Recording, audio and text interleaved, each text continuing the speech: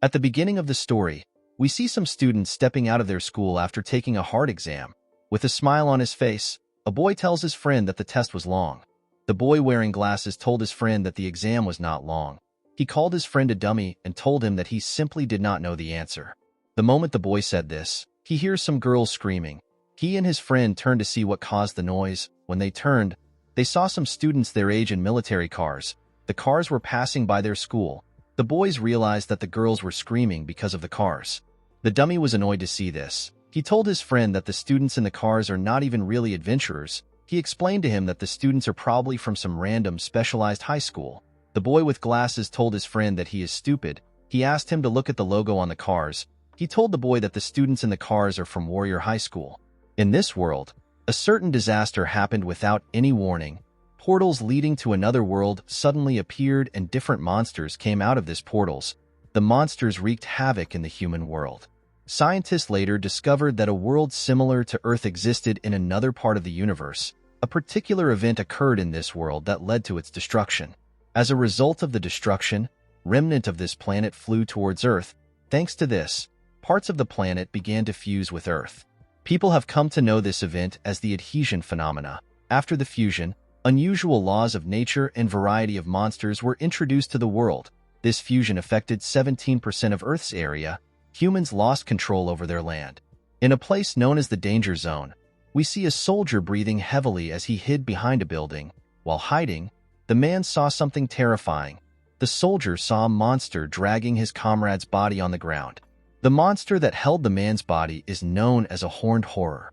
It is a single horn monster. The number of horns the horned horror has refers to how strong it is.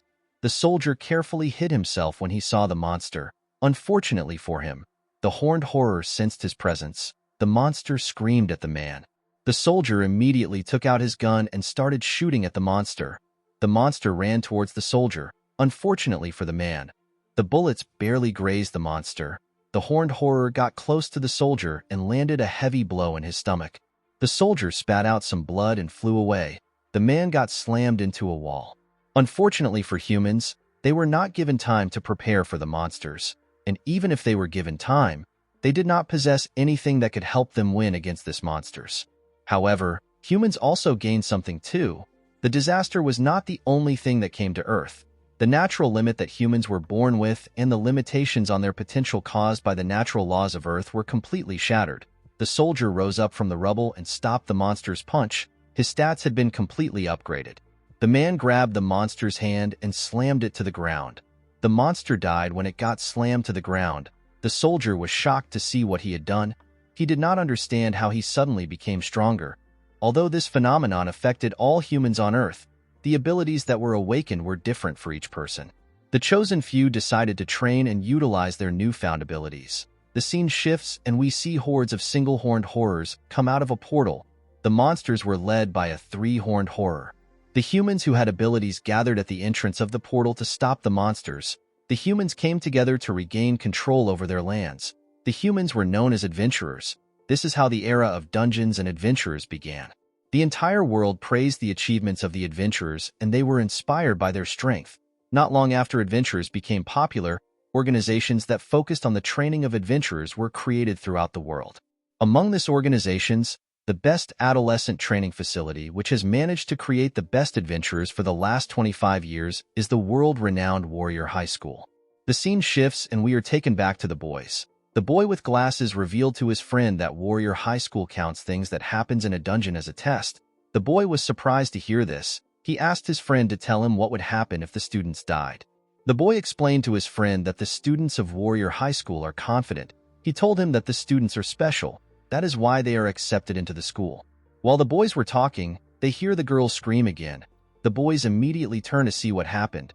When the boys turned around, they saw the girls screaming about a cute guy. The girls were shocked to see how handsome a mixed elf student was. The other boy was annoyed to see the girls screaming for the mixed elf. He asked his friend to tell him what he is looking at. The boy was surprised to see that his friend did not recognize the elf. He told him that the elf usually appears on TV. The elf is known as Diav Choi. His father is a famous adventurer and his mother is an elf. Diav is known to be a genius. People believe that he will become a top-rank adventurer 5 years after graduating. Diav is a first-year student of Warrior High School and he has returned from a dungeon 14 times. The other boy was annoyed to see the way the girls were behaving. He did not understand why the girls were excited when Diav was not even an idol. The boy with glasses told his friend that he is not better than the girls for being angry at someone he does not know. The boy was annoyed to hear this. He wanted to yell at his friend. The boy with glasses noticed that a classmate of his was leaving school. He called out to our protagonist whose name is Jaryong. The boy asked Jaryong if he is going to work. He revealed to him that their classmate whose name is Leunji wants to have a karaoke with the other students. While staring at his phone, Jaryong told the boy that he will not be able to go to the karaoke. He asked the boys to have fun. The other boy was surprised to see that Jaryong was going to work immediately after exams. He asked our boy to leave work and join them. The boy with glasses was shocked to hear what his friend said. He used his hand to hit his friend in his stomach and asked Jaryong to enjoy his time. Our boy waved to the boys and walked away. While his friend was shaking, the boy with glasses asked him if he cannot be a bit sensitive. He reminded him that Jaryong is working hard for a reason. While walking, Jaryong stared at his phone. Our boy received a message from his hospital about his due bills. The hospital asked Jaryong to pay 302,521,201. While our boy was looking at his phone, a man known as Chief asked him to come to the office. He told Jaryong that they have work to do. While Diav was waving at the girls, he saw Jaryong. The elf noticed something odd about Jaryong. A boy sitting next to Diav asked him if something is wrong. He asked the elf if Jaryong did something to him. While staring at our boy, Diav told the boy that nothing is wrong. The elf believed that he was imagining things. The scene shifts and we see Jaryong arrive at an abandoned train station. A man with purple hair who was smoking welcomed our boy to the station. The man with purple hair is known as Jae-hwan. He is 37 years old and he is a broker. Two other men stood next to Jae-hwan, a short man and a huge man. The broker told our boy that the short bald man wearing a suit is their new client. Our boy greeted the man. The bald man was annoyed to see Jaryong. He reminded Jae-hwan that he promised to give him his best worker. Jae-hwan told the man that Jaryong is the best. The man was annoyed to hear this. The man moved close to Jae-hwan and called him a bastard. He told the broker that he is not going to get scammed by an idiot like him. He asked Jae-hwan to take Jaryong away and bring him someone who is capable. While the man was yelling, Jaryong took off his jacket. He asked the huge man behind the bald man if he was an adventurer. Our boy told the man that he must be a former adventurer, which is why he is standing like an idiot behind the bald man. The bald man was surprised to hear what our boy said. He could not believe that Jaryong was speaking to the huge man rudely. While releasing some energy, the huge man told the man that they do not need to talk any longer. He assured him that Jaryong will learn his lesson after getting his hand and leg broken. The bald man was surprised to hear this. The huge man's name is Lee Piljiu and he is 34 years old. He is a former silver rank adventurer who returned from a dungeon 81 times before his retirement. The bald man asked Jaryong to get on his knees and beg Piljiu if he wants to save himself. Our boy released some energy and told the bald man that he does not know how to beg. Our boy's full name is Yoo Jaryong. He is a dungeon smuggler who has returned from a dungeon 371 times illegally. In this world, adventurers work every day to explore dungeons. When they successfully explore a dungeon and take down a monster, they are able to obtain countless treasures. However, before the adventurers exit the dungeon, the treasures must be handed over for inspection. This is because a lot of treasures have incredible strength. If such treasures were to be circulated without permission, they could be used for evil. Due to this, the Adventurers Association must first inspect these treasures and levy tax on them based on their worth. However, there are some people that violate this rule. These people entice adventurers who do not want to pay this enormous taxes and secretly pocket the treasures. These people are dungeon smugglers. The association usually tells people to report the smugglers to them if they are ever found. This is done in order to safeguard the society. The scene shifts and we see Jae-hwan light a cigarette. The bald man was surprised to see this. He did not understand why the man was smoking in this situation. He asked Jae-hwan if he is really going to let our boy fight with Piljiu. The broker asked the man if he is scared of the fight. The bald man was annoyed to hear this. He told Jae-hwan that he is scared for him. He revealed to the broker that Piljiu has a nasty temper. The man explained to Jae-hwan that Piljiu retired as an adventurer because he was caught assaulting his teammate. The man asked the broker to stop the fight in order to save Jaryong. While stretching his hand, Jaryong calls Piljiu a real criminal. He could not believe that the huge man actually assaulted his teammate. With a smile on his face, Piljiu told our boy that some trash was dragging him down, so he disposed of him. Jaryong laughed when he heard this. He told Piljiu that he must be aware of the fact that he is trash. He asked the man if he purposely caused trouble and lost his license. While our boy was talking, Piljiu attacked him. The man believed that his punch landed on Jaryong's face. To his surprise, our boy easily dodged the attack by moving his head a bit. He told the man that it is rude to attack without the other person's permission. Piljiu was annoyed to hear this. He rushed to attack our boy with his other hand. Jaryong smiled when he saw the man raise his other hand. He decided to give the man a light kick. Our boy used his leg to hit the man on his head. Jaryong's leg connected to the man's face. With a smile on his face, Jae-hwan reminded the bald man that he brought his best worker. The bald man was surprised to see Jaryong's kick. While Piljiu's neck froze, our boy took a stance. He was surprised to see that such a minor attack would paralyze the man. He had expected Piljiu to be stronger because of his build. Piljiu used his hand to snap his head back in place. The man did not understand what was going on. He had thought of Jaryong as a mere child. However, after seeing our boy's reflexes and receiving his kick, Piljiu could tell that Jaryong was already in the domain of a pro. Jae-hwan smiled when he saw the look on Piljiu's face. He told the bald man that Piljiu has realized that he cannot win. The bald man was surprised to hear this. He told the broker that although Jaryong's kick is good, it is not enough to defeat Piljiu. Jae-hwan understood what the man was saying. He told the bald man that he is getting a particular feeling from Piljiu. He told him that Piljiu is a tank. The moment he said this, the huge man tore his shirt. The bald man was surprised to see that Jae-hwan was able to identify Piljiu's class. The broker told the man that he is extremely good at reading between lines. With a serious look on his face, Piljiu told our boy that he is still a smuggler scum regardless of the trick he uses. The moment he said this, the man began to release more energy. After the adhesion, people began to awaken abilities that exceeded their limitations. However, each person awakened different talents and latent abilities. The adventurers who awakened their abilities undertook different training activities that matched their abilities and assigned roles to themselves. One of these roles is a tank. Piljiu used a technique to make himself bigger. The skill is known as bulk up. He also activated a skill known as giant strength and iron skin. A tank is responsible for protecting their teammates from the dangers of the dungeon. Their role is to face monsters head-on at the front lines.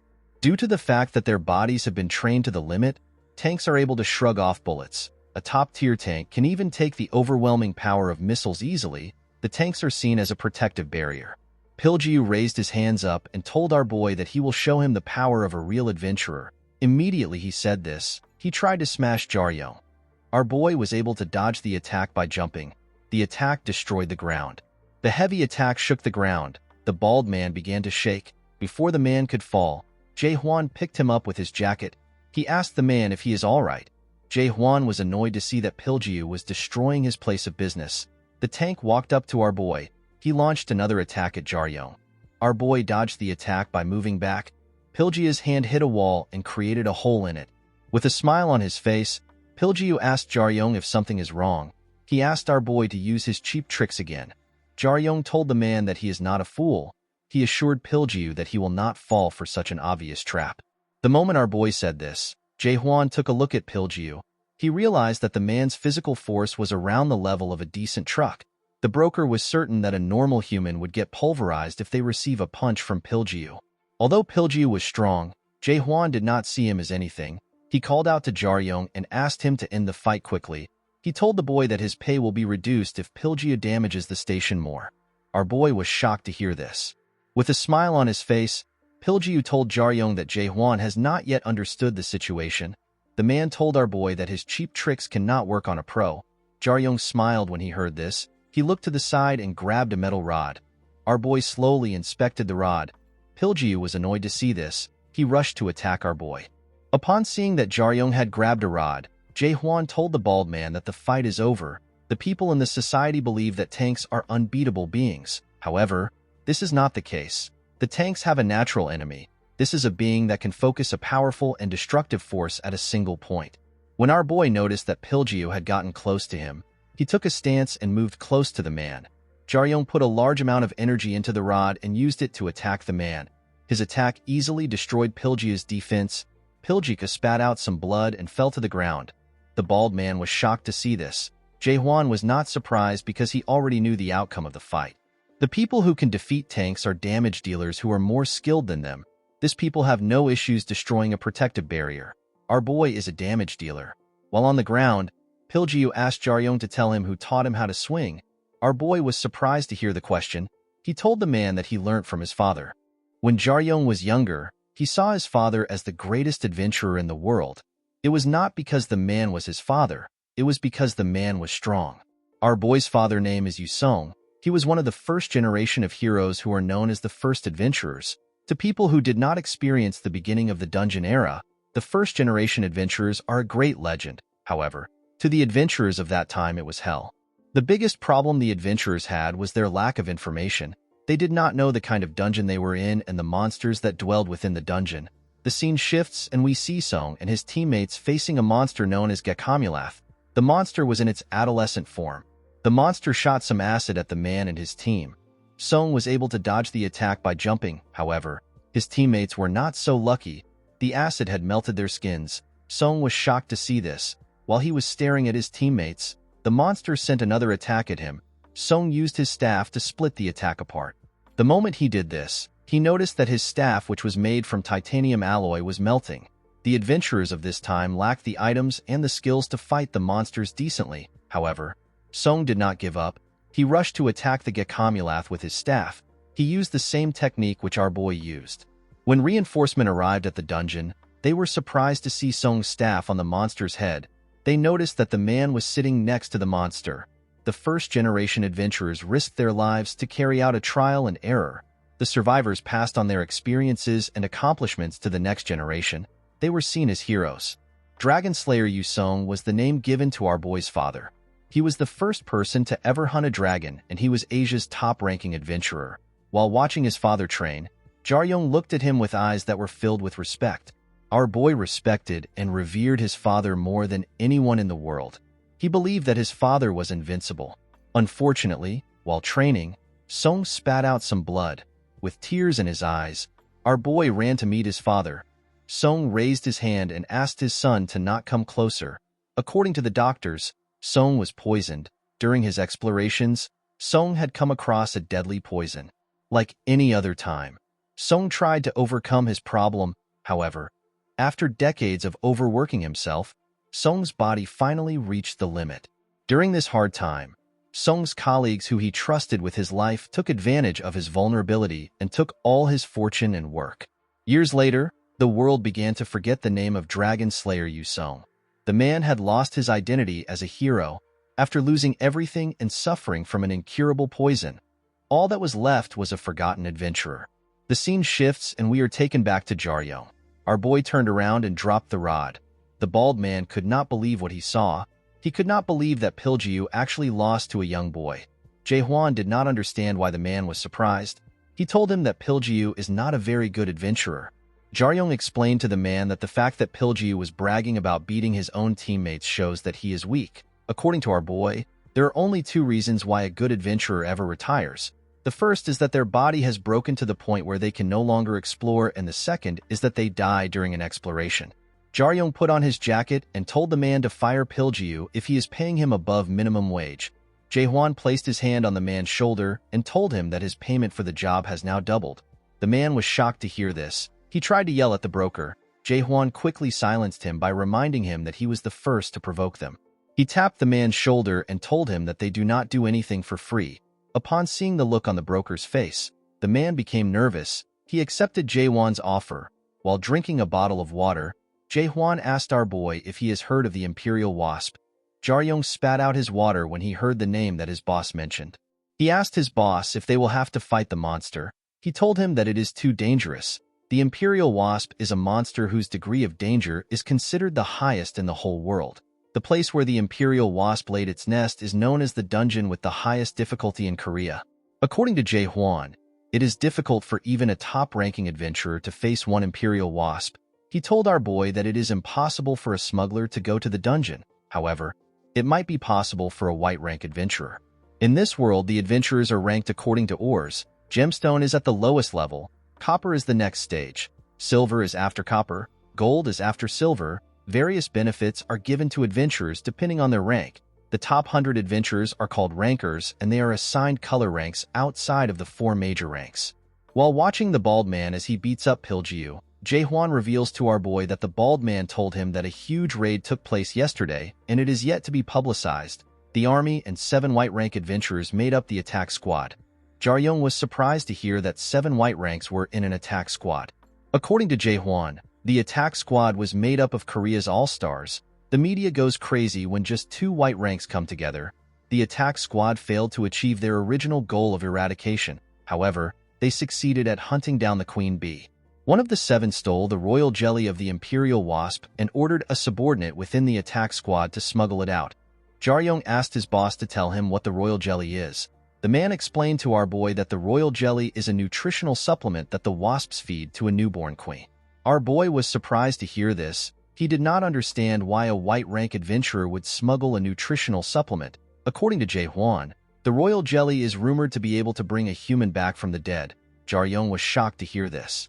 The Adventurers Association and the government claim that all the paths to a dungeon are strictly managed. Of course, this was not true. The scene shifts and we see Jae-hwan standing in front of a large metal gate.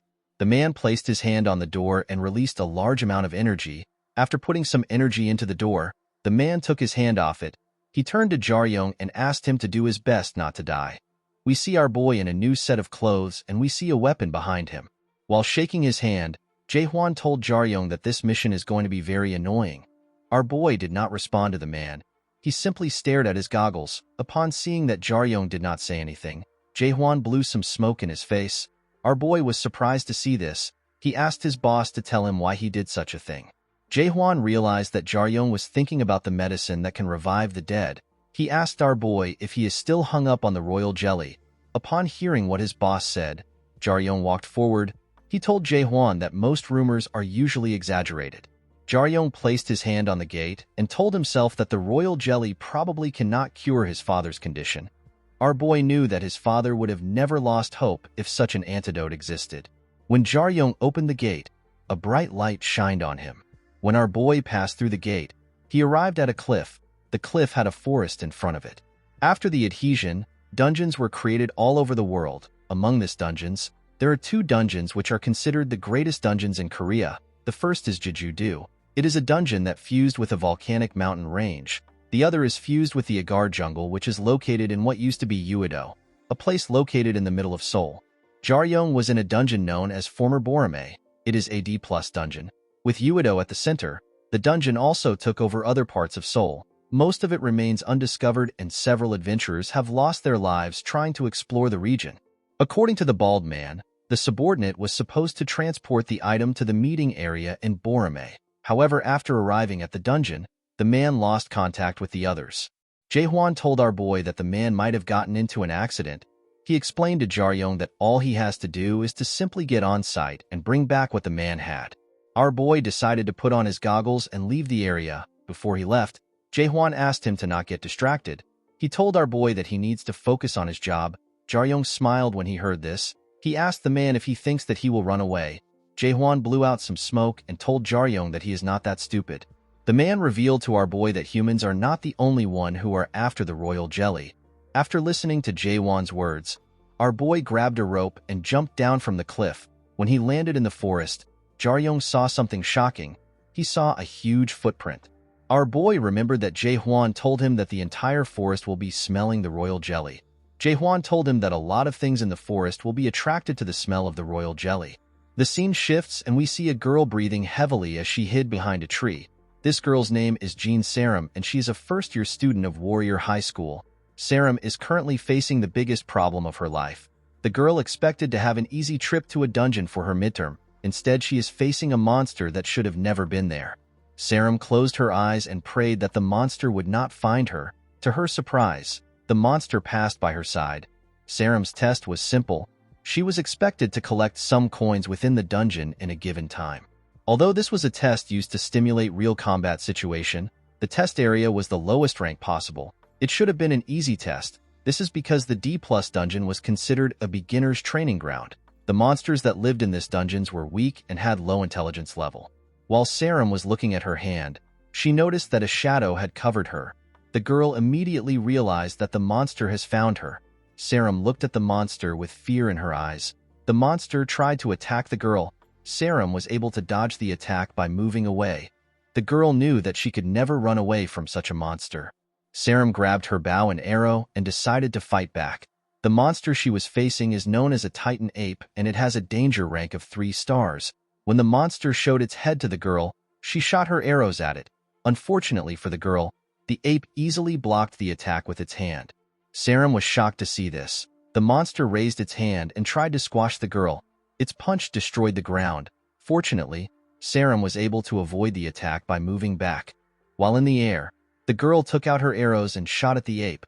The attack hit the ape's chest, but it did not do anything. Sarum already expected this outcome. She knew that she could not kill the monster with such an attack. She simply wanted it to let its guard down and come closer to her. While hanging its tongue out, the ape ran towards the girl. As the monster got closer to the girl, she began to imbue her magic on her arrow. The girl is a magic ranger. With a blue light in her eyes, Sarum activated a skill known as Flame Bombardment.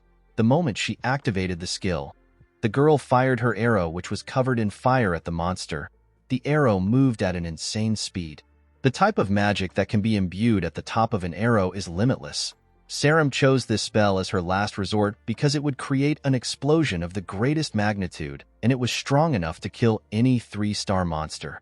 Of course, this is only if the attack hits the monster. Unfortunately for the girl, the ape climbed a tree and dodged the attack. Sarum could not comprehend what was happening. She could not believe that the monster actually managed to dodge the attack. She realized that the ape already expected the attack. The girl did not know what to do because she could not currently replicate the attack. Sarum realized that she needed to run. The moment she had this realization, the monster came down from the tree and began to chase after her. The girl's face was covered with fear when she noticed that the monster was getting closer. As the monster was about to grab Sarum, our boy hits its chin with an attack. Sarum turned around when she heard something hit the monster's chin. She was shocked to see Jaryong in the air. Our boy landed on a tree. He was surprised to see that the monster was not fazed even though he hit it on its chin. Jaryong put his hand into his pocket and took out a tool. The moment he did this, he rushed to attack the monster. Sarum was shocked to see this. She could not believe that our boy was going for a frontal assault. The girl believed that this was impossible. She believed that Jaryong will die. The monster clenched its fist and got ready to attack our boy.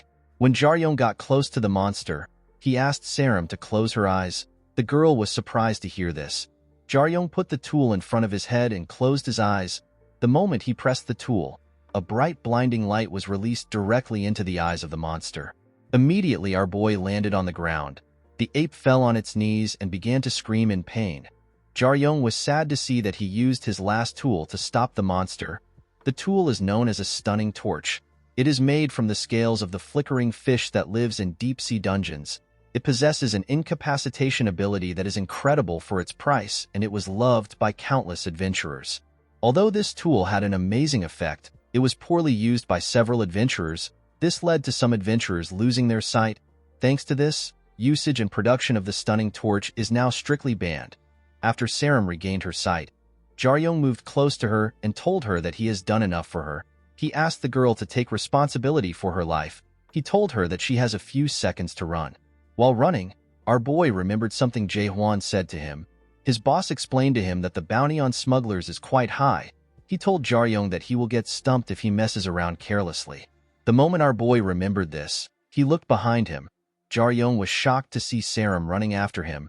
The girl was breathing heavily as she tried to catch up to our boy. Jaryong was annoyed to see this. He believed that Sarum was chasing after him because of the bounty. While running on the trees, Jaryong disappeared from the girl's sight.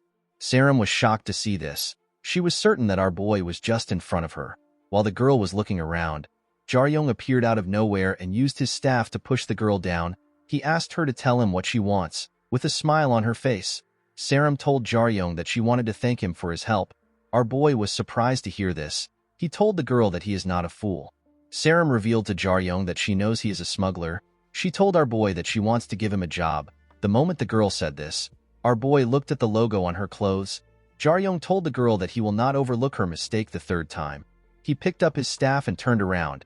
He told Sarum that he has no interest in learning how crazy a Silver Spoon student of Warrior High School is. Our boy assured the girl that he would bury her the next time she gets in his way. Saram was not surprised to hear this. The girl told our boy that the bounty for smugglers is 50 million won and the bounty for poachers is 400 million won. With a look of anger on his face, Jaryong turned around. When our boy turned, he saw Saram holding a necklace. The necklace is known as and kills blood. The girl told our boy that he can buy one if he catches 5 smugglers. With a look of confidence on her face, the girl told Jaryong that the necklace is simply down payment. She assured him that she would give him more money once he helps her with her midterm. Jaryong was surprised to hear this. He called the girl an insane spoilt brat. He told her that she is out of her mind. Saram smiled when she heard this. She explained to our boy that it does not matter if she is crazy. She told him that he can obtain an opportunity that would change his life. Our boy was surprised to hear this. He let out a sigh. He told the girl that he already expected things to turn out like this.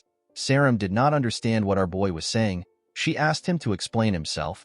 As a huge shadow came over them, Jaryong looked up to see the monster. He reminded Saram that he told her that she has a few seconds to run. The two jumped to dodge the monster's attack. While in the air, Jaryong threw his staff at the girl. Saram was surprised to see this. Jaryong asked the girl to use the same skill she used on her arrow on the staff. He told her to pass the staff back to him when she is done. Saram was shocked to hear this. She told our boy that she does not have any magic energy left. Jaryong asked the girl to figure things out. He told her that he will not be able to face the ape barehanded for long. Saram began to infuse her magic into the staff. The girl did not know what to do. She only had a quarter of her magic left. She believed that her current magic energy was not enough to damage the monster. As Jaryong was distracting the monster, Saram wanted to run away and leave our boy behind. While Jaryong was running around, the girl threw his staff at him. The girl had infused every ounce of energy she had left into the staff. Jaryong carefully swung his staff. He told Saram that the staff barely has a quarter of the energy she used before. With a smile on his face, our boy told the girl that he will manage it. The moment he said this, he rushed to attack the monster. The students of Warrior High School have always been told that the most important thing when fighting a monster is sense of timing and accuracy. When the monster saw Jaryong coming closer, it tried to squash him. Our boy easily dodged the ape's hand and moved closer to its head. The moment Jaryong got close to the monster's head, he used his staff to release the skill directly on the ape's neck. The attack created a large explosion that severely damaged the ape. Our boy smiled when he saw that his attack connected. Unfortunately for him, his goggles broke. The scene shifts and we are taken back to the past. We see a younger Saram waving to her friends as she heads into her car. When our girl gets into the car, her friends talked about how lucky she was. They knew that Saram could get whatever she wanted. Although our girl did not like it, her friends were not wrong. She could easily get whatever she wants. The successor of Jinseong Group, a South Korean business which is ranked 4th in the country, got engaged to an elf from another world. The result of their engagement is Saram. On her way home, Saram saw a bunch of adventurers in a bus. The girl stuck her head to the window. Although the girl was rich, she respected adventurers more than anyone and dreamed of becoming one. While Saram was receiving training from her uncle, he told her that it is impossible for her to become an adventurer. He explained to the girl that her elf blood is weak. He told the girl that she is basically human. Her uncle turned to her father and asked him to stop pushing his daughter to become an adventurer.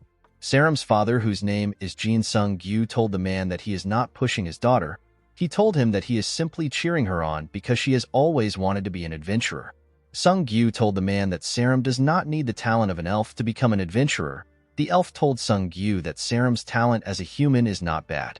He told him that the girl is simply above average at best. With a smile on his face, the man told Sung-gyu that he does not need to worry. He told him that Saram is as stubborn as his sister. Immediately he said this, the girl forcefully pushed herself up. Saram's uncle told her father that his daughter will never be able to measure up to the monster rank humans. He told him that the girl will become a decent fighter if she keeps working hard. The uncle reminded Sung-gyu that his daughter was born with a lot of benefits compared to her lack of talent. Things such as wealth, name, and bloodline will make Saram's hard work useless and people will envy her.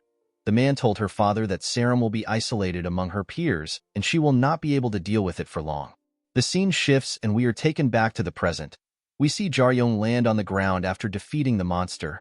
Saram stared at our boy weirdly. Jaryong did not understand why the girl was staring at him. While looking in amazement, Saram asked our boy if he is the same age as her. The moment she said this, Jaryong realized that his goggles had broken. Our boy remembered what Jae-hwan said to him. His boss warned him to never break the goggles. He told Jaryong that it is expensive. Our boy was surprised to hear this. He told the man that the goggles are around 5,000 won in the market. The man explained to Jaryong that the goggles stops facial recognition and changes his voice. He revealed to our boy that there are more than 4 spells that were casted upon the goggles. Jaryong did not know how he was going to explain himself. While he was thinking, Sarah moves near him and asked him if he is a senior from her school. Jaryong told her that he is not her senior. With a look of anger on his face, our boy asked Sarah to give him the necklace. Our girl easily hands over the necklace to him. Jaryong grabbed the necklace and took a close look at it. While our boy was inspecting the necklace, Sarah asked him if he needs more money. The girl told him that Adventurers Education Center's tuition fees must be very high. Sarah wanted to offer to pay for our boy's tuition fee. Jaryong quickly kills her hope by telling her that he does not attend any Adventurers Education Center. The girl was shocked to hear this. She asked our boy about the person who taught him how to fight. Jaryong revealed to the girl that no one taught him anything. He told her that he taught himself. Sarah screamed when she heard this. She told our boy that he is saying nonsense. She could not believe that someone who is self-taught would be able to move like Jaryong. While the girl was shouting, Jaryong threw a tag at her. When Sarah looked at the tag, she saw that our boy was from a normal school known as Dongging High School. Our girl was shocked to see this. Jaryong pointed his staff at the girl and asked her to give him an ID or something that proves her identity. Our boy was surprised to see that Sarah was the same age as him. After confirming her name and identity, Jaryong kept our girl's ID in his pocket. Sarah asked our boy about why he kept her student ID. Jaryong reminded the girl that she wants him to do something for her. He told her that his identity has been revealed. He explained to Sarah that he has to take something of hers to make sure that she does not betray him. Our girl was surprised to hear this. Jaryong told her that he is not yet done. He took out his phone and asked Sarah to move closer to him. The moment she came close to him, our boy placed his hand on her shoulder. Sarah became flustered when she saw what Jaryong did. She asked him to tell her why he placed his hand on her shoulder.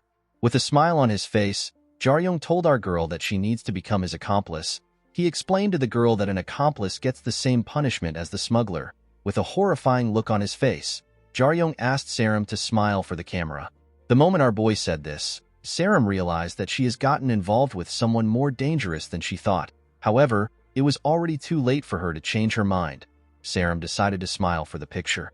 After taking the picture, Jaryong asked the girl to give him the details for her job. Sarah told our boy that she needs him to collect coins. The students of Warrior High were expected to collect coins within a 6-hour time limit. These coins have been placed in various locations throughout the testing area. Sarah is expected to find a coin box in a certain location and prove that she is a student. Our girl took out one coin. She told him that she simply needs another coin to pass the test. She revealed to Jaryong that the location of the box is not far. She told him that the coin is at the old ruins of the Eugene Mall. Jaryong was shocked to hear this. He told the girl that they did not meet each other by coincidence. He revealed to Sarah that the item he is looking for is in the same location. He explained to our girl that he is looking for something related to the Imperial Wasp. Sarah opened her mouth in shock. The girl could not believe that Jaryong was searching for the Imperial Wasp. Our boy told the girl that he is looking for some type of honey. Jaryong explained to Sarah that the item has a strong smell and it attracts monsters. He told her that the Titan ape was probably also attracted to the item. Sarah became nervous when she heard this. Our boy asked her if she knows any other location where they can find the coin. Although she did not like it, the girl told our boy that the ruins is the last place left. She explained to Jaryong that the other parties would have already taken the other coins. Our boy was surprised to hear about other parties. He finally understood why Sarah was alone. Jaryong told the girl that the location is convenient for him. He explained to Sarah that his mission will be to help her find her coin and leave safely. Jaryong wanted to tell our girl his price, but he is interrupted by her. Sarah tells our boy that she only has 950 million won on her. Jaryong was shocked to hear this. Sarah took out her phone and told our boy that she can get more if he is not satisfied. Jaryong told the girl that the amount is enough. He explained to her that he will get extra if something happens or if he has more work to do. After saying this, the two began to run. Our boy ran in front of the girl. Sarah was surprised to see how fast Jaryong was. While running, our boy realized that he made a mistake by accepting the offer early. He realized that he could have gotten more from Sarah. Our girl decided to ask Jaryong a question. She asked our boy if he really taught himself how to fight. Jaryong told her that he did not teach himself everything. Before our boy could say more, he saw two monsters in front of him. He asked our girl to get ready. The monsters are known as chloraptors, and they have a danger rank of 2 stars. Our boy rushed to attack the monsters. Jaryong has never officially learnt from an adventurer. The current ability he has right now is something he learnt by risking his life. The only thing Jaryong gained from someone else were the movements he witnessed his father perform when he was younger. Jaryong learnt 3 movements from his father. The first movement is Needle. This is done by using his speed, power, and weight to stab an opponent in a vital point. Although this might seem like a simple move, Jaryong had to learn this technique with experience, sense, and talent. Our boy had perfected a technique that not even the top rankers could learn. After killing the other monster, Saram told our boy that something is weird. She explained to him that chloraptors usually move in groups of 5. Jaryong explained to the girl that the group must have split apart because of the royal jelly. He asked Saram to stay sharp. He told her that there could be different types of monsters in the area. While staring at the ruins from afar, Jaryong suggested that he and Saram take a break before they enter the ruins. Our girl reminded Jaryong about her question. She asked him if he received personal training when he was younger. Our boy told the girl that he learnt by watching someone train. He told her that he was only able to learn a few moves because he was being sneaky. Saram broke down when she heard this.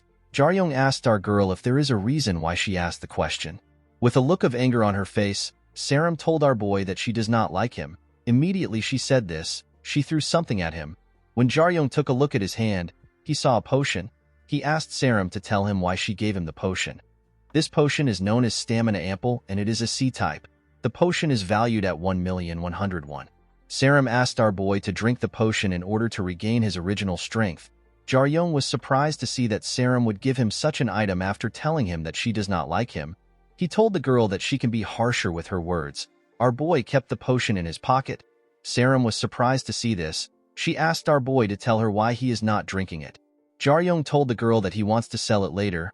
Saram was shocked to hear this. She asked our boy if he knows the price of the Stamina Ample. Jaryong told our girl that he can sell the potion for a hefty price of 1,000,001.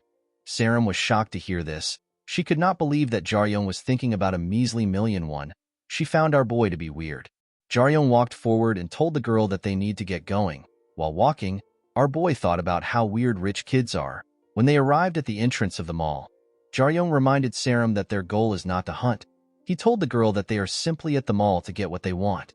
He asked Saram to follow his orders regardless of the monsters they see inside. With a smile on his face, our boy told the girl that he is an expert on surviving. He asked her to trust him. Saram felt a sense of relief when she heard this. The girl had never felt this weird feeling before. She was not able to get this feeling because for the past half year, she was an outsider at her school who was unrecognized by others. The girl felt relieved because it was her first time fighting alongside a companion. When the two stepped into the mall, they saw something shocking. Saram asked our boy to tell her what she is looking at. With a nervous look on his face, Jaryong told Saram that he has never seen anything like this before. Our boy and Saram saw dozens of dead monsters on the floor. Humans are beings that are much braver than they think. With the proper resolve, they can stand up to any situation. The only exception to this is when they face an unpredictable situation that was not accounted for during the initial resolve. While staring at the bodies of the monsters, Saram realized that some of the monsters are not from the area and some of the monsters are dangerous to pro-adventurers. The girl could not comprehend what happened in the mall. Our boy asked Saram to not lose her mental state. He told her that she already knew that something dangerous would be in the mall. The reason why she was surprised was because things were much messier than she expected. Jaryong assured her that nothing has changed. While they were talking, the two noticed that a monster was moving. Jaryong immediately took a stance. The monster, which was severely injured, is known as a slasher lip. It has a danger rank of 2 to 3 stars. Our boy charged at the monster. Upon seeing that Jaryong was coming close to it, the slasher lip stretched out its tongue to attack our boy. Jaryong used his staff to kick the tongue away. Unfortunately for him, the slasher lip caught his staff with its tongue. It used its tongue to drag the staff towards itself. Jaryong held on to the staff. When he got above the monster, he let go of his staff and latched onto the ceiling. The weapon hit the monster's body. Upon seeing that the monster was injured, Jaryong jumped from the ceiling and landed a kick directly on the monster's head. The slasher lip screamed out in pain. After defeating the monster, our boy picked up his staff and walked back to Saram. The girl told Jaryong that the monster is not yet dead because of its high survivability. Our boy corrected the girl by telling her that he was the one who kept the monster alive on purpose. This is because the monster will serve as a warning alarm when someone steps into the mall. The slasher lip is a type of monster that screams to alert its allies when it feels like its life is in danger. Saram was surprised to hear that they needed a warning alarm.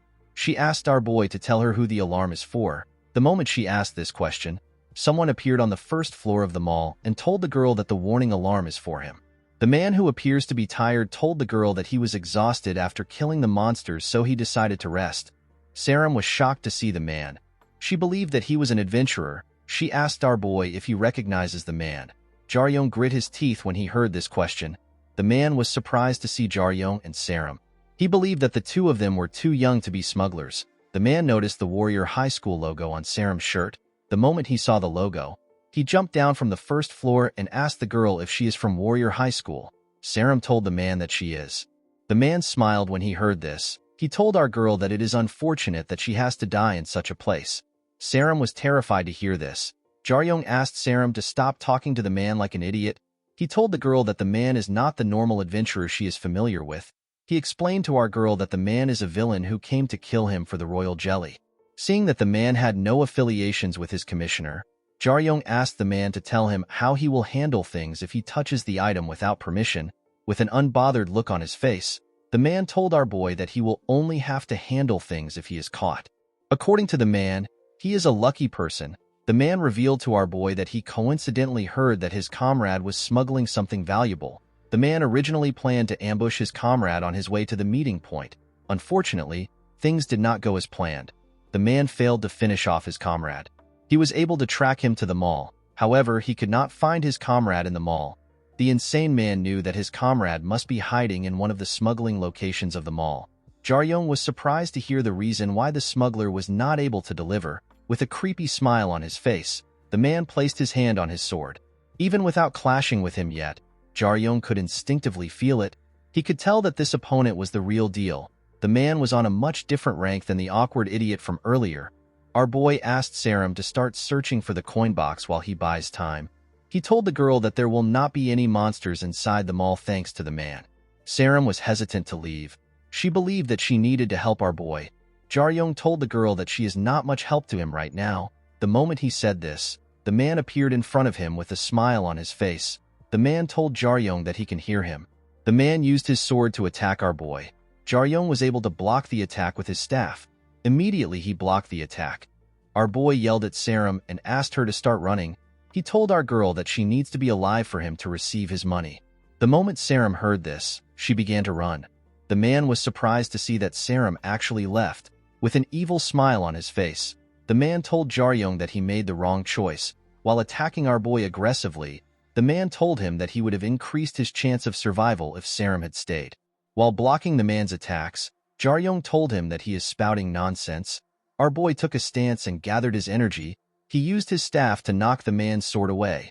The man was shocked to see this. He could not believe that our boy read his sword path. Before the man could swing his sword again, Jaryong landed a heavy kick on his face. The kick sent the man flying. The man crashed into a wall and covered the area in dust. The man stood up and told Jaryong that he surprised him. Our boy was shocked to hear the man's voice. The man never expected our boy to force him to use his equipment. He commended Jaryong on his skills. He told our boy that he is better than the average pro. The man realized that he had to fight properly if he wants to win Jaryong. As the dust cleared up, we see the man whose name is Yang Dog-yoon equipped with an item. It was a horrifying item that covered his body. Dog-yoon is a gold-class adventurer. The scene shifts and we are taken to the station. We see Jae-hwan eating instant noodles. The man was surprised to see how good the noodles tasted. While eating his noodles, Jae-hwan noticed that the bald man was standing next to Piljiu. The broker asked the man to sit. He told him that it will be a while before Piljiu wakes up. The bald man called Piljiu a pig that cannot even pull his own weight. He told Jae-hwan that he paid Piljiu a lot of money. He could not believe that Piljiu was calling himself a former adventurer. Jae-hwan asked the man to not be hard on Piljiu. He told him that the idiot lost because he had to. Jae-hwan explained to the man that people tend to overlook the fact that adventurers do not fight humans. As an adventurer, Piljiu was trained in hunting and exploration. He was not trained to fight humans. It was natural for him to lose to a smuggler like Jaryong. The man turned to the broker and told him that he heard that adventurers fight among themselves. With a smile on his face, Jae-hwan confirmed the rumor. He told the man that adventurers definitely fight among themselves. As adventurers rise up in rank, they fight more because of how valuable a dungeon is. Even comrades who depend on each other many times sometimes succumb to greed and backstab each other. The bald man asked the broker if the adventurers kill each other. Jae-hwan told the man that there is no one to stop them. There are no laws implemented inside a dungeon. According to Jae-hwan, the adventurers could simply say that their comrades were killed by monsters. They do not even need an alibi. The higher an adventurer is, the more they need to train in preparation for potential fights. Jae-hwan explained to the man that Pilju lost because his class is not very high. The broker told the man that Pilju's story of assaulting a comrade is a cute idea. He told him that the fact that the idiot was caught means that it happened outside a dungeon. It was probably an argument without any equipment. The bald man was surprised to hear this. He asked the broker to tell him what an equipment is. According to Jae-hwan, an equipment is the armor and weapons adventurers take with them to hunt. With an equipment, even someone like Pilju can put up a decent fight. The man was surprised to hear this. He asked Jae-hwan if an equipment is very powerful.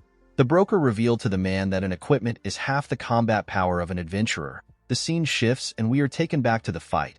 Jaryong was certain that his attack went in. Our boy realized that the blade has an upper-level defense. While he was thinking, Dog-yoon rushed to attack him. The man told our boy that he should not overthink things. Jaryong quickly used his staff to block the attack. Dog-yoon told our boy that it is disrespectful to him and to his own life to overthink things in a fight. The moment he said this, he kicked Jaryong. The attack pushed our boy back. The moment Jaryong regained his stance, Dog-yoon appeared in front of him. Our boy was shocked to see this. The man began to attack Jaryong fiercely. Our boy was able to block some attacks, but some of them landed on his body and injured him. Dog-yoon asked Jaryong to fight back properly like he did earlier. The insane man knew that this was impossible. Dojin's equipment is known as Shade Jacket. It is an A+ rank armor. The Shade Jacket consumes the user's blood to support physical abilities and form an upper level of defense against impact. This equipment allows Dog-yoon to use his berserker style of combat. While blocking Dojin's attack, Jaryong realized that the insane man had no openings. Our boy could tell that he would die if he goes for the wrong counterstrike. While Jaryong was thinking, Dog-yoon landed an attack on his stomach. Our boy was shocked to see this. He fell to his knees. Dog-yoon began to laugh like a maniac. He told Jaryong that he lasted longer than expected. The moment the man said this, he noticed something odd about our boy. Instead of shaking, our boy let out a sigh. He threw the jacket on the floor and stood up. He showed Dog-yoon that the attack barely reached his stomach. With a smile on his face, Jaryong told the man that he liked the jacket. He told him that he is not as strong as he expected. Dog-yoon was shocked to hear this. Our boy explained to him that he was scared because his aura was huge. He told the man that he is pretty weak to not be able to beat a high schooler without any equipment. Jaryong told Dog-yoon that he is simply getting carried by his equipment. The moment he said this, Dog-yoon snapped. He called Jaryong a cocky bastard. Although the man was powerful, he was the one in a rush. Our boy knew that Dog-yoon was in a rush because he had to take him down and still find serum to silence her. Jaryong understood that the man would become more impatient the longer he stalled. Dog-yoon rushed to attack our boy. Jaryong carefully read the attack and used his staff to block it. The second technique which our boy learnt when he was younger was something that he could not use with his own strength alone. He has to use his opponent's strength against them and inflict a huge damage that would not be possible with his strength alone. Jaryong gathered the energy around him and put it into his staff. He took a stance and smacked Dog-yoon with his staff. The name of this technique that even our boy had not perfected yet is Swell. The attack sent Dog-yoon flying. The man got slammed to a wall. The moment he used this technique, Jaryong spat out some blood. Our boy was surprised to see that his attack actually worked. He had never used it in a fight before. Jaryong never expected a pro adventurer like Dog-yoon to be a person who charges in carelessly. As Dog-yoon stood up from the wall, we see that Jaryong's attack has destroyed a part of his equipment. Our boy asked the adventurer to give up. He told him that he cannot change his fate no matter what he does. With a creepy smile on his face, Dog-yoon called Jaryong a cocky bastard and told him to screw off. The insane man took out a knife and stabbed himself in the chest. Jaryong was shocked to see this. The moment he stabbed himself, his equipment began to act weird. Dog-yoon laughed as his eyes turned red. He assured our boy that he will kill him. The scene shifts and we see Saram at the 5th floor of the mall. The girl had found the coin box she was searching for. Our girl placed her hand on the box and it confirmed her identity. After getting the coin she wanted, Saram decided to return to her camp. Before the girl could take a step, the entire mall shook. Saram was shocked to see this. The moment this happened, the girl remembered that Jaryong held back Dog-yoon in order to allow her run. As Saram held the coin close to her chest, she told herself that nothing will change even if she goes back. Upon remembering the terrifying look on Dojin's face, Saram assured herself that Jaryong would have not fought the insane man if he had no way of escaping. The scene shifts and we are shown Dojin's past. We see the man as a young student. Dog-yoon grabbed a huge boy by his shirt after beating him up. The boy began to apologize to Dog-yoon. He told him that he will never act cheeky in front of him again. Dog-yoon smiled when he heard this. The boy believed that he was a genius. From when he was young, everything was easy for him. He had talent, recognition from adults, and dominance over his peers. The only thing that Dog-yoon could not get was an entrance into Warrior High School. The boy could not believe what he was seeing. The boy comforted himself by saying that Warrior High School was simply all about money and connections. He told himself that the school picks money over talent. He believed that he would never fall behind if people were chosen based on talent. Instead of going to Warrior High School, Dog-yoon got into Ganjian High. In his current school, the boy rose to the top of his class. Dog-yoon believed that he was a selected genius in the minority. When students were checking their final exams report, they saw that Dog-yoon was first place with 966 points, while the second place got 752 points. The students could not believe that Dog-yoon was able to get such a large amount of points. They believed that Dog-yoon was on a different level entirely. At his graduation ceremony, a teacher walked up to Dog-yoon and stretched out his hand. The man congratulated the boy on being valedictorian. He told him he will become a great adventurer. The man asked the boy to not get conceited and continue to work hard. Dog-yoon accepted his teacher's handshake with a smile on his face. In the boy's head, he believed that his teacher was a washed-up trash that teaches kids. He told himself that he will become someone so great that he will be able to look down on him from a place where normal people cannot reach. The scene shifts and we see Dog-yoon trembling while he was covered in blood. The adventurer that stood in front of Dog-yoon was disappointed to see that he was forced to enter the dungeon to face such a weak monster. Dog-yoon could not believe what he was seeing. The monster took down his entire team, and yet one man easily took care of it. As the man walked towards him, Dog-yoon saw a familiar stare on the man's face. He recognized this stare because it was the stare he used to look down on others. As the man walked past him, Dog-yoon realized that his teacher's words was not an advice but words of comfort. The man understood that he was not the chosen one. He was simply one of the people that average people look up to. While transforming, Dog-yoon explained to our boy that his jacket was made from a live vampire. The man told our boy that he is willing to give the jacket all his blood in order to kill him. The moment he said this, we see that the jacket has completely merged with the man and turned him to a monster. Jaryong told the man that his equipment is very dangerous. The moment Jaryong said this, Dog-yoon appeared in front of him. The man used his claws to attack our boy. Jaryong was able to block the attack with his staff. The moment he blocked the attack, our boy realized that Dojin's speed did not significantly increase. Dog-yoon rushed to attack Jaryong again. He stretched out his hand and tried to use his claws to pierce his head. After fighting for a while, we see Jaryong trembling as his body was covered in injuries. Our boy knelt on the ground and used his staff to hold himself together. Jaryong grit his teeth as he was breathing heavily.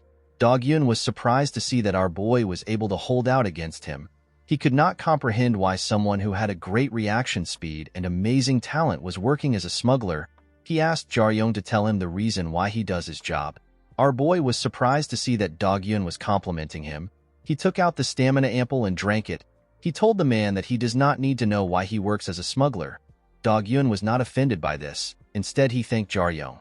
Our boy was surprised to see that the man thanked him. With a terrifying smile on his face, Dog-yoon told Jaryong that he is able to stomp on a talented person thanks to him. He stretched his hand out and tried to attack our boy. Jaryong was able to dodge the attack. The moment he did this, he ran towards the man. Our boy was happy to see that his body was functioning properly. Dog-yoon became excited when he saw Jaryong running towards him. He asked our boy to show him more amazing things. While running, Our boy realized that Dog-Yun will not be able to maintain his current strength for long. This is because the man uses blood as the fuel for the jacket. Jaryong decided to bait the man into consuming more blood and use needle to end the fight. Unfortunately for our boy, Dog-Yun appeared in front of him. The man told Jaryong that he is already aware of his plan. The moment he said this, Dog-Yun rushed to attack our boy. Jaryong immediately realized that he could not dodge this attack. Before the man's hand could touch our boy, someone attacks him with a huge explosion. Our boy was shocked to see this. He quickly turned to see the person that saved him. He was surprised to see Saram. Jaryong smiled when he saw the girl. He was happy to see that she did not listen to him. The attack created a hole in Dojin's mask. Jaryong put his energy into his staff and used needle to end the insane man. After Jaryong used needle on Dog-Yun, he got knocked out and his body reverted to its original form. While looking at Dojin's body, Saram asked our boy if he is dead. Jaryong assured her that the insane man would not die from such an attack. He asked her to not worry too much about Dog-Yun. The moment he said this, he took a picture of the man. Jaryong assured our girl that Dog-Yun will not try to get revenge. He will not do this because his career and image will take a hit if he tries to do anything. Our boy picked up his staff and told Saram that they are now even. The girl did not understand what Jaryong was saying.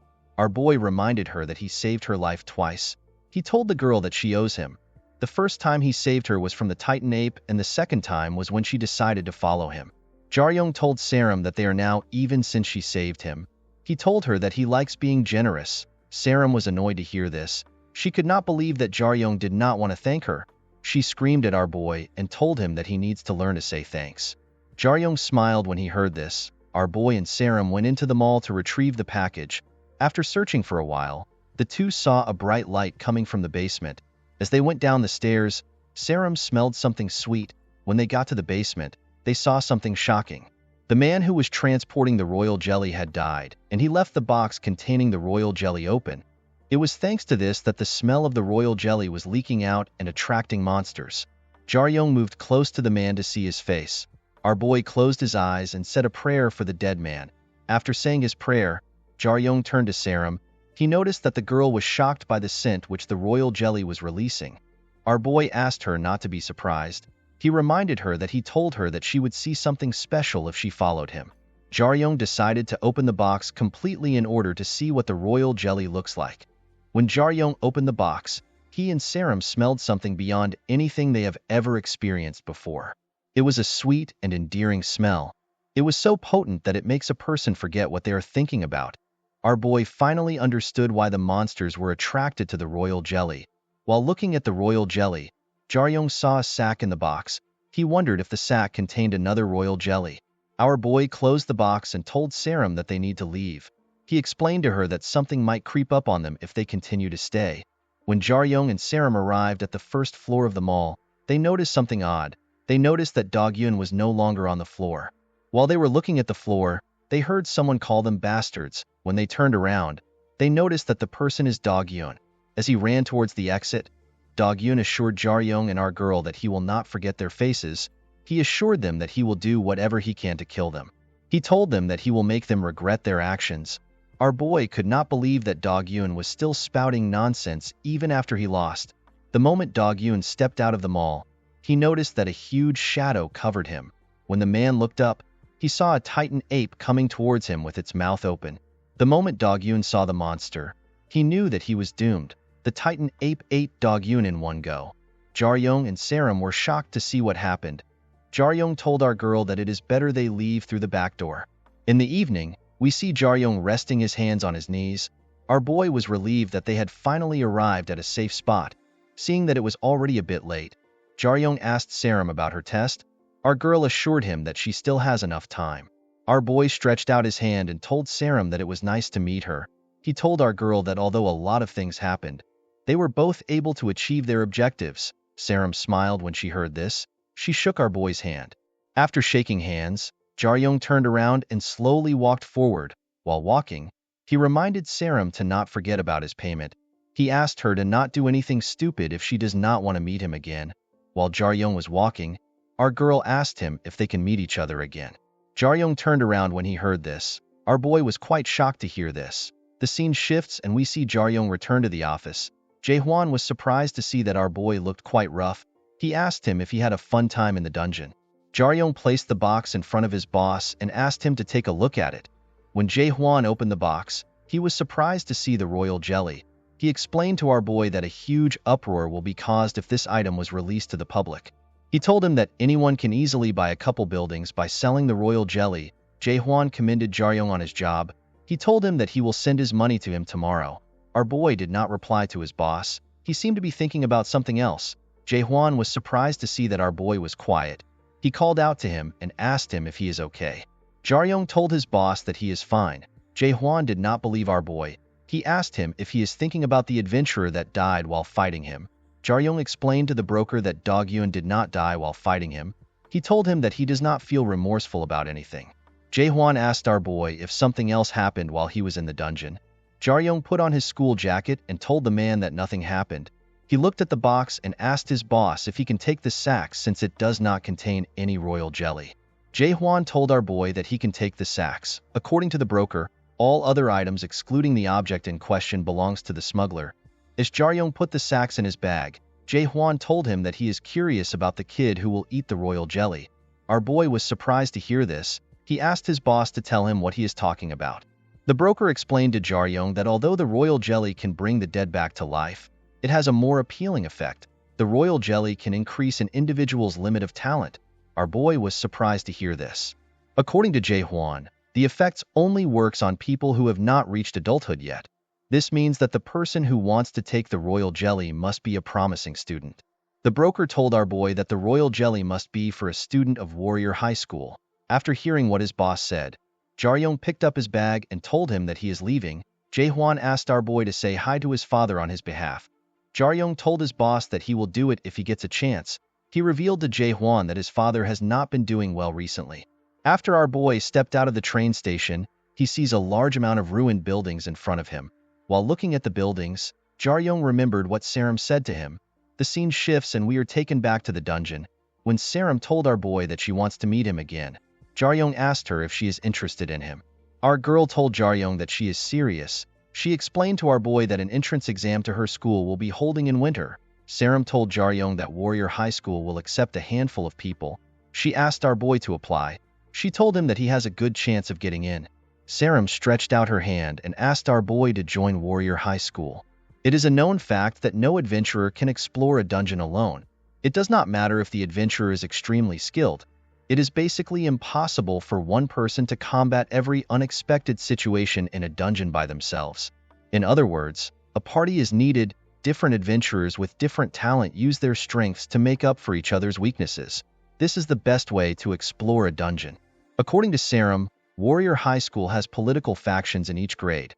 Jaryong was surprised to hear this. He asked our girl if the students fight with each other. Our girl told Jaryong that it is more serious than that.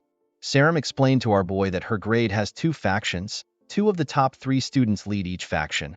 One of the leaders is Diav and the other leader is an elf girl. Our boy asked Saram if students form parties within the faction. Our girl told him that they do. Jaryong realized that Saram was not in a party because she does not belong to a faction. He asked her if the teachers do not interfere in the issue. Saram told him that the teachers do not interfere because it is a student's responsibility to get into a party. Jaryong did not know what to say to this. Saram knew that our boy was going to say that she was not in a party because she is not skilled. Our girl explained to Jaryong that she knows that she cannot become a great student. However, she was not so terrible that she would not be able to join a party. She revealed to our boy that students who do not belong to any faction are still able to form a party. Saram told Jaryong that the female leader does not like her. Although the girl does not show it, she had intentionally isolated Saram behind her back. Our boy was surprised to hear this. He asked Saram if she stole the girl's boyfriend. Our girl told him that such a thing never happened. Saram explained to Jaryong that she can survive her current grade as a solo adventurer. However, she will not be able to survive in future grades alone. She told our boy that she wants to employ him. Saram believed that she might be able to survive if she has someone as skilled as Jaryong on her side. The scene shifts and we are taken back to the present. We see Jaryong thinking about Saram's offer while he was on his bed. Our boy thought of Saram as a funny girl. In the next scene, we see Saram arrive at her destination. The girl was relieved to see that she had finally reached the dungeon barrier. This dungeon barrier is in Gangnam. It is the 12th location. The moment she arrived, Saram thought about our boy's response to her offer. Jaryong had told the girl that he will think about it. Upon seeing how Jaryong replied, Saram was certain that our boy will not contact her. While our girl was thinking, someone told her that she is not yet late. When Saram raised her head up, she was surprised to see her teacher in front of her. The name of the teacher, who has a huge scar on his face and a metallic right hand, is Kang Jungkook. He is a teacher for Class 1 of Warrior High School. He is a melee combat instructor. Saram asked her teacher if something is wrong. She told him that she still has enough time to complete the test. She did not understand why her teacher was outside standing. Jungkook revealed to Saram that they encountered a problem. The man explained to our girl that monsters that do not live in the dungeon were spotted in certain areas. Fortunately, there were no deaths, however. Some people said that it will be impossible for them to carry on with the test. Saram was surprised to hear this. The man told Saram that the monsters were also in the area where she got the coin. He asked our girl if she came across any monsters during her test. With a nervous look on her face, Saram told her teacher that her test was fine. Upon hearing our girl's response, Jungkook asked her to get behind him. The moment he said this, Saram felt the presence of the Titan ape behind her. Our girl quickly turned around. She was terrified to see the monster. She noticed that it was much bigger than the one from before.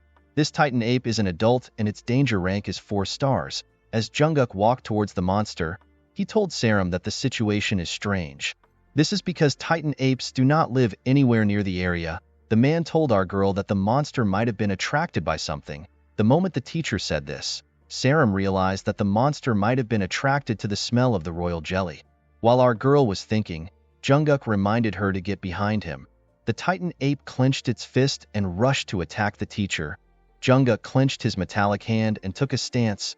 The moment he took the stance, a small amount of energy began to circulate around his hand. The teachers in the dungeon field are all former adventurers. They are usually all from Warrior High School too. People view them as abandoned adventurers who couldn't continue due to injuries. However, in their early 20s, this people receive the title of rankers. Jungkook rushed to attack the monster. When his hand touched the Titan ape, a large amount of energy traveled from the ape's hand to its head. This attack blew up the monster's head. Jungkook was known as the fighter of tyranny. When the monster fell to the ground, the man noticed that his metallic hand was completely destroyed because it could not handle his energy. Jungkook told Saram that she was lucky she was able to return fast. Our girl could not hear what her teacher said. She was more focused on the fact that he took down the monster with one punch. Jungkook walked up to Saram and placed his hand on her shoulder. With a smile on his face, the man told our girl that he is relieved that she is safe. He asked her to return to the base with him. As the man walked forward, Saram realized that people tend to overlook the fact that a young warrior can become a teacher. The scene shifts and we are taken to the practical base of the school. We see 2 students talking. The boy in a huge body armor told his friend that student who were rescued will have to retake the test. The other student who was sitting on the ground smiled when he heard this. He told his friend that people who ask to be rescued are weaklings. The moment he said this, he and his friend heard someone coming into the base.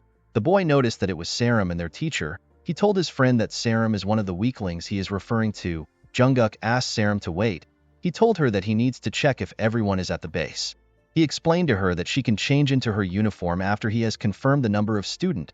After her teacher left, Saram let out a huge sigh. The moment she did this, someone told our girl that she is happy that she is fine. She told Saram that her tact is quite fast. Our girl's expression changed when she saw the girl. She referred to the girl as Anisha. The girl had a boy and a girl next to her. Anisha is the girl responsible for isolating Saram. With a smile on her face, Anisha told our girl that she was worried about her. Saram smiled when she heard this. She told the girl that she never expected her to be worried. Anisha told our girl that she feels a bit offended. She referred to Saram as sister and told her to not say things like that. Our girl had a grim look on her face when she heard Anisha call her sister. The scene shifts and we are taken to the past. We see a younger Saram practicing her magic. Her uncle, whose name is Zeke Esker Saram, asked our girl to try harder. He told her that she can do better. He asked her to stay focused. Saram, who was 11 years old at this time, struggled to create a fireball. After practicing for a while, Zeke asked his niece to stop training. He told her that she has improved a bit since last time. Saram felt sad when she heard this. While breathing heavily, our girl hears someone cheering for someone. When Saram turned to see what happened, She saw another girl who was the same age as her freely controlling fire on a larger scale. This girl is the younger Anisha Esker. She is the same age as our girl. Zeke was surprised to see this. Anisha did not look like a mixed blood, and her ability to wield magic was much better than most purebloods. The man told Sarum that her cousin is a genius. He assured her that she will forever be compared to her cousin if she continues to walk down her path. He told Sarum that she needs to be careful around the girl. When Anisha noticed that our girl was looking at her, she changed her expression. The girl had a condescending smile on her face. She was basically showing off to Sarum. While looking at the smile on her face, Zeke told his niece that she might get destroyed by Anisha if she makes the wrong move. The scene shifts and we are taken to the present. Anisha told our girl that she does not know why other students do not want to form a party with her. With a smile on her face, Sarum asked her to create a party with her if she is curious. Anisha was surprised to hear this. She told her cousin that she cannot do it because they are both range damage dealers. She explained to Sarum that she might consider it if they were on the same level. Our girl became angry when she heard this. Anisha told Sarum that there is no point in having two people with the same roles on the same team. With a smile on her face, the girl told Sarum that she does not need to worry. She assured our girl that there will be a retest. Sarum moved close to the brat's face and told her that she does not care about the test because she passed it. The girl told Sarum that she is incredible for doing her best. As our girl walked past her, Anisha told her not to push herself too hard. She reminded Sarum that she is going to be the one to inherit the company. Our girl grit her teeth as she walked forward. While watching Sarum walk away, Anisha asked her cousin to stop struggling with a menacing look on her face. In the next scene, we see Jaryong rush to his father's hospital room. When he arrived in the room, he saw a doctor and a nurse checking his father. Our boy asked the nurse to tell him what happened. The nurse informed Jaryong that his father had a relapse. The doctor explained to our boy that his father has an extremely rare condition. It is basically the only case in the world, due to the fact that there is no recorded case of anyone getting infected by dragon's blood and surviving the poison. The hospital did not know what to do. Jaryong explained to the doctor that he already knows that they cannot cure his father or improve his condition. The best the hospital can do is to suppress his pain with medication. The doctor was surprised to see that our boy already knew this. He told Jaryong that their problem lies with the ingredient for the painkillers. According to the doctor, the painkillers are made from the milk of a sky tiger. It is a 5-star monster. Jaryong told the man that he has enough money to acquire the milk. The man explained to our boy that money is not the problem. The man revealed to Jaryong that there is a potion which adventurers are buying recently. A small dose of the potion can increase an adventurer's strength and resistance for a long time. The ingredient for this potion is also the milk of the sky tiger. Our boy was surprised to hear this. According to the doctor, the milk of the sky tiger used to be something that anyone can acquire as long as they have enough money. This was because the milk was considered useless even though it was precious. However, things have now changed. Companies and adventurers have decided to buy up stock. Jaryong was annoyed to hear this. He stood up and asked the doctor if he cannot get enough to help a dying person. The man explained to our boy that the amount needed to help his father is equivalent to the amount that is used to make 10 potions. The doctor told Jaryong that the government would have gotten involved if the milk was needed by a large amount of patients. However, there is only one patient in the entire world that needs it. The government would never give up such a huge profit for a single person. Jaryong was shocked to hear this. He did not know what to do. The doctor told our boy that he will do what he can, but he cannot operate well without the ingredient. The scene shifts and we see our boy sitting on a park bench outside the hospital. Jaryong took out his phone and dialed a number. Our boy called Sarum. The girl stopped training when she saw Jaryong's number. When she picked up the call, our boy asked her if her offer is still available. Sarum told him that it is. Jaryong told the girl that he has no choice but to accept the deal. Our girl asked Jaryong to tell her what he wants. Our boy told Sarum about the ingredient he needs. Our girl revealed to Jaryong that she can get milk. Our boy was shocked to hear this. Sarum explained to him that her company's development team is producing the potion. She told him that the amount he needs is not much at all. Jaryong placed his hand on his head and laughed when he heard this. He found his situation to be ironic. Sarum asked him if he is available on Sunday. Our boy was surprised to hear this. He asked her to tell him why she wants to see him. The girl explained to our boy he needs to prepare for the entrance exam. In the next scene, we see Jaryong arrive at the Jinseong Group's Special Defense Research Institute. The moment our boy arrived, someone told him that he is early. Jaryong turned to see the person who spoke to him. When he turned around, he saw Saram stepping out of her car. The girl asked him if he is feeling good. Our boy asked Saram to tell him what they are doing at the research facility. The girl revealed to Jaryong that they came to measure his potential. After the world changed, humanity was given access to powers beyond their capabilities. Before the adhesion, the talent that a normal human had was always ranked D. In the past, a person who had a C rank was seen as a genius. B rank is seen as a superhuman. Saram explained to Jaryong that he needs to have C rank in 5 categories excluding magic in order to become an adventurer. Saram herself has C rank strength, B rank agility, C rank stamina, B rank intelligence, A rank in patience, and D rank in magic. Our girl told Jaryong that he has to have at least 3 B ranks in order to be considered for Warrior High School. Jaryong asked our girl if the evaluation is like getting a physical. Saram told him that it is a bit more complicated when one hits puberty. Our boy asked her to explain what she means. The scene shifts and we see Jaryong in new clothes. Our boy was also holding his staff. Jaryong realized that this was why Saram was asking him if he feels good. In front of Jaryong was a golem known as Gear Crone Pro. This is the version 9.22 of the golem. Jaryong swung his staff and took a stance. He decided to try his best since he was already at the research facility. Our boy had also always been curious about his potential. In another room, we see Saram and a woman watching Jaryong. The woman was surprised to see that our boy stood in front of the golem. She told Saram that most people usually get scared of the golem. This woman's name is Young Yeoman. She is a golem expert and a former adventurer. She is a researcher for Jinseong Group. The woman took a sip of her tea and asked Saram if our boy is confident because he is preparing to be transferred to Warrior High. Saram did not know what to say to Yeoman. She did not know how to tell her about how strong Jaryong truly is. After drinking her tea, Yeoman inserted some of her energy into an orb. The moment she inserted the energy, the golem woke up and rushed to attack our boy. The talent test is usually done in the 6th to 7th year. The test takers wears a special equipment for detailed measurements. After putting on the equipment, they push their bodies to the limit in various fields. Due to this, it is hard to measure older people, because the test will not allow the examiner know if they have amazing talents or if they have trained for a long time. This is because it is difficult for them to reach their limits. Saram believed that Jaryong is almost as strong as a professional. She knew that it will be hard for our boy to reach his limits. After waiting for some minutes, Saram believed that Jaryong would already be tired. Yeoman called out to our girl. She reminded Saram that she said that Jaryong went to a normal high school and he could not get into a special high school because he failed the admissions. While looking at the golem which our boy demolished, Yeoman asked Saram to tell her the name of the school that rejected someone as talented as Jaryong. The researcher could not comprehend what was happening. She told our girl that even though the golem's difficulty is lowered a bit, it is still the same model used for pro adventurers. The researcher explained to Saram that Jaryong reads the golem's pattern after dodging a few times. He found an opening in the golem's defense and countered it. Yeoman could not believe that someone would be so talented. She revealed to Saram that Jaryong is better than the average pro with his senses alone.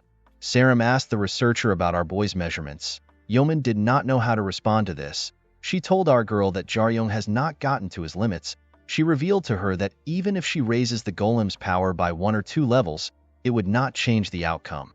Saram was surprised to hear this. The researcher explained to her that the best thing to do is to raise the golem's power to a 100% output. However, the researcher cannot do this because it is a felony to take off safe mode for someone who is not a professional.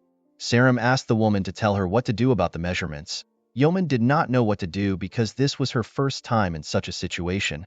While the woman was trying to think, someone asked her if she is paid to do such things.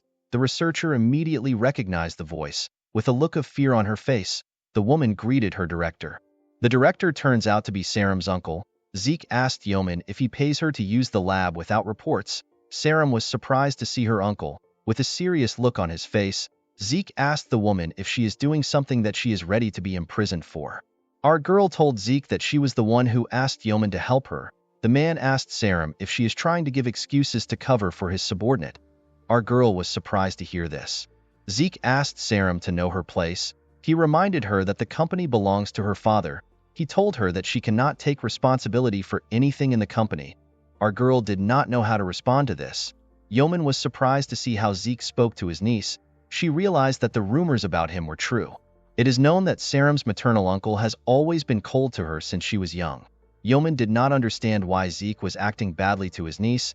She did not see anything wrong with what our girl did. She believed that Sarum should be allowed to use the facility, especially since they are in the weekend. A lot of adventurers who have connections to the company often use this lab. While Zeke was looking around, Jaryong called out to Sarum. He asked her if there is a problem. Zeke asked Sarum if our boy is in her class. Yeoman explained to the director that Jaryong is Sarum's friend. She told him that Jaryong failed all his admission exams last year, and he wants to be an adventurer. She told him that our boy also lost his measurement data. The researcher told Zeke that Sarum simply wanted to help a friend in need. When Zeke heard this, he took a look at the screen. The man noticed that Jaryong had destroyed the golem. He told the researcher that he will go in. Yeoman and Sarum were surprised to hear this. The researcher asked her director to tell her what he is talking about. As he walked towards the door, Zeke reminded the researcher that she said she cannot turn off safe mode. He told her that he will face Jaryong by himself. Sometimes adventurers engage in battles among themselves. This is done when it is hard to find someone's limit. In this fights, the opponent is usually a few levels above the test taker. While Jaryong was waiting inside the test area, Zeke stepped in. The man told our boy that he needs to skip the introduction because he does not have a lot of time. Jaryong was shocked to see Zeke. He did not know what he was looking at. Our boy immediately took a stance. He did not know who he was facing, but his senses reacted faster than his head. Zeke was surprised to see that our boy immediately understood the situation. He told Jaryong that he will be his opponent. Our boy could tell that Zeke was in a different dimension when compared to Dogyeon. No matter where Jaryong looked at Zeke from, he could not see a chance of him winning. Zeke took a stance and told our boy that he can attack him without worrying about safety. Jaryong took a stance and rushed to attack the man. Unfortunately, Jaryong did not know that Zeke was not just Sarum's maternal uncle. He is also Korea's 7th place ranker and a white class adventurer. Adventurers in the top 100 are referred to as rankers, and they get colors based on their ranking. Rank 76 to 100 are given red. Rank 51 to 75 are given blue. Rank 31 to 50 are given green. Rank 11 to 30 are given black, and rank 1 to 10 are given color white.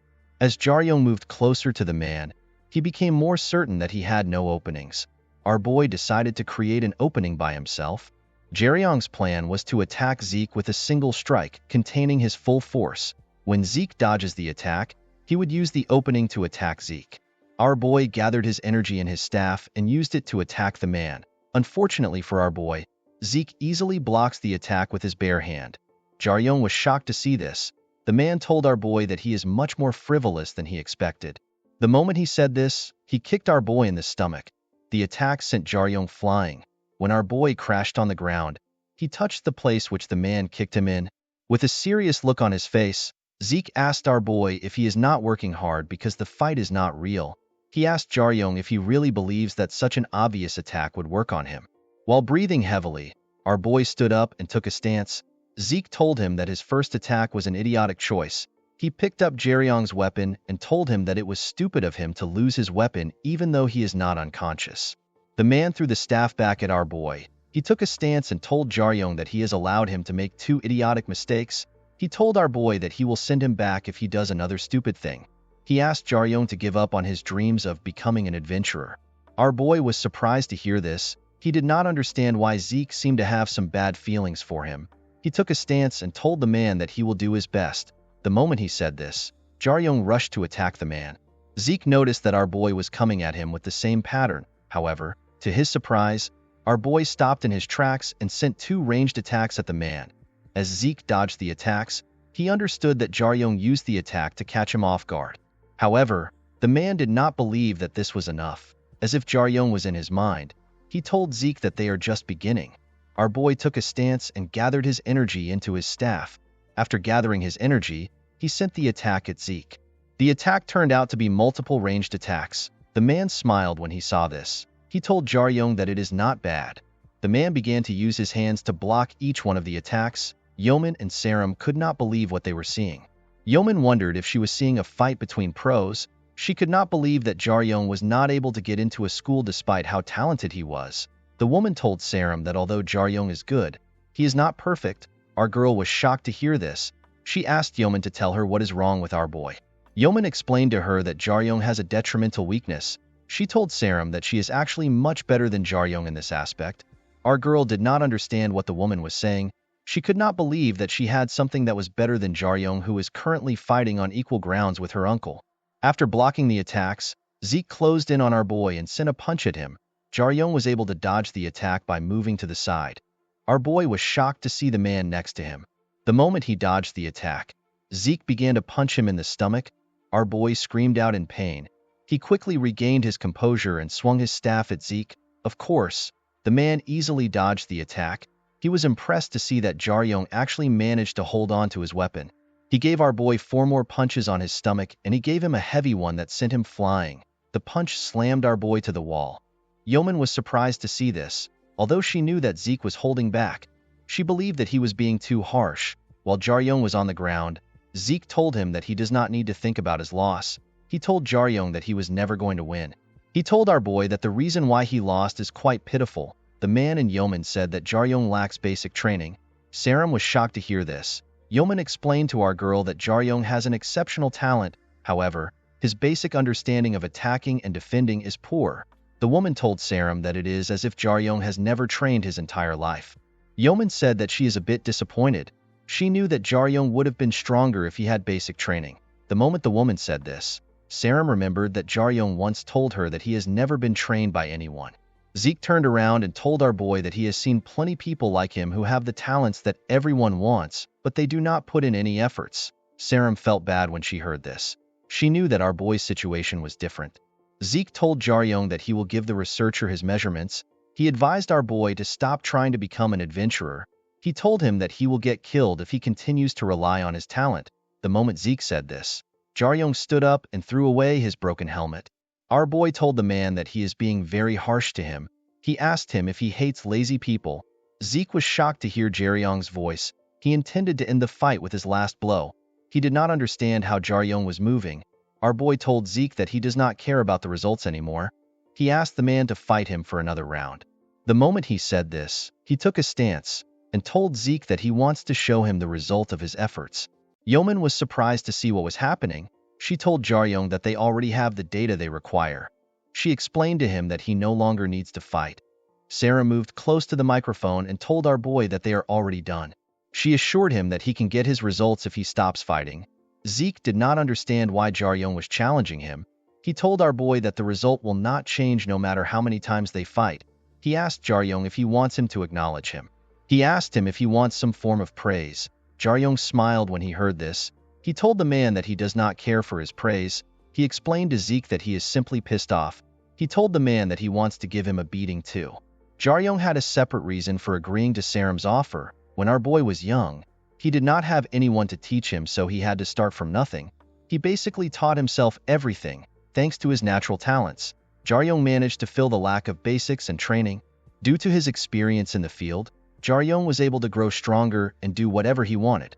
Although he was talented, Jaryong never thought that he was better than others. However, our boy was disappointed by the adventurers he met in reality. They were fakes who were much weaker than him. But Zeke was different. Even with his talents alone, Zeke was a monster beyond comprehension. Zeke released a large amount of energy and told Jaryong that he will beat him till he loses the will to be angry. Our boy smiled when he heard this. Jaryong did not know that his blood was boiling because he has finally met someone who he considers to be a real adventurer. Jaryong took a stance that was similar to his father's. Yeoman did not understand why their chief was entertaining Jaryong's anger. While she was staring at the screen, Saram noticed that our boy's stance was different from his usual one. When Zeke took a look at Jaryong's stance, he noticed that it was much different from his usual stance. Zeke realized that our boy was not using a stance for a staff. It felt like Jaryong was a different person from before. While Zeke was looking at our boy, he rushed to attack him. Jaryong easily closed the gap between himself and Zeke. He swung his staff with a large amount of energy. Zeke managed to dodge the attack, but it left a cut on his face. Yeoman was shocked to see this. She did not understand what was happening. She realized that Jaryong's movements had completely changed. Saram was also shocked to see what was happening. Although Jaryong's movements were more simple and rough, our boy no longer had a single opening. Yeoman was surprised to see this. She wondered about who trained Jaryong. As our boy rushed to attack the man, he remembered how he used to copy his father's movements while he was training. Zeke blocked Jaryong's staff with his hand and tried to punch him in his stomach. Our boy barely blocked the attack with his staff. He quickly swung his staff at Zeke. The man was able to dodge the attack by moving back. He clenched his fist and rushed to attack Jaryong. As Zeke came closer to him, our boy remembered how his father saw him imitating him. His father pat his head when he saw him. When Zeke's hand got close to him, Jaryong managed to dodge the attack. He swung his staff at the man. Immediately he dodged the attack. Zeke had to jump in order to dodge Jaryong's attack. While he was in the air, the man realized that he will have an opening when he lands on the ground and he will not be able to dodge our boy's attack. He decided to give Jaryong what he wants. Zeke gathered his energy and charged towards our boy. Jaryong also took a stance and attacked the man. Yeoman and Sarum were shocked to see the scale of the battle. When the two clashed, our boy lost and fell to the ground. Zeke told Jaryong that he would have won if he continued to fight with his new style. He asked Jaryong if he used his staff skill at the end as a last sign of pride. While breathing heavily on the ground, our boy told Zeke that he used the technique because he ran out of what he memorized. He told the man that he has used all the things he knows. Immediately he said this, Jaryong slowly lost consciousness. Before closing his eyes, our boy realized that he ended up getting more beaten up. He was happy that he actually managed to fight to his fullest. The moment he lost consciousness, Zeke moved close to him and took a look at his face.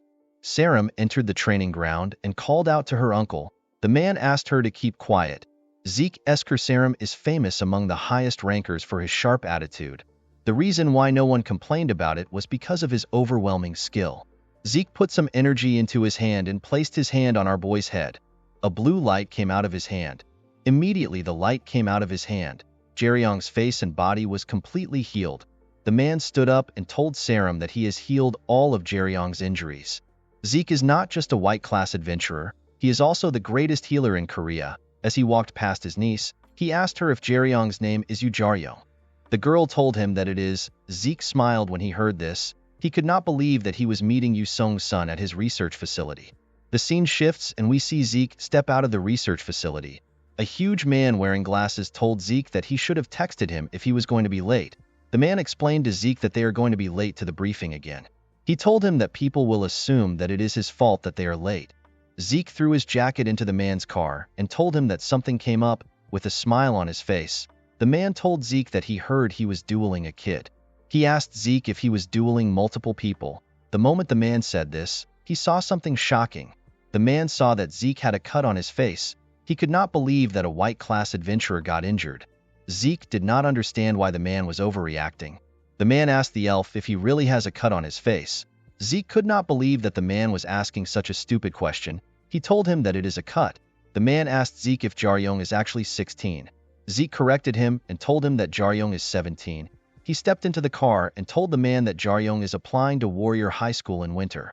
The man was surprised to hear this. He remembered that his school actually had winter exams. He revealed to Zeke that no one passed the exam during the 3 years he attended the school. The man told Zeke that Jaryong might have a chance since he is able to land an attack on someone like him even though he is not yet a student. Zeke told the man that it is unreasonable to compare average people with elves. He revealed to the man that there is probably no difference between him and Jaryong. The man smiled when he heard this. He told Zeke that there will be some differences. This man's name is Kang Jianho. He is a black class adventurer who is ranked 19th in Korea. He is the leader of NYX, which is Korea's #1 attack squad. With a bright smile on his face, Jianho told Zeke that he probably has an edge over Jaryong in age and talent. It has been a year and 7 months since Jianho has graduated from Warrior High School. Zeke decided to not argue with the man. He told the man that it is his first time seeing his new car. He asked the man to tell him how much he bought it. As they drove off, Jianho told Zeke that he just ordered for the car recently. He assured the elf that he does not spend his money recklessly anymore. Zeke asked the man to tell him the price of the car. Jianho revealed to the elf that he bought the car for 3.5 billion won. Zeke was shocked to hear this. The scene shifts and we see our boy wake up in a different room. When Jaryong looked at his body, he noticed that he had completely healed and he was no longer in pain. While he was looking at his body, Sarum enters the room holding 2 cups of coffee in her hand. The girl asked Jaryong to tell her why he continued fighting. She asked him if he believed that he could win. Our boy told her that he knew that he could not win. He explained to her that he got angry because Zeke provoked him first. Sarum was surprised to hear this. She told Jaryong that her uncle would not try to fight him. Our boy was surprised to hear that Zeke is Sarum's uncle. Our girl revealed to him that Zeke is her uncle from her mother's side. Jaryong finally understood why Zeke was strict to him. He told Saram that she must have a good relationship with her uncle. He told her that he can tell from the way Zeke treats her. Saram was surprised to hear this. She asked Jaryong if he knows what he is talking about. Our boy realized that Zeke was harsh on him because he was worried that a weird guy was trying to take advantage of his niece. Jaryong completely understood Zeke's behavior. Saram explained to our boy that her uncle is a very stern person. Jaryong did not believe our girl. While the two were talking, Yeoman stepped into the room. She asked our boy if he is feeling any pain at all. Jaryong revealed to the woman that he is completely fine. With a smile on her face, Yeoman explained to our boy that even his past injuries were also healed. She revealed to Jaryong that Zeke is actually the greatest healer in Korea. Our boy was shocked to hear this. He could not believe that Zeke was a healer even though he was so overwhelmingly strong. Yeoman took out a tablet and told our boy that she just received his results. She gave the tablet to Jaryong so he could see it for himself. According to the result, our boy had B rank strength, A rank stamina, A rank agility, C rank intelligence, D rank magic, and B rank patience. While looking at his results, Jaryong asked the woman if his result is good. Saram snapped when she heard this. She called Jaryong an idiot and asked him to shut up. Yeoman did not know what to say to our boy. She wondered if he was actually trying to get into Warrior High School. In order to become a first-class adventurer, one needs to have at least B rank in their stats. However, the individual also needs a balance of stats. For example, B rank agility stats is useless if you do not have enough stamina. Even with high strength, one cannot bring out their true potential with just stats and strength. According to Saram, it is impressive when normal people have just one stats that is C rank or above. It is a completely different thing when a person has more than two stats that are above C rank. People who have C rank in strength, agility, and stamina are 1 in 10,000. They are able to play their roles as combatants. A person that has 3 B rank stats in all three categories is 1 in 500,000. Saram explained to Jaryong that he is already among the best adventurers with his stats alone. Although our girl said this, she knew that Jaryong's stats were more ridiculous than normal. She could not believe that our boy had B rank in strength and an A rank in the rest. Our boy was not just balanced, his raw stats were insane. Saram noticed that our boy was staring at his stats. She realized that there is only one monster among the first-year students of the Dungeon Raid Department that could compete with Jaryong. She did not understand why our boy was staring at his stats. She wondered if he was not satisfied with the result. While Jaryong was staring at the result, Yeoman revealed to him that Zeke does not have a single stat that is above an A. Our boy was shocked to hear this. The researcher explained to him that stats are simply innate talent. It does not represent one current skill. According to Yeoman, even with the best talent, there will not be any difference between an A rank and a D rank if one does not train. She revealed to Jaryong that there are certain things that cannot be measured. It cannot be measured if the skill a person uses suits them. A person's battle sense and their experiences can also not be measured.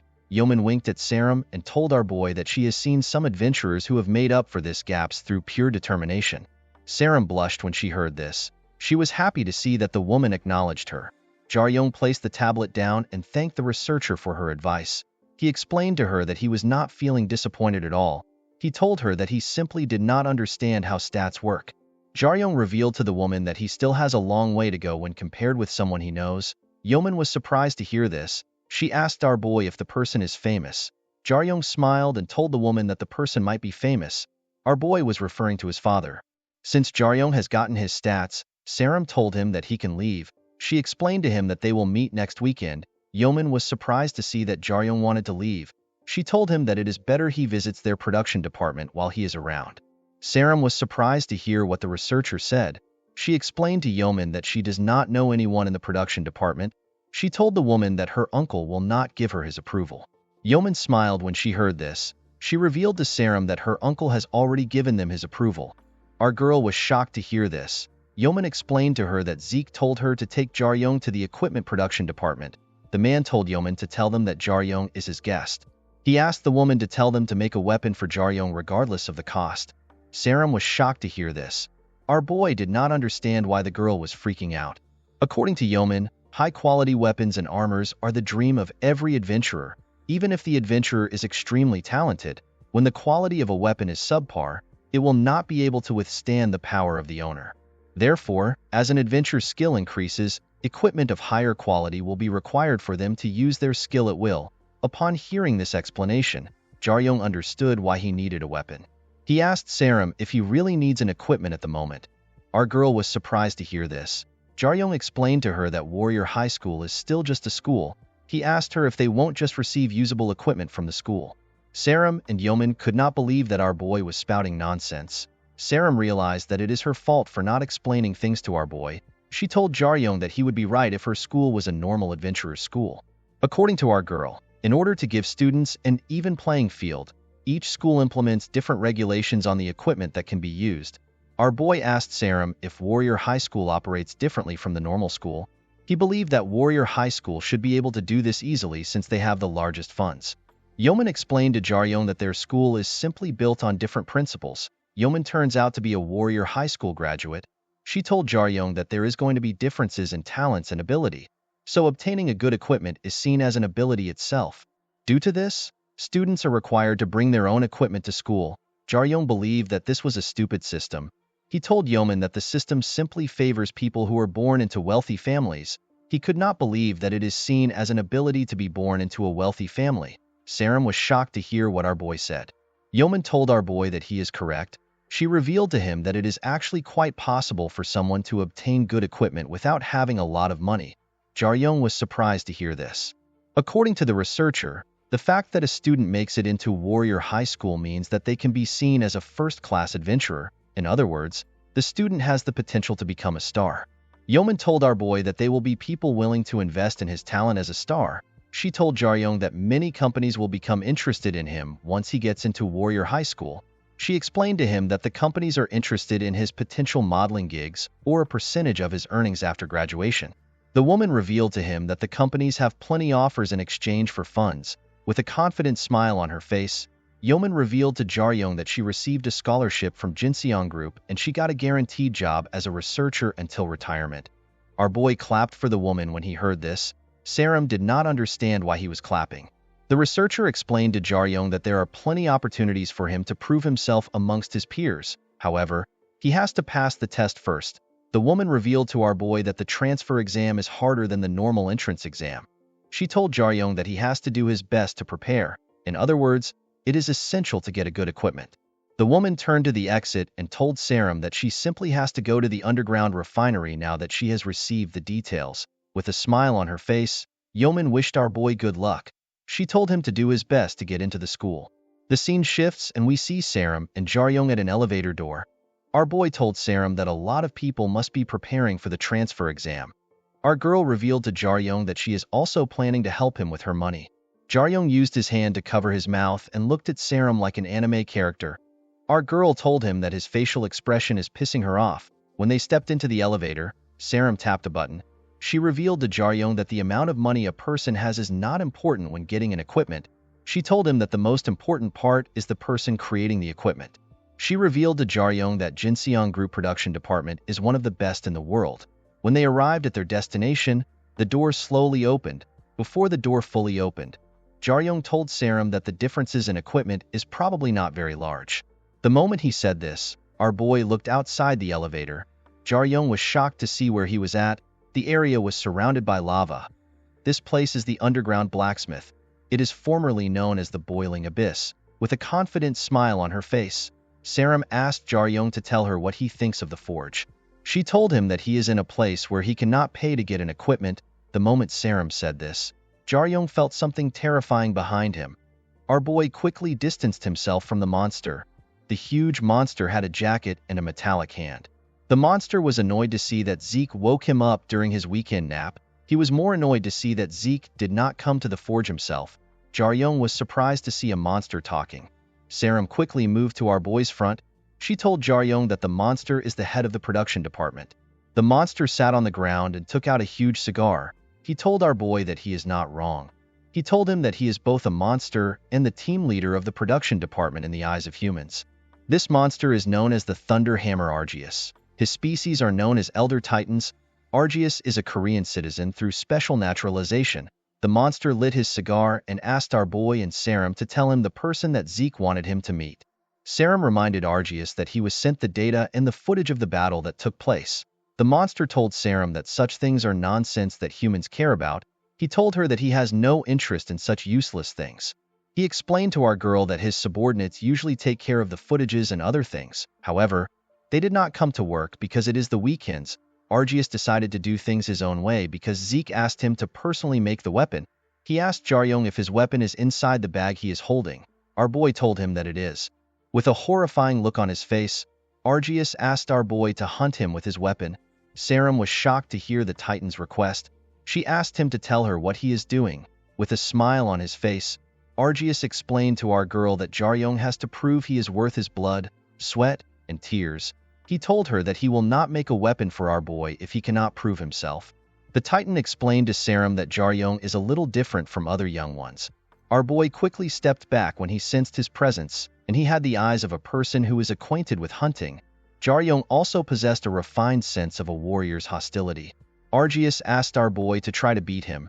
Jaryong smiled when he heard this. He took out his staff and threw his bag on the floor. He explained to Sarum that he does not back down from a challenge. The moment he said this, he rushed to attack the Titan. Argius was surprised to see Jaryong coming at him. Jaryong gathered his energy and hit the Titan in his chin with his needle technique.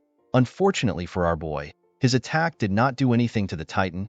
Argius's cigar fell out of his mouth. With a horrifying look on his face, the Titan asked our boy to tell him where he got his weapon from. Jaryong could not comprehend what was happening. He was certain that he hit the Titan with his sharpest needle. Although there are several monsters our boy could not defeat in one strike, this was a completely different thing. Jaryong felt like he was hitting a mountain. Our boy quickly moved back. He felt like he was hitting something that was not alive. Sarum could not believe that our boy actually did something so stupid. All monsters are designated their danger ranks with stars. A mantis fly, for example, is a 1-star monster. Any monster with 1 star means that it is capable of killing humans. Most monsters at this rank can be killed by an adult male with a weapon. Monsters at 2 stars, such as the cluster raptor, can be defeated by trained military personnel armed with guns. 3-star monsters, such as the Titan ape, can be defeated by armed troops with armored weapons. In order to defeat 4-star monsters, such as the Democulus, ground troops are told to focus on civilian evacuation and preventing further damages. After the civilians have been evacuated, the monsters are defeated using long-range artillery and bombing strikes. However, the upper limit of what the military can handle is 4 stars. Any threat that is over 4 stars is on the level that modern military forces cannot handle. Even if they are able to defeat the monster, it will take an extraordinary amount of firepower which will result in irreversible damages. This is why those who can handle monsters are sent in order to reduce losses. In order to deal with such threats, an attack squad made up of the best adventurers is needed. Argius is a monster whose former danger rank is 7 stars. The Titan asked Jaryong to give him an answer to his question. Sarum trembled when she saw the look on the Titan's face. With a smile on his face, our boy asked the Titan if his weapon hurt him more than he expected. He asked Argius to tell him why he's so interested in his weapon. Argius pointed at Jaryong and warned him to think carefully about his response. He revealed to our boy that he made the weapon himself. Jaryong and Sarum were surprised to hear this. He stood up and crushed his cigar with his leg. He asked Jaryong to tell him why the weapon is with him, and not the person he actually created it for. Sarum became nervous when she heard this. She realized that Jaryong's weapon must be at least an A+ weapon if it was made by Argius. Such weapons would be registered in the association's database as soon as it is created. It will also have some information regarding its ownership and the exact location. Sarum knew that such weapons cannot be easily obtained by a smuggler. She wondered if Jaryong stole it from someone. With a smile on his face, Jaryong told Argius that he has no reason to tell him how he got the weapon. Sarum could not believe that our boy would act stupid in his current situation. She asked Jaryong to just tell Argius what he wants to hear. After hearing our boy's response, Argius told him that he will take his answer.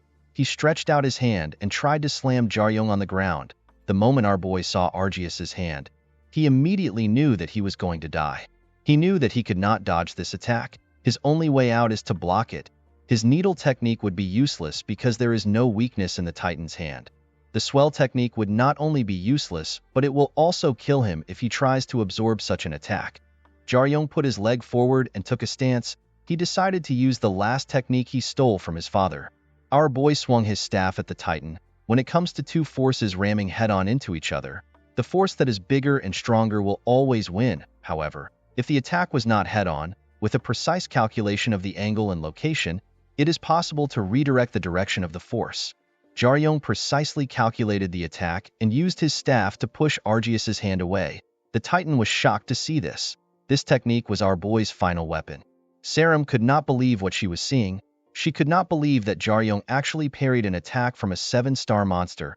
After blocking the attack, our boy ran to attack the Titan. He realized that the only weakness he could utilize was Argius's eye. He decided to attack the Titan's eye with his needle technique. Before Jaryong could reach his eye, the Titan grabbed him with his metallic hand. Our boy struggled to set himself free, but his efforts were worthless. Saram asked the Titan to not do anything to Jaryong.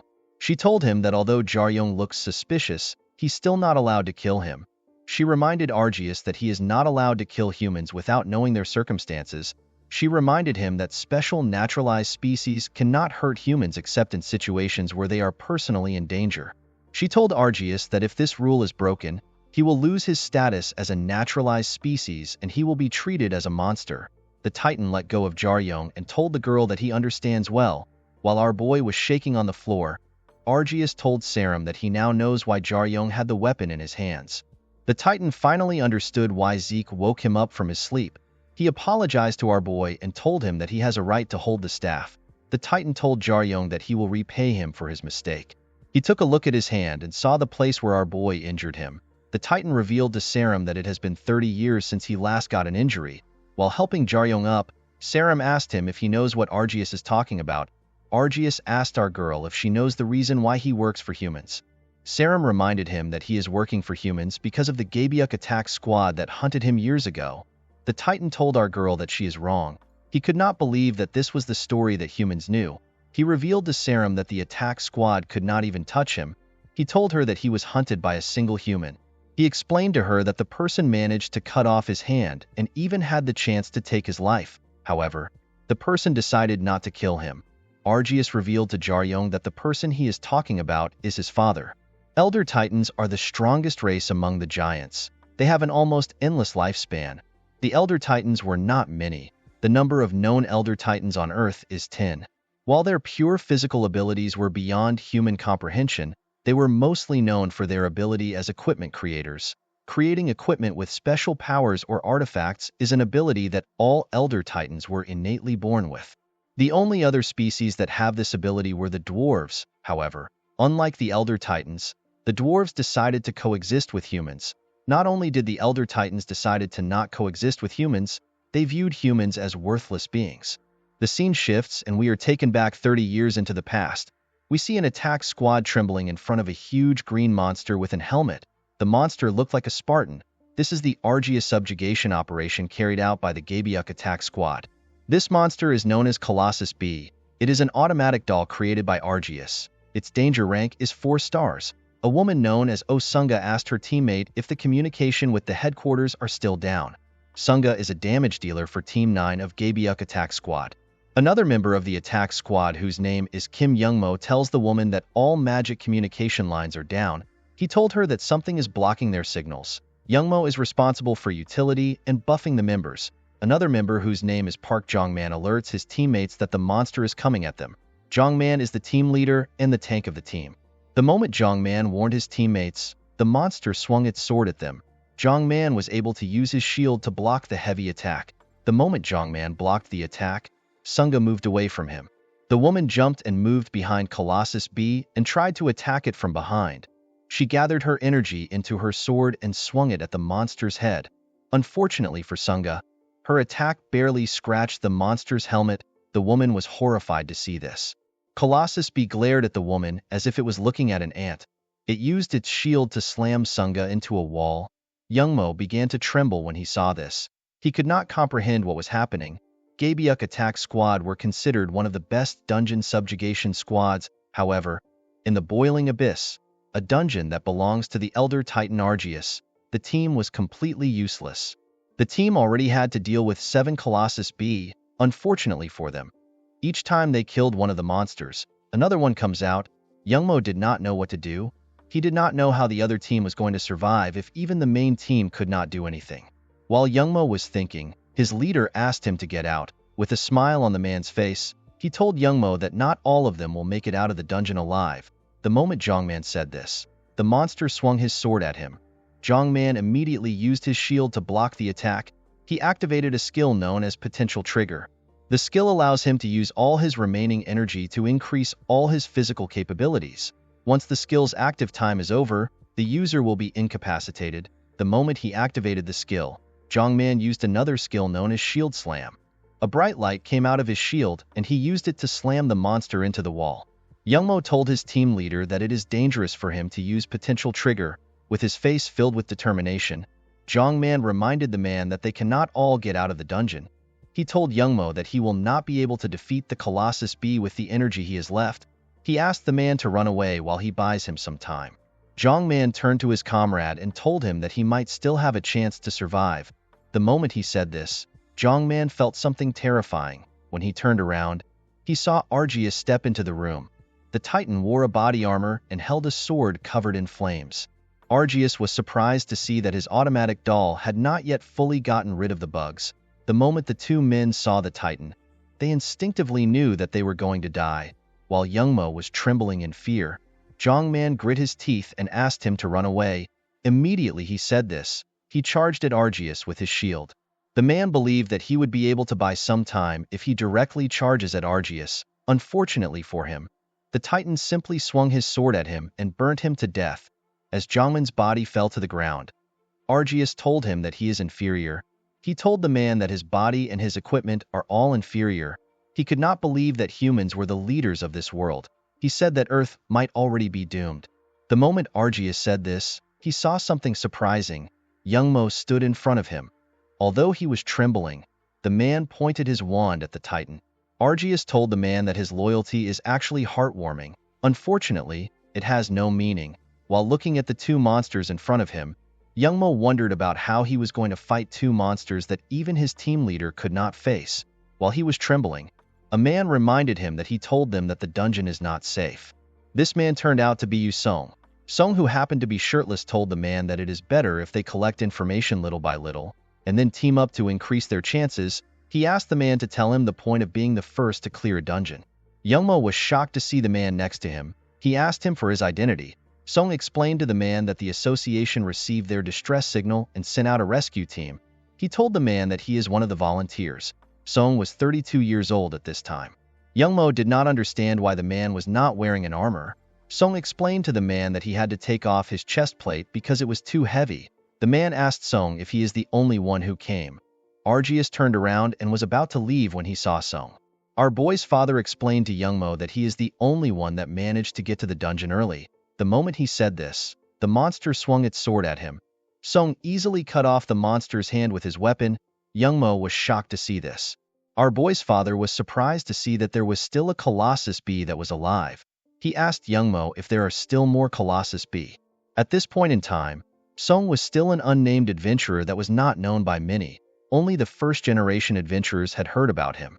Rather than focusing on honor and accomplishments, he focused on rescuing others. This resulted in his lack of fame.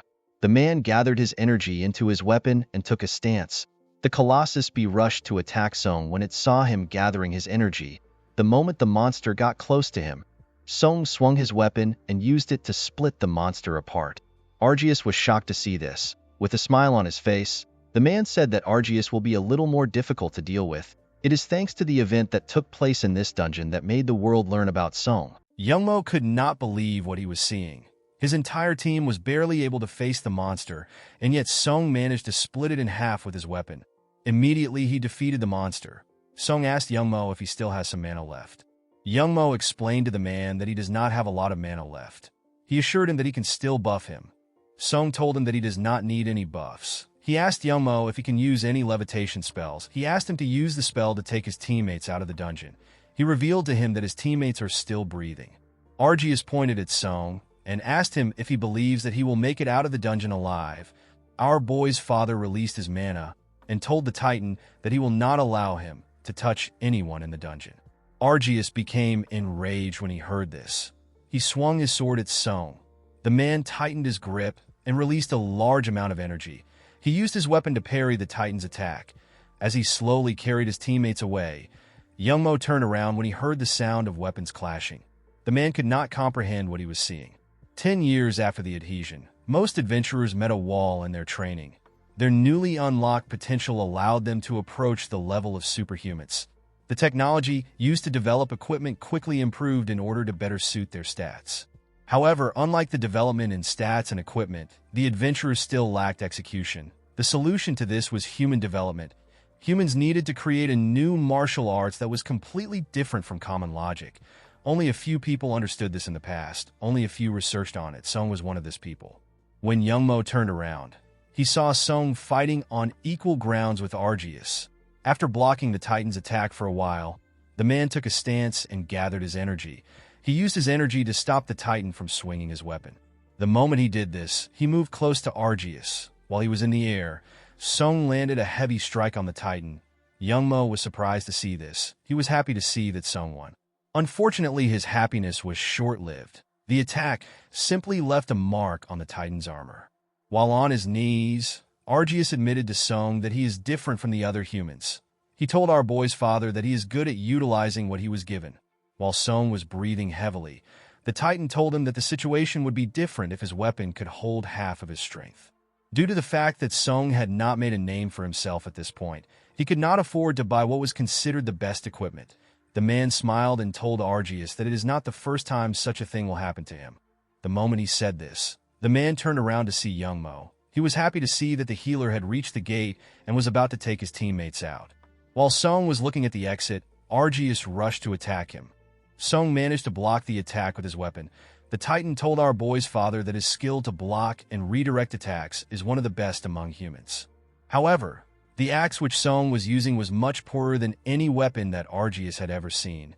The Titan told the man that his axe will be damaged even if he manages to redirect his attack. The moment he said this, he raised his sword up and told Song that the fight is over. Immediately he said this, he swung his fire sword at the man. Song grit his teeth and used his axe to block the attack. Argius was shocked to see this. He was surprised to see that Jaryong's father did not redirect his attacks. Instead, he blocked it head-on. Song took a stance and gathered his energy. The man used a skill that utilizes the strength of the opponent's attack by rebounding it back. This skill is Swell, the skill which Jaryong later learned. However, when it came to the user's physical strength, experience, and execution, Song was on a whole different level. His martial arts was that of a hero. Argius rushed to attack the man when he saw him coming closer. According to the Titan, Song's strike killed the monster in him. He told Jaryong that the moment he lost his father, his life belonged to him. However, Song decided not to kill him. Argius could only tremble as he watched Song stand on him. He could not believe that a solo adventurer managed to complete a dungeon, which the Gabiek attack squad failed to do. Elder Titans are beings that will never bow their heads to beings they consider inferior. However, Argius made up his mind. He asked for time and was exiled by humans. Sarum remembered how shocked the world was when they found out that an Elder Titan surrendered. Eventually, Argius was given his citizenship. The fact that he did not kill anyone helped him convince the people. However, it did not change the fact that he had committed several crimes. The Titan was forced to work at the equipment department in order to pay for his crimes. Sarum could not believe that the dungeon was cleared by a single adventurer. This was completely different from what she learned about. Argius revealed to Jaryong that he made the staff he is holding to honor his father. Although Song never asked for the weapon, the Titan made it for him because he deemed him worthy of holding such a weapon. Jaryong was surprised to hear this. He did not know about the story behind the staff. Although it was solid, our boy never thought that his staff had any special properties. The debt collectors also thought the same way, so they decided to not take the staff. Argius felt embarrassed when he heard this. He revealed to Jaryong that the staff is actually only good at hitting people with blunt force. Sarum did not understand what the two were talking about. Argius explained to our boy that he made the weapon like this because his father never used a staff. Jaryong was surprised to hear this. The Titan revealed to our boy that he originally planned on making an axe. He planned on completing the axe once Song sent him the material for the blade. However, Argius lost communication with Song at some point. The Titan did not know that our boy's father was poisoned. Since he was not able to leave the forge, Argius decided to send Song what he had completed. Seeing that Jaryong had the weapon in his hands, Argius realized that he would not be able to complete the weapon for the man he wanted to give. He stretched out his hand and asked our boy to give him the incomplete weapon with a smile on his face. The Titan told Jaryong that he will finish the weapon for him. In the next scene, we see Sarum and our boy step out of the elevator. The girl asked Jaryong if he is feeling all right. Our boy assured her that he is fine. He told her that he feels like he can trust Argius. The scene shifts, and we are taken back some minutes earlier. After taking a look at the staff, the Titan told our boy that he does not know the amount of time it will take him to complete the weapon. He asked Jaryong to be patient. He explained to him that masterpieces take time to be made. When they stepped out of the building, everywhere was already dark. Sarum reminded our boy that there is a holiday on Wednesday. She told Jaryong that she wants them to do some practice questions for the written exam with her. Our boy told her that he is fine with it. While walking, Sarum told Jaryong that his father must be an amazing person. She could not believe that his father was the one who cleared the boiling abyss dungeon. Our girl asked Jaryong if his father is in the hospital to get some rest after retiring.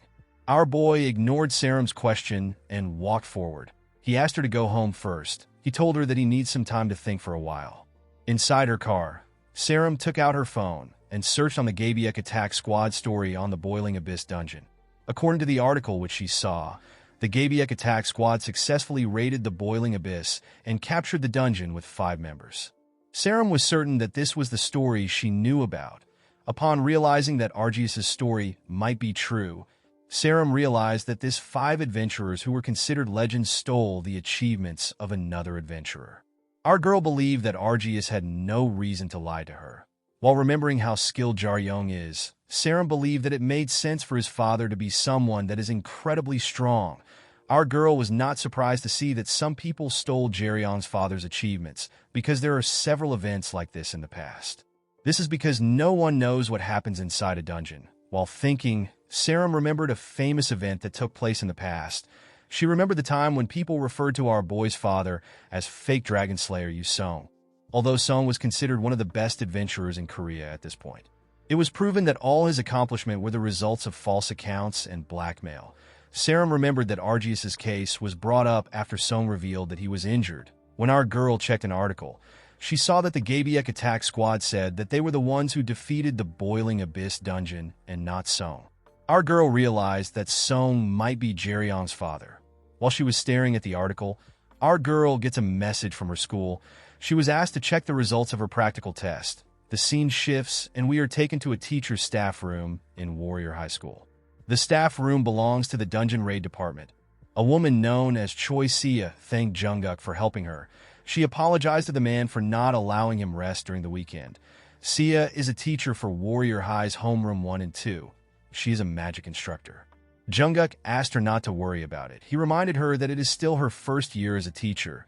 He explained to her that it is important for him to look at the result of the first-year students. Sia told Jungkook that everything at the school is beyond her expectations. She told the man that the students are performing on a level that is incomparable to when she was a student. The woman asked Jungkook if he expected that the position of first place would go to a particular person. The man told the woman that the result could not have been easily predicted. Sarum was also surprised to see who took first place. Currently, among the first-year students, there are 3 students who are considered geniuses within their class. Coincidentally, all 3 are half-bloods. The first is Diav Choi. Diav inherited his talent as a swordsman from his father. His father is a white-class adventurer. He inherited his magical prowess from his elven mother. Thanks to this, he is a perfect magic swordsman. The second person is Anisha Esker Sarum. Anisha is a half-blood that possesses a mana pool and mana control that is better than most pure-blood elves.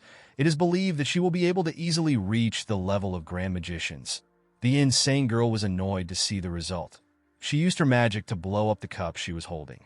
The third student is a boy born between a human and an elf. The boy possessed the strength and durability of a dwarf with the flexibility and reflexes of a human. Due to the fact that he had a body that possessed the advantages of 2 species, this boy possessed the greatest physical body in the world.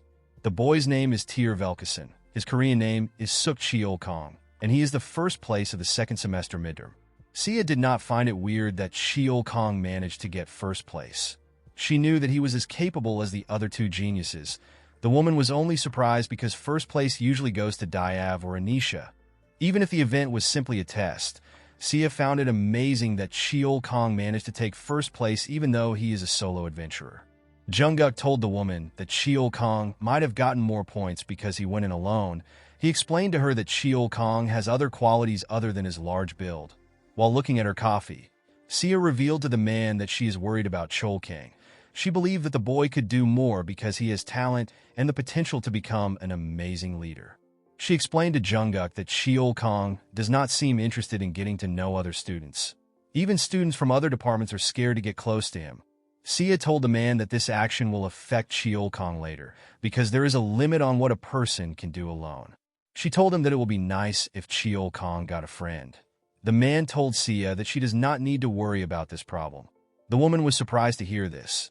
Jungkook stood up and explained to the woman that there are times when there are things going on that they do not notice.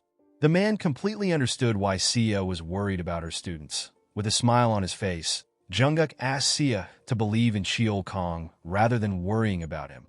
He assured her that the boy will do something by himself. For days later, we were taken to the streets. At 11:30 a.m., we see two guys talking as they walk together. One of the guys talking bumps into someone and his coffee spills out. The guy turned and was about to start yelling. He quickly kept quiet when he saw the build of the person standing in front of him. To the man's surprise, Cheol Kong apologized for bumping into him. The man was terrified of Cheol Kong. He apologized to the boy and begged him to forgive him. As the two men ran away, Cheol Kong took a look at his shirt. The boy did not know why he was so unlucky. The stain on his shirt made him miss his mother. The scene shifts, and we see a younger Cheol Kong asking his mother if tteokbokki is really amazing. The woman told him that the dish is quite nice. She explained to her son that she cannot make it for him because she cannot cook.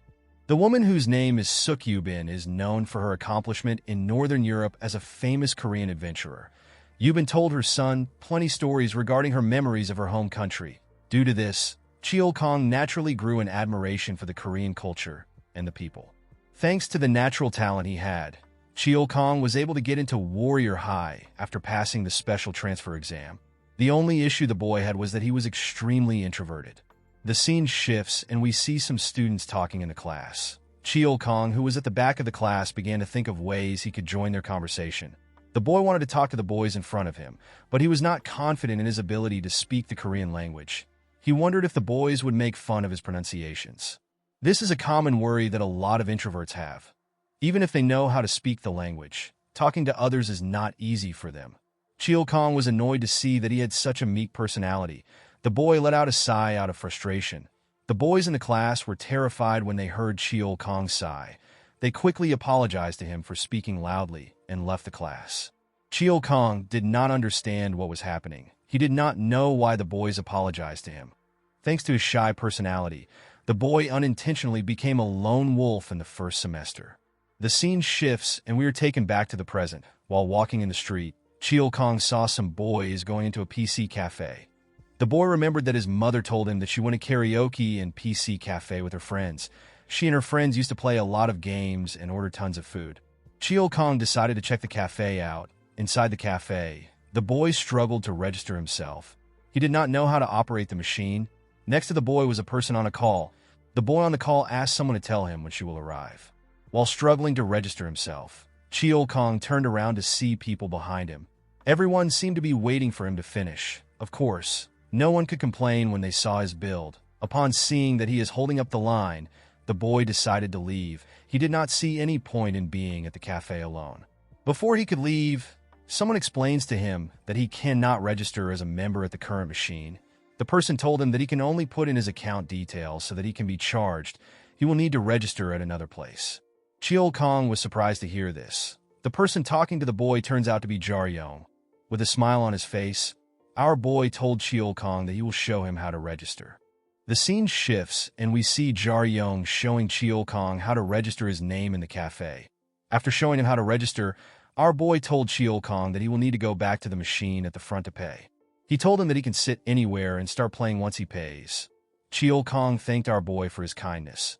Jaryong noticed that Cheol Kong could fluently speak Korean even though he was a foreigner. He was quite surprised to see that Cheol Kong was acting like someone who has never been to a PC bang. While sitting, Jaryong took out his phone. He was annoyed to see that Serum had not yet arrived. He texted our girl to know what she was doing. Serim apologized to our boy for running late. Jaryong felt bad that he arrived to the PC Bang early. He realized that he should have gone to the black market first. The scene shifts, and we are taken back a few days earlier. We see our boy holding an unknown item. Jaryong found this item when he checked the sack that he took from the mission Jaewon gave him. The item felt quite smooth to Jaryong. He decided to get the item appraised later. Our boy knew that it would not be smart for him to sell anything relating to the Imperial Wasp. He realized that it would be better for him to sell Serim's necklace if he needs some money. Serim's necklace is known as Enkil's Blood. The item is gotten from one of the 3 disasters of the Agar jungle. The monster is known as the Tyrant of the Land. Its name is Enkil. Over the past decades, countless number of attack squad have been created and sent to attack and kill. There hasn't been a single attack squad that succeeded in subjugating it. The best that they have managed to do is to collect a couple of loose scales and an extremely small amount of blood. Due to this, after the government forbid the hunting of Enkil, items relating to the monster became worth fortunes beyond comprehension. Jaryong had planned to meet up with Serim and later go to the black market at night to sell the item. Unfortunately, Serim had now messed up his plan. While Jaryong was thinking, Cheol Kong moved close to the chair next to him and told him that the space is the only space left in the PC Bang. Our boy was not surprised to see that the place was packed. He told Cheol Kong that it is expected because they are in the afternoon on a weekend. He asked the boy to sit down. He told him that he is not expecting anyone else. Cheol Kong inserted his username and logged into the PC. The boy did not see any special games available to play. He noticed that his system at home actually has better specs than the computer in front of him. It turns out that Cheol Kong is actually a gamer. While trying to set up a game, Jaryong looked at his computer and asked him if he is playing Heroes of Chaos. The boy told him that he is. Jaryong was surprised to see that Cheol Kong is around the same rank as him. Our boy asked Cheol Kong if he wants to join him. He told the boy that the people he usually plays with are not available right now. Jaryong asked Cheol Kong if he wants to play a ranked game with him as a duo. The boy was surprised to hear this. Within some small regions in Seoul, there are abandoned pieces of land called scars. During the adhesion, areas which could only be described as cities were destroyed. Although a lot of these areas were restored, areas closer to dungeons were left alone. The abandoned areas between the walls that surround the dungeons and cities also serve a purpose. In a situation where monsters manage to get over the walls, they can act as a second protective measure. However, within the last 20 years, there haven't been many cases where monsters have managed to leave the walls on their own will. The scene shifts, and we see a man in a surveillance room giving someone confirmation to move. The moment he gave the confirmation, a medium-sized monster transport special vehicle began to move. Inside the vehicle, we see the driver complaining about his life. He could not believe that he was stuck driving a truck while his friends were earning a lot of money from hunting. The woman wearing an eye patch asked the driver to stop complaining. This woman's name is Jo Yena. She is 31 years old. She is a special operator of the Adventurers Association and a former gold-class adventurer. She retired because of her eye injury. Yena told the driver that he can quit and go back to hunting if he wants. She asked him to tell her why he is actually working as a driver in the first place. The man is also a special operator. His name is Sun Changwoo, and he is 22 years old. He is a former bronze-class adventurer who is perfectly fine. Changwoo did not know what to say to the woman. Yena reminded the man that he barely got his adventurer's license and his skills are not good enough for him to form a decent party. She asked Changwoo to not forget the reason why he is working for them. Changwoo told the woman that she did not need to say it in such a terrible way. He told her that he was simply complaining. Yena revealed to the man that she has gotten tired of his complaining. While driving, Changwoo and Yena felt a sudden vibration. Changwoo was surprised to see this. He asked Yena if one of the monsters they are transporting has gotten out. The woman told him that it is impossible for such a thing to happen. Yena stepped out of the car and ordered Changwoo to tell their headquarters that they stopped to check the vehicle. The moment she closed the door, Changwoo reported the situation to the headquarters. He told them that they simply stopped for a quick car check. After the man finished reporting, he wondered if something might happen. He quickly removed this thought from his head. He was certain that Yena will be fine because she could have become a ranker if not for her injury. While he was thinking, someone's blood splashed on the window of the vehicle. The moment the blood splashed on the vehicle, someone stepped inside the vehicle. Believing that it was Yena, Changwoo welcomed her back. He told her that she did good. To his surprise, a woman with white hair and yellow eyes thanked him for welcoming her. She told him that nothing was hard to do. This mysterious woman had torn Yena apart. The woman told Changwu that Yena was quite good for a government worker. However, her injury gave her a disadvantage. The woman picked up a tablet to see the list of the monsters at the back of the truck. While Changwu was shaking, the woman asked him if something is wrong. With a horrifying look on her face, the woman asked the man to start driving if he does not want to die. The scene shifts and we see Jaryong and Cheol Kong celebrate after they won their match. The two boys receive their foods immediately they finish their matches. Jaryong asked the boy if he is enjoying his food. He told him that they are really good at cooking at this place. Jaryong was surprised to find out that Cheol Kong is the same age as him. He explained to Cheol Kong that he does not look old. He told him that he simply has a big build. Our boy asked Cheol Kong about where he is schooling. Before Cheol Kong could answer, he and Jaryong heard a loud sound. The people at the cafe were surprised to hear this sound. They wondered if something exploded. Outside the building, we see a boy recording a truck that crashed into a building. This is the special truck containing monsters. The boy's friend told him that the driver must have been drinking while he was driving. He told the boy that they should call the authorities. The boy was more interested in recording the event. He assured his friend that someone would have called the authorities already. Above the building where the accident happened, we see the mysterious woman making a call. The woman was asked to return back to base. The woman was surprised to hear this. She told the person she was talking to that she wanted to crash the truck in the middle of Gangnam. The person told the woman that adventurers will soon flock to the site of the accident.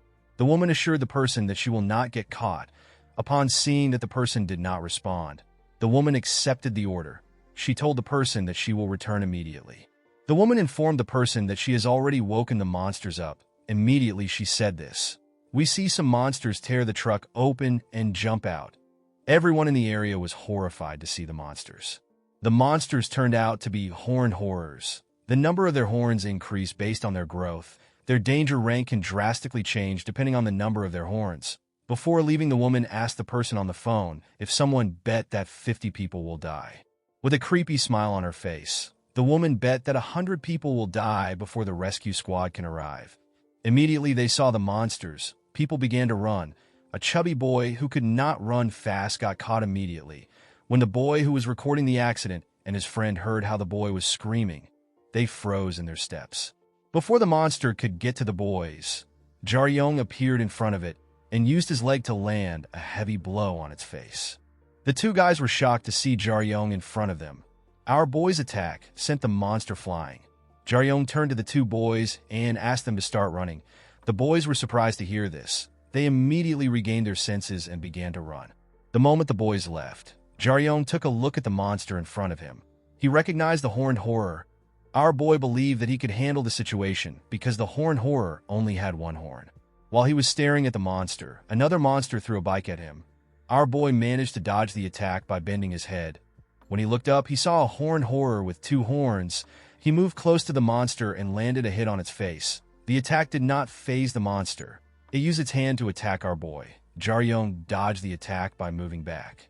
The average lifespan of a horned horror is 5 to 6 years. Most of them die before they get the chance to grow another horn. However, about 8% of their population gets a second horn, the ability to repopulate, and a longer lifespan. They also gain strength beyond anything that can be considered normal. The horned horror in front of Jaryong raised its head and screamed out. Although the monster was fast and strong, they were not beyond something that our boy could handle.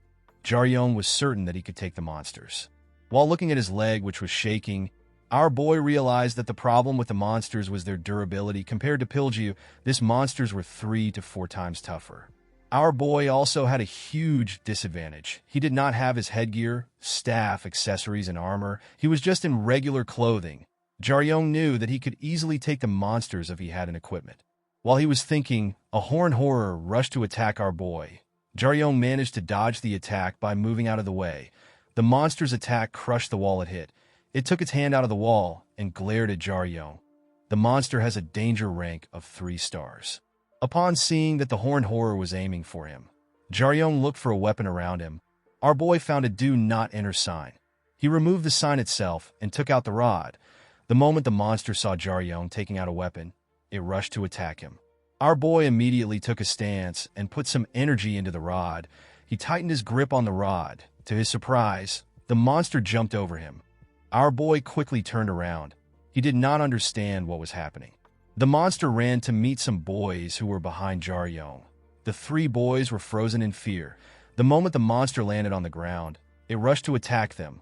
When it comes to the danger rank of a monster, the difference between 2 and 3 stars is very large, but when it comes to their destructiveness, they are both monsters beyond human comprehension. Humans have no choice but to slaughter them, but even if a skilled adventurer was to deal with the monsters, there is a limit to what the adventurer can do without equipment or supportive magic. The only exception to this are those who train their inhuman physiques to the max. They are the best of tanks. Cheol Kong is someone like that. The boy appeared out of nowhere and caught the monster's punch before it could land on the little boys. He grit his teeth and sent the monster flying. The monster quickly regained its balance. Although Cheol Kong managed to push the monster back with his pure strength, he knew that he could not severely damage a 3-star monster without any equipment. The monster stood up and screamed at Cheol Kong. While it was screaming, Jaryong appeared behind it. Our boy was annoyed to see that the monster ignored him. He used needle to pierce the monster at the back of its neck. Cheol Kong was surprised to see this. The monster fell to the ground and died. Our boy took a look at Cheol Kong. Immediately, he killed the monster. While they were staring at each other, the two boys heard a loud explosion. When they turned to the direction of the sound, they saw the nearby buildings destroyed. Jaryong was surprised to see that the monsters could cause such a destruction in just 1 minute. Cheol Kong explained to our boy that it will take a few minutes for the rescue team to arrive. Although the emergency alarm went off, it will still take some time before the rescue team arrives because no one expected such an accident. Cheol Kong knew how to use taunting call. It is a basic skill that every tank should know. The tanks scream at a much higher frequency, thereby attracting the attention of every monster that is nearby. As someone dreaming to become an adventurer, Cheol Kong already made up his mind. He was willing to attract the attention of the horde to himself until the rescue team arrives. However, the boy could not ask Jaryong to help him. He did not know how to tell a boy who he just met to risk his life with him. All they have done is play video games for a couple hours with each other. Cheol Kong asked our boy to go inside. To his surprise, Jaryong asked him to scream. He told the boy to attract the monsters to them. Cheol Kong warned our boy that things will become much dangerous once he does this. Jaryong asked him to do it. He reminded him that he was going to use the skill even if he did not say anything. Our boy explained to Cheol Kong that he would have thought of his choices if he was alone. He told the boy that he does not need to think about it since he is not alone. Cheol Kong was surprised to hear this. Jaryong told the boy that he is very good at games, especially when it comes to protecting others. The moment he said this, our boy realized that he was acting like an adventurer even though he did not mean to do it. He remembered how impressive his father was as an adventurer. Our boy did not hate the feeling of being an adventurer. He decided to do his best since things have gotten to this point. Jaryong turned around and told Cheol Kong that they do not have the time to chat. He asked the boy to activate his skill. The scene shifts and we see a woman trembling as she hid under her desk. The woman was hiding from the horned horror in her store. As the woman was shaking, the monster sensed her presence. It removed the desk and moved close to the woman. Before the monster could touch the woman, Cheol Kong activated his taunting skill. His voice echoed in the area. The horned horror stopped moving when it heard Cheol Kong's voice. The woman did not understand what was happening. While leaving the area, the mysterious woman heard Cheol Kong's voice. She stopped walking and turned around. The woman wondered about who created the sound. After using his skill, Cheol Kong raised his hand up and took a stance. The moment he did this, the monsters in the area arrived at his location. A horned horror with 2 horns pointed at the boy. Immediately it did this. The other horned horrors with 1 horns rushed to attack Cheol Kong. The first monster that got close to Cheol Kong attacked him from above. The boy used his arm to block the attack. He clenched his fist and gave the monster a heavy punch. The attack sent the monster flying. The moment he took care of the monster, other horned horrors rushed to attack him together. While its subordinates were attacking the boy, one of the horned horror with 2 horns sensed something in the area. The monster quickly looked up. The moment it raised its head, it saw Jaryong jump from the top of a building. Our boy landed in front of the monster. Immediately he landed on the ground. Jaryong saw that they were 2 horned horrors with 2 horns. While he was looking at the monsters, Jaryong noticed something strange. Our boy saw 2 horned horrors next to the vehicle they broke out of. He saw the monsters putting dead people into the truck. Jaryong realized that this was the reason why there wasn't a lot of dead bodies in the street. While he was looking at the monsters, the two horned horrors rushed to attack him. One of them was already in front of him and was about to slam his head. Our boy let out a sigh when he saw the monster. He remembered what he and Cheol Kong spoke about earlier. The scene shifts, and we are taken back some minutes earlier. Cheol Kong explained to Jaryong that they cannot win if they fight with their usual methods. He told our boy that they are both close-range fighters, and they do not have any range support. He reminded our boy that they also don't have any equipment. He told Jaryong that they might hold each other back in their current situation. Due to their situation, our boy and Cheol Kong had no choice but to make use of any advantage they have. Cheol Kong decided to take the weaker horned horrors because he is a tank. He asked Jaryong to take the stronger monsters because he is a damage dealer. The scene shifts, and we are taken back to the present. Our boy dodged the monster's attack and appeared in front of the other horned horror. The monster tried to punch Jaryong's head. Our boy easily dodged the attack by bending his head. While he was below the monster, he launched several attacks at a crazy speed. The moment he did this, he moved past the monster. The horned horror was surprised to see what Jaryong did to its body. Our boy turned around to see the monster. He noticed that the attack he used was much weaker than his needle technique. Although it was much weaker, Jaryong was certain that the attack would have finished the monster if he used it with his original staff. Even though he did not know the material that was used to make his staff, our boy knew that it was ridiculously strong. With an ordinary road sign that was made out of aluminum and iron alloy, there was not much that our boy could do. The horned horror rushed to attack our boy. As the monster came closer to him, Jaryong realized that he is slowly understanding something. Our boy remembered how Zeke fought with him with his bare hands. Excluding a couple of blows, Jaryong noticed that most of Zeke's attacks were neither fast nor strong. He realized that Zeke's attacks were simply slowing down his movements. When the monster got close to Jaryong, it swung its hand at him. Before its hand could touch him, our boy landed a quick attack on its face. The moment he did this, the monster tried to attack him again. Our boy dodged the attack by going low. He tightened his grip and attacked the monster's head. In the worst of conditions, even the smallest mistake can cost a person their life. However, Jaryong did not care. He decided to use this chance as an opportunity to grow and improve, one step at a time. Jaryong smiled when he saw that his attack landed on the monster. He managed to destroy one of the monster's horns. He went low and hit the monster on its knee. The horned horror tripped and fell to the ground. The other horned horror rushed to attack our boy when it saw this. While remembering Zeke's movements, our boy imitated him and dodged the monster's attacks carefully. After his father, Zeke was the only strong person that Jaryong met. After fighting the overpowered elf, Jaryong developed a fourth skill. The skill is known as Harpoon Rain. The technique allowed our boy to land several attacks on the monster's body at a frightening speed. The monster fell to the ground after receiving Jaryong's attack. The moment the monster fell to the ground, the other horned horror with a broken horn grabbed our boy's leg. Jaryong was shocked to see this. The monster slammed him on the ground. Our boy spat out some blood as he slowly pushed himself up. While breathing heavily, Jaryong told the monster that 2 versus 1 is not fair. Our boy reminded himself that he is not fighting a fair fight against humans. Immediately he said this, the horned horror raised its hand up and tried to slam our boy to the ground. Before the monster could land its attack, Cheol Kong appeared out of nowhere and gave it a heavy blow to the face. Jaryong smiled when he saw this. He said that good teamwork is also a skill. Next to the fight was a huge building. Inside the building, we see someone secretly recording Jaryong and Cheol Kong. The man could not believe that our boy and Cheol Kong managed to take care of several horned horrors on their own without any equipment. This man's name is Cho Dong-yoon. He is 23 years old. Dong-yoon is a college student and the president of the Dungeon Research Club. Dong-yoon was quite surprised to see that he was able to record the fight. He told his friend that he is very happy that he stayed behind to record the fight. Dong-yoon's friend was surprised to hear what he said. He reminded Dong-yoon that he only stayed behind because he was too scared to run. Dong-yoon became embarrassed when he heard this. While also recording a video, the man whose name is Kim Chang-hyun told his friends that Jaryong and Cheol Kong actually look younger than them. Chang-hyun told Dong-yoon that our boy and Cheol Kong are already as skilled as gold-rank adventurers due to the amount of 2 stars and 3 stars horned horrors they faced. Chang Hyun believed that Jaryong and Cheol Kong are students of Warrior High who have not yet made a name for themselves. Dongyun asked his friend if he can create a thumbnail with a laptop.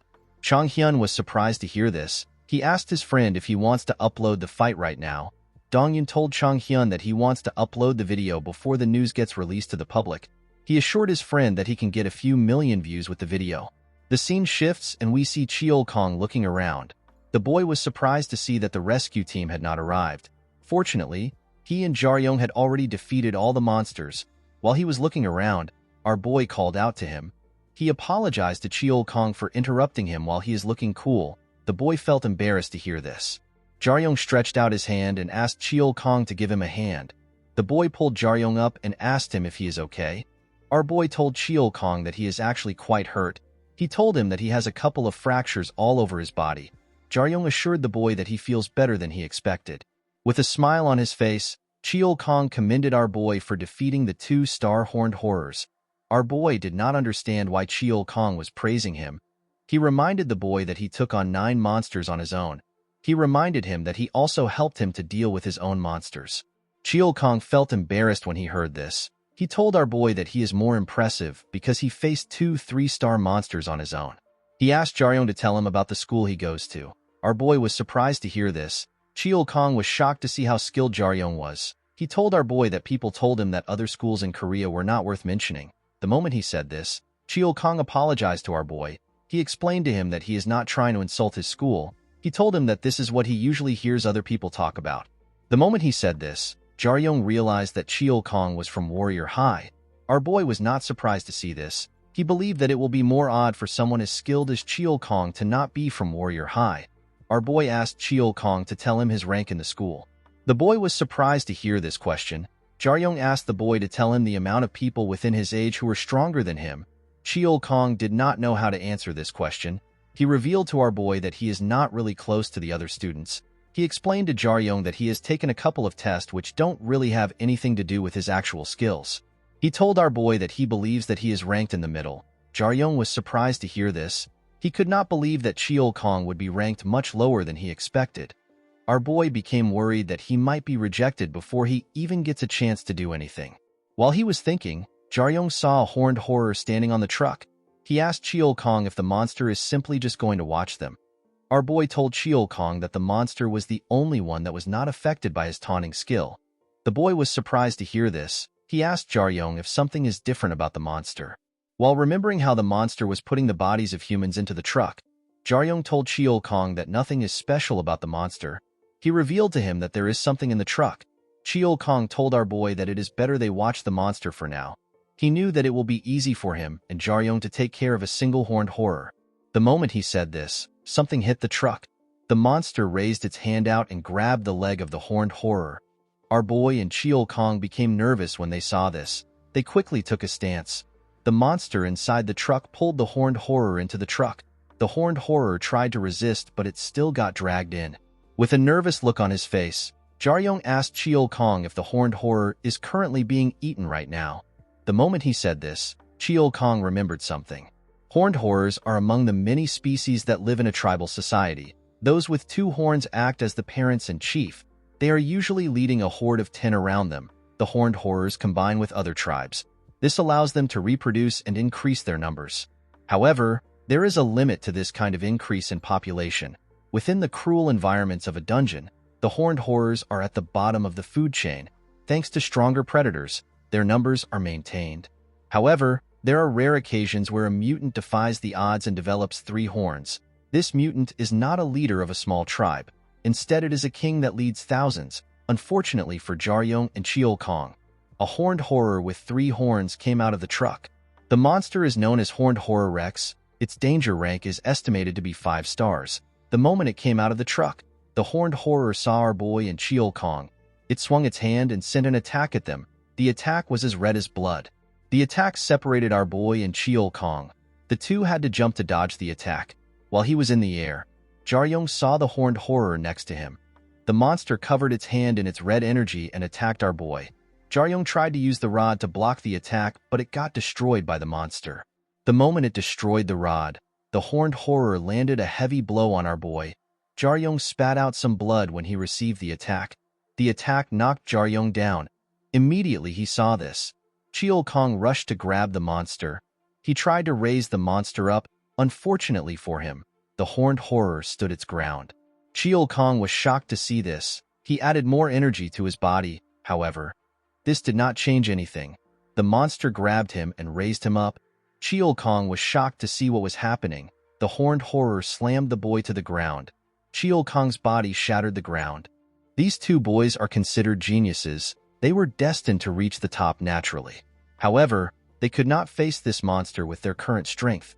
Even if they were to bring out everything they had, there was still a great gap in experience and growth which the boys could not cover. The horned horror raised its leg up and was about to crush Cheol Kong's head as the rain slowly drizzled. Jaryong forcefully raised his body up. He asked the monster to not think of touching Cheol Kong. The moment the horned horror heard this, it fired an attack at Jaryong. The attack hit our boy and heavily damaged him. The moment it attacked our boy, the horned horror sensed something. The monster detected an overwhelming presence in the area. Before the man known as Yoo Jaryong got sick, there weren't many who knew much about him. In this world, there isn't a single person who knows about what Song left behind. The scene shifts back and we see Jaryong standing. Our boy had different lines next to his eyes and he was covered in an unknown energy. 11 years ago, a man made a confession at a press conference. This man is Song. Song asked the people of Korea to forgive him for all the mistakes he has made. This statement shook the entire world. Saram was watching the video of our boy's father's confession. This was 12 hours before Jaryong and Cheol Kong fought the horned horrors. The truth which Saram learnt last Sunday was all she could think about. Due to this, our girl spent the next 2 days reviewing records of the past. Saram could not comprehend why Song was framed. Of course, she knew that there were several people who wanted to take the place of the strongest adventurer who had lost his power. However, what she could not understand is how the situation was handled. Song's problem began with the accounts of multiple victims. The case which the victims built up was quite shocking. Thanks to the forged data and reports which the fake victims released, the opinion of the public was split apart. Even with this, Song's public image was still good. Saram was surprised to see that Song actually apologized for sins he did not commit. She believed that it would have been better to fight to the end. However, due to the fact that Song acknowledged all the allegations against him, even the supporting voices turned their backs on him. Song became a fake and a liar overnight. Saram could not understand why the man would acknowledge the fake news. She knew that acknowledging the charges would be like adding oil to the fire. While watching the video again, Saram noticed that there was something off about Song's expression. It looked as if Song had accepted his fate. He did not look like someone who was interested in fighting. Our girl realized that something else was going on which she did not know about. While looking at Song's details, our girl saw something shocking. According to the information she saw, Song had no family members. Saram did not understand what was going on. She wondered if Jaryong is not Song's real son.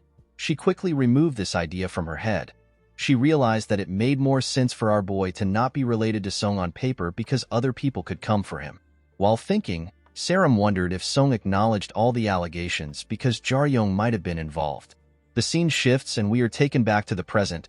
We see Jaryong looking at his body. At this moment, our boy was not aware of what was going on in his body. The one thing he was sure about was that his body could move. This was all Jaryong needed to know. While he was looking at his body, the horned horror rushed to attack him. To our boy's surprise, he could follow the monster's movement. The moment the horned horror got close to him, Jaryong landed a heavy punch on its face. This attack injured the monster. It grit its teeth out of anger. Before it could react, our boy began to attack the horned horror more aggressively. The monster could not do anything. It could only receive the attacks. The horned horror raised its leg up and tried to attack our boy. Jaryong quickly moved back when he saw the monster's leg. Upon seeing that our boy was far away, the monster fired its energy at him. Jaryong was able to easily dodge the energy blast by going low. The moment our boy dodged the attack, the horned horror appeared in front of him and tried to land a kick on him. The monster covered its leg in its energy. To the monster's surprise, Jaryong received the attack in his body and used swell to hit the monster on its face. This attack sent the horned horror flying. The monster got slammed to a building. While looking at the rubble, our boy realized that his attack was not enough to defeat the monster. However, He was certain that he had created a weakness with his last 2 blows. He realized that he simply needed to land a blow on the monster's chin with needle. Jaryong took a stance and clenched his fist. He was certain that he could kill the monster in his current state. Unfortunately for Jaryong, his power-up came to an end immediately he said this. Our boy was shocked to see this. He did not understand why such a thing would happen to him in his current situation. While he was looking at his body, the horned horror jumped down from the building. Our boy did not know what to do. His entire energy left his body in an instant. The horned horror rushed to attack Jaryong out of anger. Before the monster could reach our boy, someone threw the truck at it. The truck hit the monster and pushed it back. The person turns out to be Cheol Kong. While he was doing his best to catch his breath, the monster tore through the truck and rushed to attack him.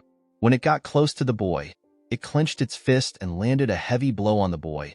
Cheol Kong managed to block the attack with his hand. The attack pushed Cheol Kong back. The monster moved close to the boy again and got ready to attack him. Cheol Kong couldn't raise his hand. The boy was already tired. The reason why adventurers have different roles is because everyone has a role that works best for them. Even if their bodies break down, they still manage to stand until the end. This is the role and duty of a tank. Before the monster could land its attack on the boy, Jaryong moved close to them. The horned horror was shocked to see our boy. Jaryong clenched his fist and landed a heavy attack directly on the monster's head. Using the split chance a tank creates to land the greatest attack possible is the role and duty of a damage dealer. Our boy's attack destroyed the monster's head. Cheol Kong caught Jaryong before he could fall. While doing his best to stay conscious, our boy saw the rescue team arrive at the scene. He told Cheol Kong that the rescue team has perfect timing. The boy laughed when he heard this. It did not take an hour for the world to hear about the story of 2 boys defeating the monsters that came out of a stolen vehicle. The news of the 2 heroes shocked Jae-hwan and the entire world. In the next scene, we see a younger Jaryong getting his injury cleaned by his father. Our boy told his father that he is fine now. He asked his father to stop cleaning the wound because it will get better later. Song told his son that he needs to properly treat an injury regardless of how small it is. He explained to Jaryong that an injury will worsen if they fail to treat it simply because it hurts. Upon hearing what his father said, our boy remembered that Song gets injured when fighting monsters in dungeons. He asked his father if he is doing well. Song told his son that he is also scared of getting injured. He explained to Jaryong that he feels pain when he gets injured and he gets scared when he bleeds a lot. He revealed to Jaryong that he always does his best to hide his pain. He told our boy that other people will get hurt if he does not do his job, simply because he is hurt. Jaryong was surprised to hear this. He saw his father as an admirable person. He wanted to grow up to become like Song. Jaryong wanted to share this with his father, but he quickly shuts up. Although he did not know the reason why, Jaryong knew that his father did not want him to become an adventurer. Song always advised his son to find a different path. The man always looked sorrowful and regretful whenever he mentioned this.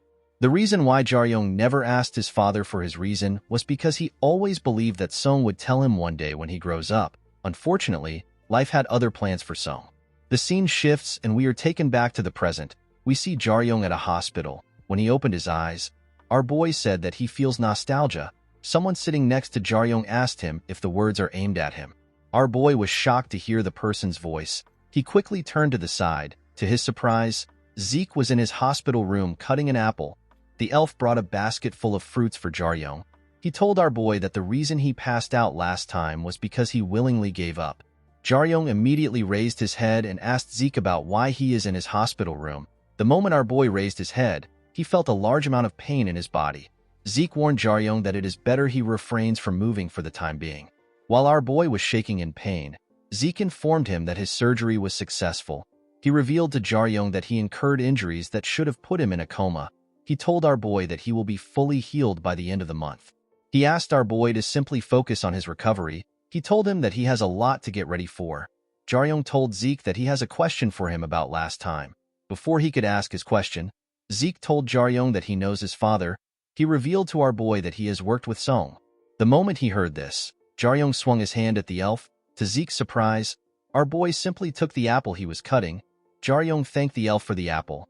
Our boy noticed that Zeke was surprised. He asked the elf if he believed that he was going to hit him. Zeke told our boy that he simply didn't have the reaction he expected. While eating the apple, Jaryong explained to the elf that he simply wanted to know if he knew his father. Due to the fact that Zeke was acting different from the time they met, Jaryong was able to deduce that the elf and his father were more than just mere work companions. With a horrifying look on his face, Jaryong asked Zeke to leave or to cut off his hand with the knife in his hand to prove his point. The elf was surprised to hear this. Jaryong asked Zeke if he expects him to say something like that. He apologized to the elf. He told him that he was simply trying to sound realistic. Zeke told our boy that his impression was spot on. He told Jaryong that he expected him to react more emotionally once he heard the news. Jaryong stood up and explained to Zeke that he would have gotten an emotional reaction if he had come 3 years earlier. At that time, our boy's mind was filled with anger. He was adamant in getting revenge on the people who put his father in his current state and the people who did nothing to help him. Zeke asked Jaryong to tell him what changed his mind. Our boy explained to the elf that he simply matured and prioritized better things. Jaryong explained to Zeke that his thoughts were insane. He told the elf that he is not even strong enough to defeat him. Our boy did not know how he was going to get revenge with his current skills. Jaryong threw his apple into the bin and revealed to Zeke that it is more important to him to get enough money to pay his father's hospital bills until they find a way to cure him. He told the elf that he is willing to do whatever it takes. With a serious look on his face, Jaryong told the elf that he will do anything in his power to destroy anyone who gets in his way. Zeke assured our boy that he has no intentions of interfering in anything. He told our boy that he simply came to ask a few questions. He asked Jaryong to tell him why he is not registered as Song's son. He asked our boy to tell him the person who took care of him after his father fell sick. Jaryong revealed to Zeke that his father raised him as a single parent. He told the elf that there are a lot of people who would try to hurt him if they find out that his father is Song. He revealed to the elf that he grew up alone.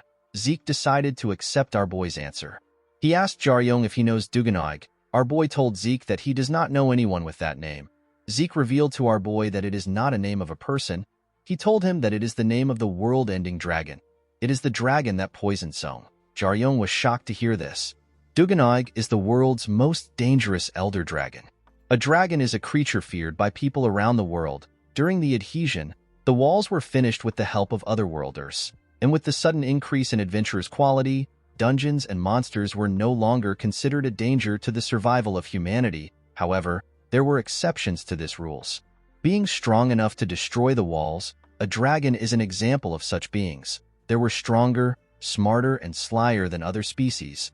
It wasn't rare for a higher race to show hostility towards humans, but among this higher races, the dragons were the most dangerous. They did not treat humanity with disinterest or hatred. Rather, they saw humans as a target to rule and extract from. The biggest mistake the dragons made was that they underestimated humans. According to Zeke, instead of driving humanity to extinction, they hoped that humanity wouldn't be able to overcome dungeons and would die naturally. After all the law and order had disappeared from the world, the dragons were going to play God in exchange for protection from danger. Jaryong was surprised to hear this. He told Zeke that the dragons could not see the future. Zeke explained to our boy that humanity was able to persevere and clear dungeons with the appearance of adventurers. Once things didn't go their way, the dragons decided to take things into their own hands. They showed off their power and threatened humans. Around this time, Song appeared. With the appropriate strategy and the determination to go through with it, Song proved that dragons could be defeated. News about the defeat of the dragons spread throughout the world and changed everything. Jaryong told Zeke that he also learned about this. He reminded him that the dragons went into hiding after Song's victory. Zeke corrected our boy by telling him that the dragons simply changed their strategies. He told him that dragons are sly and they can change appearance. According to Zeke, once the dragons realized that they could not defeat humans with power alone, they changed their appearance and began to integrate themselves into human society. Jaryong was shocked to hear this. Zeke stood up and walked up to our boy. He told him that he wants to share a classified information with him because he is Song's son and because he intends to become an adventurer. He revealed to Jaryong that Duganog is one of the leaders of the dragons and Song was following him before he got sick. Zeke explained to our boy that he might be able to make an antidote for Song if he manages to defeat Duganog. Jaryong was shocked to hear this. Zeke told our boy that he must become stronger as an adventurer if he wants to join the fight. He assured Jaryong that he will create an opportunity for him to kill Duganog. In the next scene, we see Jaryong looking at a note which Zeke gave him. While looking at the note, our boy remembered what Zeke told him.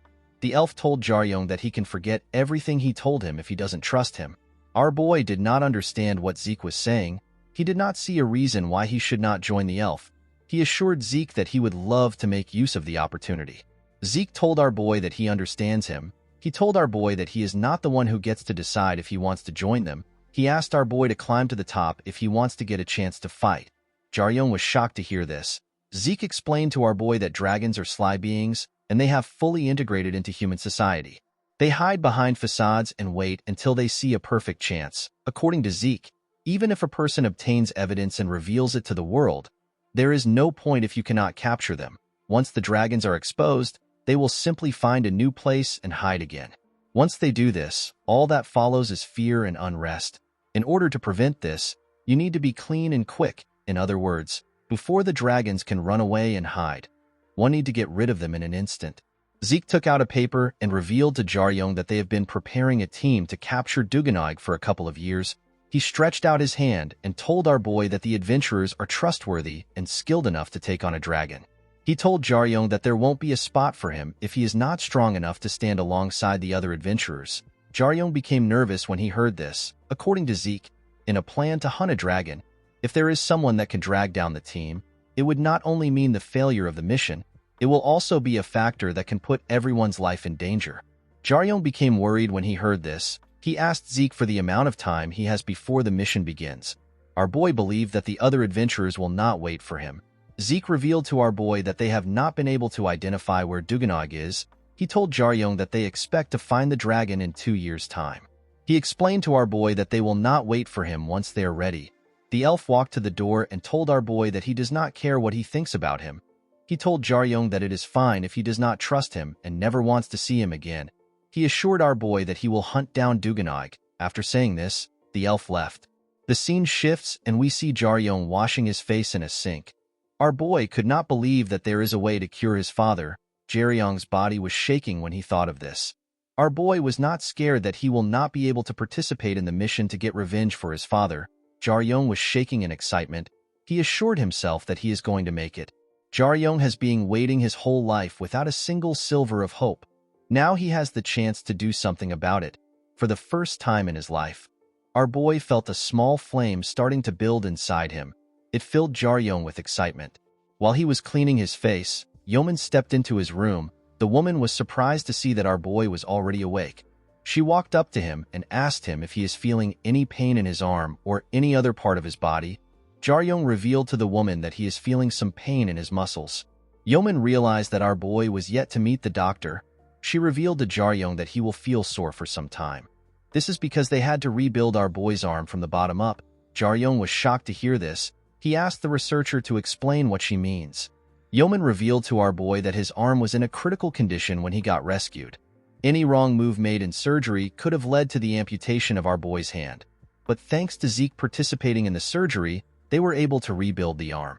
Our boy was shocked to hear this. While looking at his arm, Jaryong remembered something. He asked Yeoman about Cheol Kong.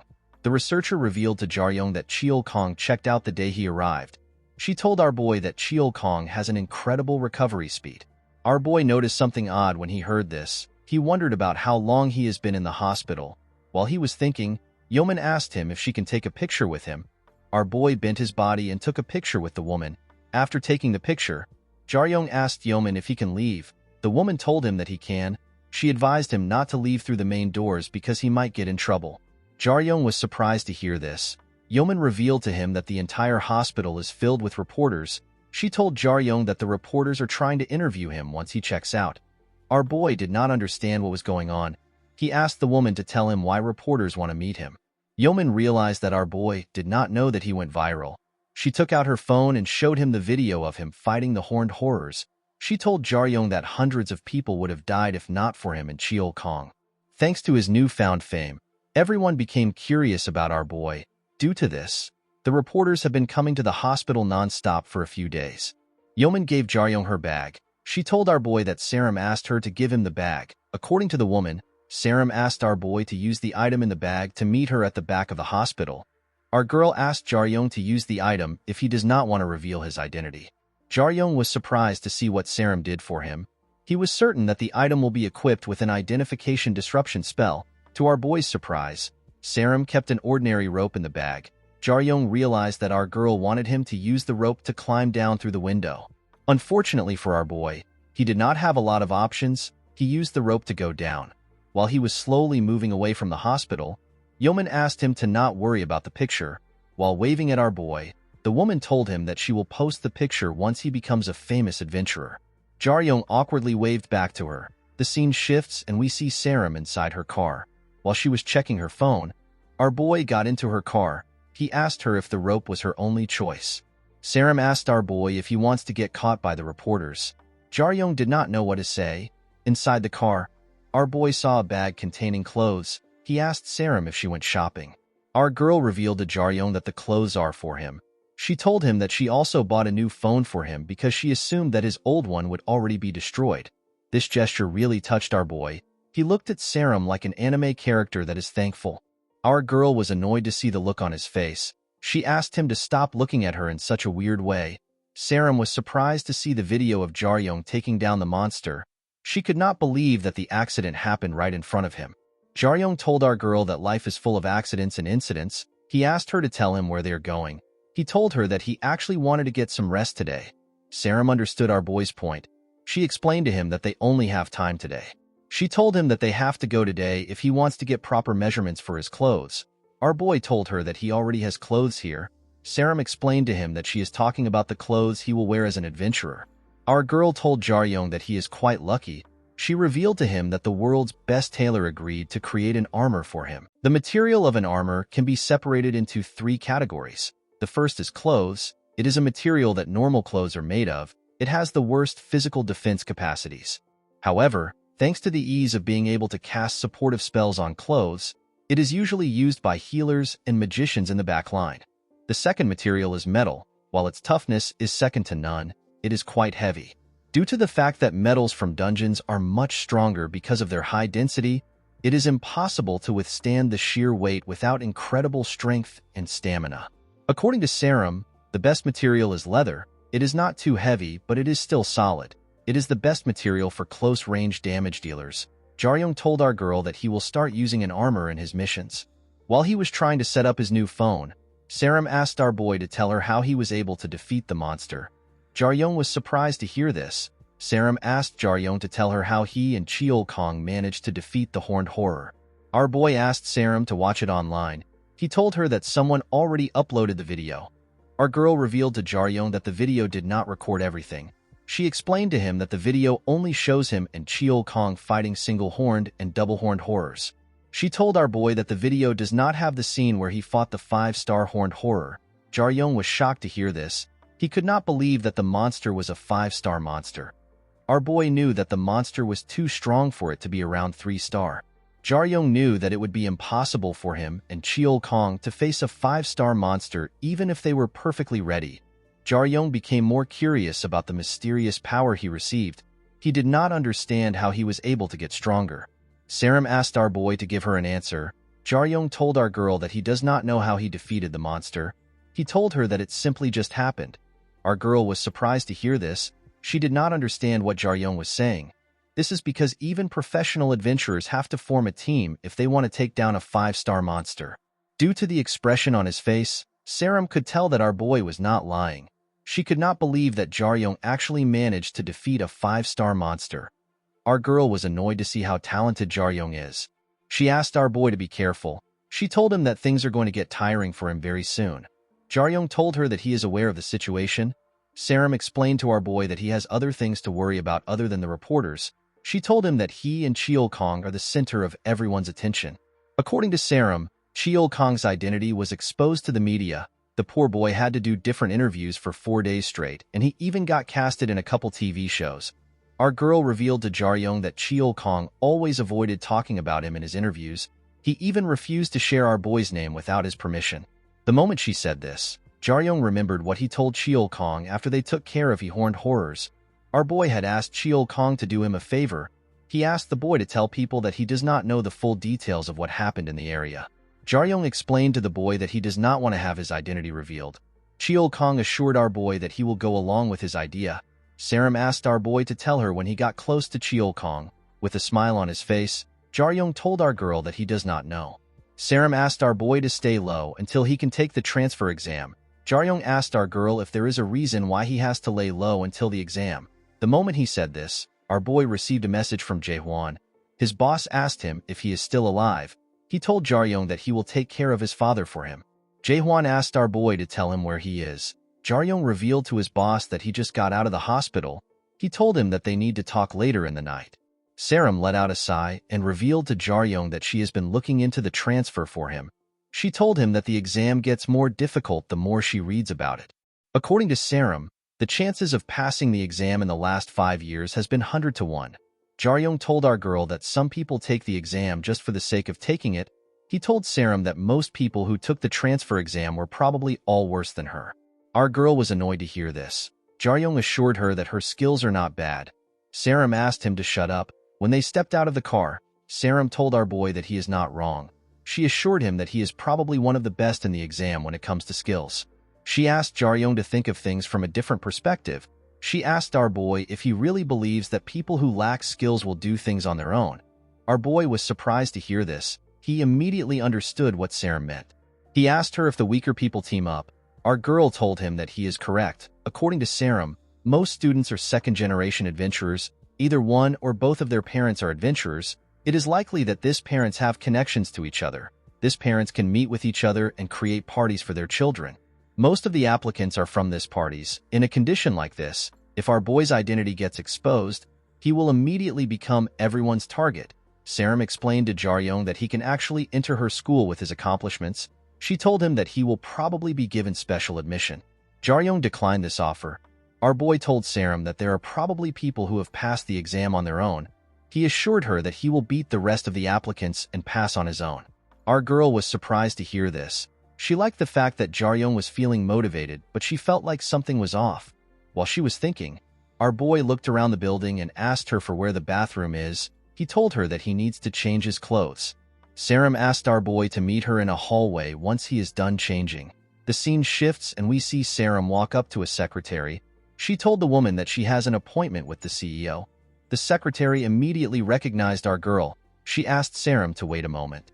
When the woman used her office phone to call her boss, another person seemed to pick up the phone. After hearing what the person said, the secretary apologized to Saram. She told our girl that the CEO has an urgent event he needs to attend. Saram was surprised to hear this. She took off her glasses and asked the woman to not joke with her. She told her that she heard that the CEO does not have any reservations today. The secretary informed Saram that the CEO promised to compensate her for her time. Our girl was annoyed to hear this. She told the woman that the issue is not about money. She explained to the woman that she needs the armor for a transfer exam at Warrior High. While she was talking, someone stepped out of the CEO's office. The person told our girl that she looks familiar. She tried to remember Saram's name. Our girl was surprised to see who was in front of her. There is a saying amongst adventurers, the current generation is different from us. Although this may not be true for everyone, it is known that adventurers of later generations are able to reap the rewards of the early adventurers. The first-generation adventurers sacrifice their lives to come up with the strategies that are used today. On top of this, technology and skills have also advanced. However, what differentiates the current generation from the first generation are the conditions they are born with. The surviving first-generation adventurers settled down and had a family. They managed to pass everything to their children. They passed on their talents and also gave their children a high-level education since they were little. When people ask who benefited the most from the first generation, most people would point at Han Gaeun. Gaeun did not remember our girl's name, but she was certain that Saram is a first-year student of her school. With a smile on her face, Gaeun asked our girl if she knows her. Of course, there was no way Saram did not know who the current president of the student council is. Gaeun told our girl that she doesn't want to waste her time. She revealed to Saram that the CEO is her uncle. She told her that she is the urgent event that her uncle was referring to. She told our girl that she understands that she is angry because her appointment was cancelled. Saram became nervous when she heard this. Gaeun asked Saram to simply think that she willingly gave up her spot. She asked Saram to tell people that she yielded her spot to her. Our girl clenched her fist out of anger. Even though this was complete nonsense, Saram could not do anything. She was well aware of the power which the student president had in Warrior High School. Our girl had also heard of the infamous stories regarding Gaeun. While she was thinking, Jaryong came to meet her. Our boy heard what Gaeun said to Saram. He immediately knew that Gaeun was Saram's senior. He told our girl that they don't have a choice. Upon hearing what Jaryong said, Gaeun decided to thank him. Before she could say anything, our boy told her not to thank him. With a serious look on his face, Jaryong asked the girl to get out of his sight. Gaeun was shocked to hear this. She told our boy that he has some guts. With a smile on her face, Gaeun asked Jaryong to tell her who he is. Saram decided to intervene. She wanted to explain the situation to her senior. Before our girl could say anything, Gaeun gently moved her hand. The moment she did this, Saram felt someone stab her in the chest. Saram was shocked to feel this. She fell to the ground. Gaeun told our girl that she did not ask her a question. While breathing heavily, Saram placed her hand on her chest. She was shocked to see that she wasn't cut. Gaeun asked our girl to know her place. She asked Saram to stay where she is. Our boy told Gaeun his name. He told her that he is 17 years old and his blood type is O. He told her that his height is 180 centimeters and his favorite food is sausage and vegetable stir-fry. He revealed to Gaeun that he is transferring to Warrior High. Our boy told the senior that he is actually a bit disappointed. Gaeun was surprised to hear this. Jaryong told the girl that he is sad to see that there are people like her who sit on a high horse at Warrior High. Saram was shocked to hear what our boy said. Gaeun was annoyed to hear what our boy said. She moved her hand again. The moment she moved her hand, Jaryong felt like he was stabbed multiple times. Our boy quickly moved back. Immediately Jaryong stepped back. Gaeun told him that she actually doesn't dislike people like him. She told our boy that she only respects people who have the ability to back up what they're saying. She asked Jaryong to stop acting tough when he could not even get into the school through regular admissions. Our boy smiled when he heard this. He rose his head up and used the same technique on Gaeun. He used the technique to stab her in the eye. Jaryong told the girl that this is his first time using the technique. He asked her if he has lived up to her standards. The moment he said this, we see that Jaryong actually used the technique to stab Gaeun all over her body. The girl was shocked to feel this. Before she could do anything, someone called out to her. The man stepped out of his office and asked Gaeun to tell him what she is doing.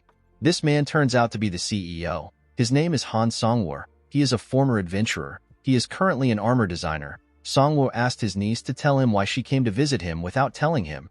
The man was shocked to see that Gaeun picked up his interphone while he was on a call. The girl was the one who asked the secretary to send Saram away. Songwoo reminded his niece that it has only been 1 week since her last incident. He asked her if she wants her father to be angry with her. Songwoo turned to Jaryong and Saram. He apologized to them for Gaeun's behavior. He told them that the girl has a tendency to act on her own. Saram stood up and told the man that he does not need to apologize. Our girl was quite relieved to see Songwoo. She was happy to see that someone who could handle Gaeun had come to save them. Saram was surprised to see that the president of the student council was even worse than the rumors. Gaeun only cares about skills. She doesn't even remember the names of the other students unless they are on par with the student council. While she was staring at Gaeun, Jaryong asked our girl to come closer to him. He asked her to tell him who Gaeun is in her school. The girl did not seem like a normal senior to our boy. Saram revealed to Jaryong that Gaeun is the president of the student council. This means that she is the strongest person in the school. Jaryong was shocked to hear this. Students of special schools are given temporary licenses. It is called a gemstone. People at the gemstone rank have gotten permission from the Adventurers Association to enter a dungeon with the supervision of a pro-adventurer. With this license, students can use their time during breaks and weekends to explore lower difficulty dungeons with pro-adventurers. With this exercise, students can gain experience before they become adventurers themselves. However, a few rare exceptions exist. Warrior High Student Council. It is made up of the few elites who possess unimaginable talent within the school. They are a group of people unofficially recognized as professionals. Not only do they have enough influence to talk to the board of directors and influence their decisions, but they also work with professional attack squads to participate in large-scale raids for 5-star monsters and above. Due to this, members of the Student Council in Warrior High are considered unofficial professionals in the adventurers community. They are people rumored to be the next rankers. Jaryong asked our girl if Gaeun is a third-year student. Saram revealed to our boy that Gaeun is actually a second-year student. Our boy was surprised to hear this. He asked Saram if Gaeun failed a grade. Saram explained to Jaryong that Gaeun actually stole the position from the original president. Jaryong was surprised to hear this. He asked Saram to explain what she means. While whispering, Saram reminded Jaryong that her school focuses on skills. According to Saram, The earliest a person can enter the student council is the first semester of the second year. Gaeun managed to join in her second year. The moment she joined the council, the girl unsheathed her sword. She challenged all the seniors in the council. Before the first semester was even over, Gaeun had managed to defeat everyone in the student council, including the president. The students regard this event as the greatest event in their school. Gaeun managed to become the youngest president ever. While Saram was talking to our boy, Gaeun turned around and asked her uncle to stop nagging. She told him that she is leaving. Saram was relieved to see this. Before the girl could walk away, Jaryong asked her to make a bet with him. He assured her that he will be quick with what he wants to say. Saram was shocked to hear what our boy said. She could not believe that he would actually say something so foolish. Jaryong told the girl that he has heard that she is very famous. Our boy believed that Gaeun had a reason for showing her bad side to her junior. He told the girl that he wants to make a single bet with her. He told Gaeun that she will get her uncle to herself if he loses. Saram immediately apologized to her senior. She moved close to Jaryong and asked him if he is crazy. Gaeun knew that our boy would not propose a bet unless he wants something. She asked Jaryong to tell her what he wants. Our boy told Gaeun that they can carry out the bet using shadow sparring. Shadow sparring originates from an old martial arts training method. It is a basic training method for hand-to-hand combat. Whoever touches their opponent first or forces their opponent into an unfavorable position wins the match. Since it is based on an individual's agility and skills without any risk of injury, the method is universally used by everyone. Jaryong took off his jacket and assured Gaeun that he will give up his time if he loses. With a smile on his face, our boy told Gaeun that he wants her to give him the position of the student council president if he wins. He told her that he wants the position when he gets transferred into Warrior High. Saram was shocked to hear this. She realized that our boy was much more crazy than she expected. She was certain that Gaeun would never accept the bet unless she is also crazy. To Saram's surprise, Gaeun gladly accepted the bet. In the next scene, we are taken to Atelier H durability test room. Gaeun and Jaryong took a stance and covered themselves with their energy. While looking at the two, Saram remembered asking our boy if he is insane. After our boy challenged Gaeun, Saram took him to a corner. Our girl told Jaryong that he can still back out of the bet. She assured him that Songwoo is a rational person. She told our boy that the man might let things go once he apologizes. Saram did not understand why Jaryong would make such a bet. She reminded our boy that he is not fully healed. She asked him to tell her how he wants to fight with his broken arm. She told Jaryong that there is no way Gaeun will actually give him her position if he wins. Jaryong told our girl that he can't win. Saram was surprised to hear this. Our boy revealed to her that he cannot beat Gaeun even if he was fully healed. He told Saram that the girl is too strong. Our girl could not understand what was happening. She asked Jaryong to tell her why he would make a wager even when he knew that he will lose. She told him that they are basically wasting their time. Jaryong asked her to not worry about it. He knew that Saram could not understand his intentions. He asked her to trust him.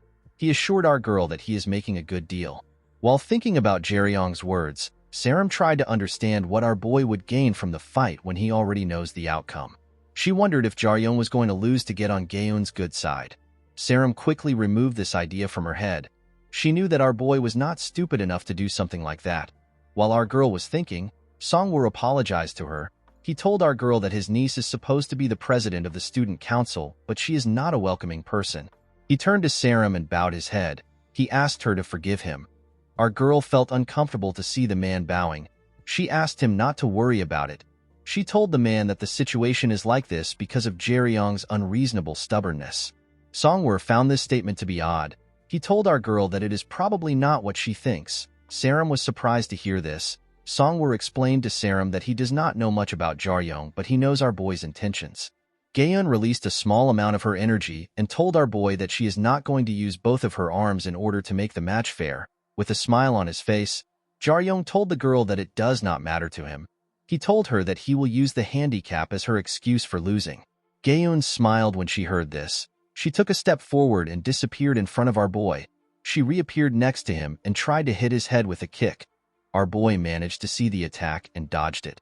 Saram and Songwoo were both surprised to see this. However, both of them were surprised for different reasons. Saram was surprised by the speed of the attack. Her eyes could not even follow Gaeun's movements. Shadow sparring is a defensive training exercise. In order to make contact with the opponent, one must take the risk of exposing themselves. However, Gaeun showed no hesitation or fear. She simply attacked. The girl had the speed to back up her endless pride. She attacked Jaryong with more swift movements. Our boy managed to dodge the attacks. Saram could not comprehend what she was seeing. She could not even see how each move flows into the next. Saram knew that she would have never been able to react to the first attack. While she was thinking, Songhwa called out to her. With a nervous look on his face, the man asked Saram if Jaryong is truly preparing to enter Warrior High. Apart from being the head designer in Atelier H, Songhwa was a former green rank adventurer. He was ranked 31st in Korea. When he looked at the data which Saram sent to him, Songhwa was certain that Jaryong was talented. However, what he was seeing was beyond his expectation. A decade ago, Songhwa was an adventurer filled with energy. Due to this, the man understood Jaryong's intentions. He knew that our boy was not trying to show off or look down on Gaeun. Jaryong simply wanted to know more.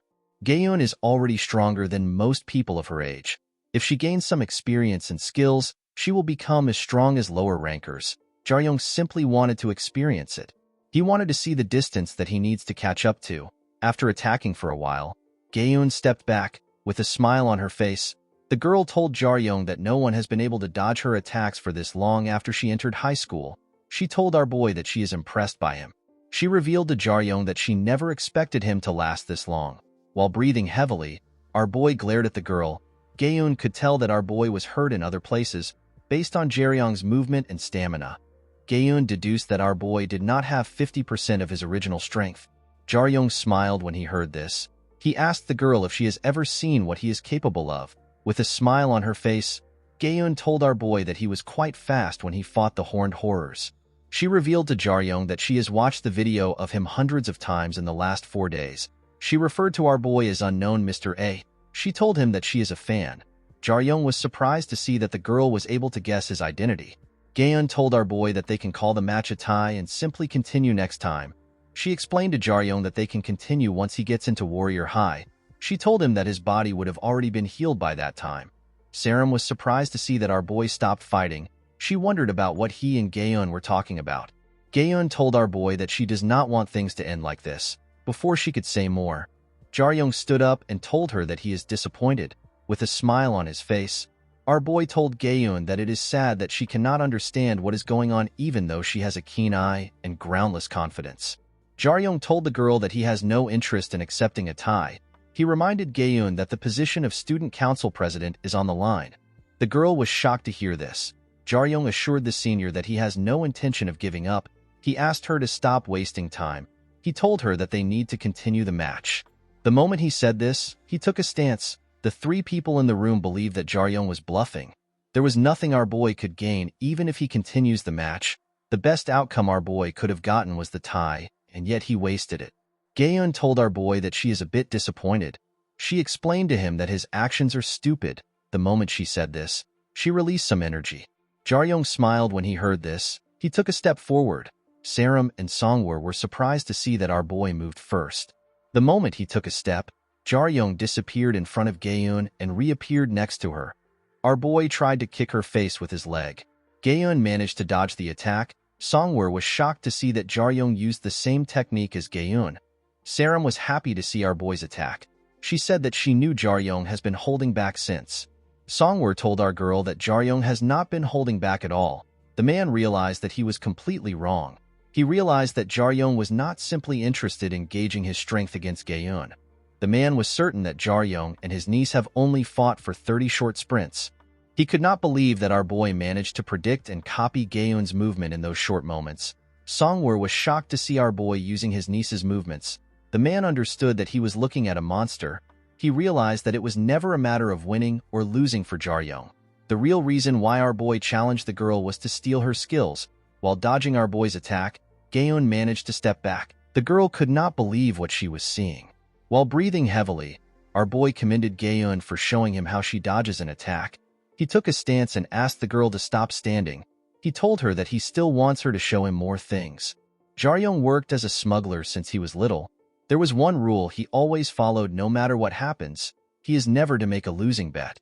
Technique is not just to strike with enough force to knock someone out. To bring out the full potential of an individual, the optimized stance and movements down to the way of breathing, Even the build-up to the smallest step is important. What makes all these small details important is time. People devote their time and passion to build up experience. They gain knowledge through repeated success and failure. This knowledge is then passed down to future generations for further improvements. Even with impressive talent, there is no way to overcome that knowledge on your own. Thanks to natural talent, Jaryong was able to grow steadily stronger by himself. However, when he became 17 years old, his physical growth began to slow down. Our boy was faced with the truth. There was a barrier that halted his growth. In order to grow stronger, Jaryong needed to break down this wall. Jaryong took off the shoulder sling used to hold his cast together. He asked Gaeun to stop standing. He told her to attack him. Our boy asked the girl if she is trying to avoid the fight by saying they will continue when he gets into Warrior High. He asked her if she is using this excuse so that she doesn't have to lose. Gaeun smiled when she heard this. She asked her uncle if he remembers what she asked him for last time. She reminded Songwoo about the attack squad that wanted to sign a deal with her. She reminded the man that he told her to visit the attack squad in order to build a positive reputation. Gaeun assured her uncle that she will go if he does not intervene in the fight. Songwoo was surprised to hear this. Gaeun turned to our boy and asked him if he still wants to see how she dodged his attack. Gaeun rushed to attack our boy. With a smile on her face, she asked Jaryong to make her dodge his attack. The moment she said this, she swung her leg at Jaryong. Our boy carefully looked at the direction of the attack. He managed to dodge it by going low. When it comes to human motion, there are connections between each movement. Each movement has a precursor and a subsequent movement. When watching someone, a person subconsciously predicts what happens next.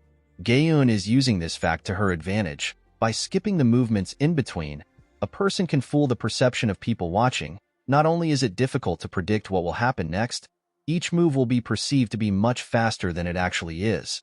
This technique was created as a result of decades of efforts.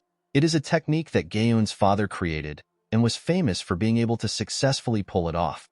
The technique is known as flash. While dodging Gaeun's attack, our boy took a step back. The moment he did this, he copied the girl's movement and used flash to attack her. Gaeun was shocked to see this. Songwoo could not believe that our boy managed to use flash twice in a row, and he even managed to use it in a way that Gaeun has not shown off yet. The fact that Jaryong managed to understand the principle behind the attack was shocking. However, the biggest surprise to Songwoo was that Jaryong used the technique. The man knew that flash is not a technique that can easily be replicated simply by knowing its principle. Things like flexibility, reflexes, and timing are very important. If any of these things are out of tune, the technique will not work. Songwoo himself did not learn the technique from his brother until his early 20s. Although he was at his prime, it still took him 3 months to learn the technique. He also had to learn how to use it while sparring with his niece. Songwoo could not believe that Jaryong is able to use the technique with his whole body. While our boy was attacking Gaeun, he began to breathe heavily. Jaryong was already exhausted. He was almost out of energy. Even though he was getting weaker, our boy moved as if he was in his best condition. Our boy did not want to stop the fight. He was happy to see that he had a chance to become stronger. Jaryong was experiencing a sense of joy in learning that he had never felt before. Although it wasn't a normal way to learn, Jaryong had found a reason to become much stronger. He learned not because he had to, but because he finally realized that the process of learning was fun. He finally learned how to do it and what was possible. Jaryong forgot about all his pain and fatigue. Our boy closed the gap between himself and Gaeun.